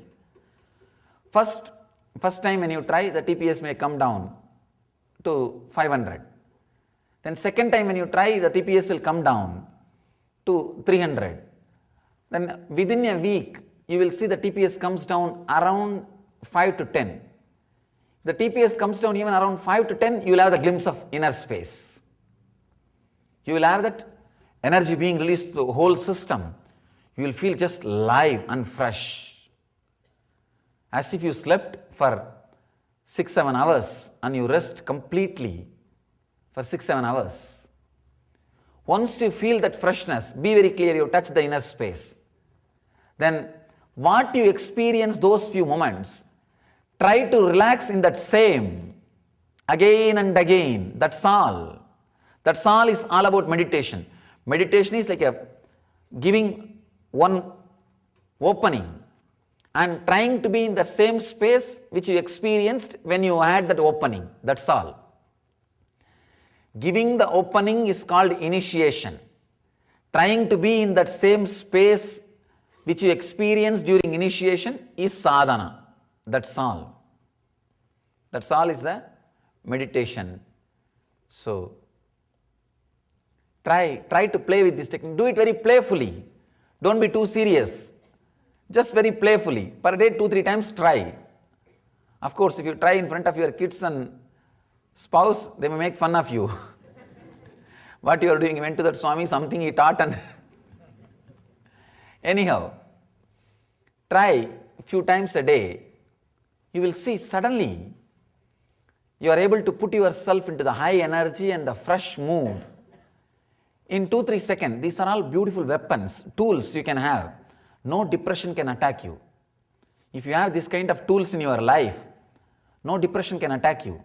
No worry can attack you. You will not be taken over. If you are taken over by shaking things in your life, you have a technique immediately. All you need to do is Shambhavi Mudra. That's all. Get back. These are the techniques will bring you back again and again out of depression. It will make you stand again and again on your own inner space. Blessed are those who can stand on their own inner space, who are not dependent on anything else. You will see, when you are not dependent on anything else, it's not that you will give away everything, you will not live with everything. I am not saying that. You will live without irritation.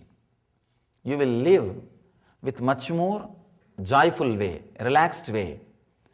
When you sit in your sofa, you will have the mind to enjoy.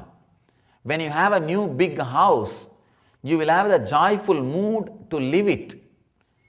When you have the new car, you will have the blissful, exciting mood to experiment with it. But usually by the time we buy the car, we already developed the mood of 24-hour irritation. So you don't have time, you don't have the inner space to enjoy that car. By the time you make the big bed, this size, and especially in this country, queen size, the bed, you already lost the mental setup of sleeping or resting. So these methods, these techniques will give you the glimpse of inner space through which you can again and again come back, elevate yourself. Krishna says beautifully in Gita, Uttared Atmanatmanam Atmanam Avasadayet. You only have to lift yourself again and again by yourself. Whoever knows the techniques of lifting themselves by themselves, they are friends to themselves. You are the best friend to you. If you know how to lift yourself up. If you don't know how to lift yourself up, you are the worst enemy. Nobody can help you. Only you can do to yourself. So, today we will end with this sutra. Maybe from tomorrow we will have 2 or 3 sutras per day, and let you all experience these techniques, achieve and radiate the eternal bliss Nithyananda.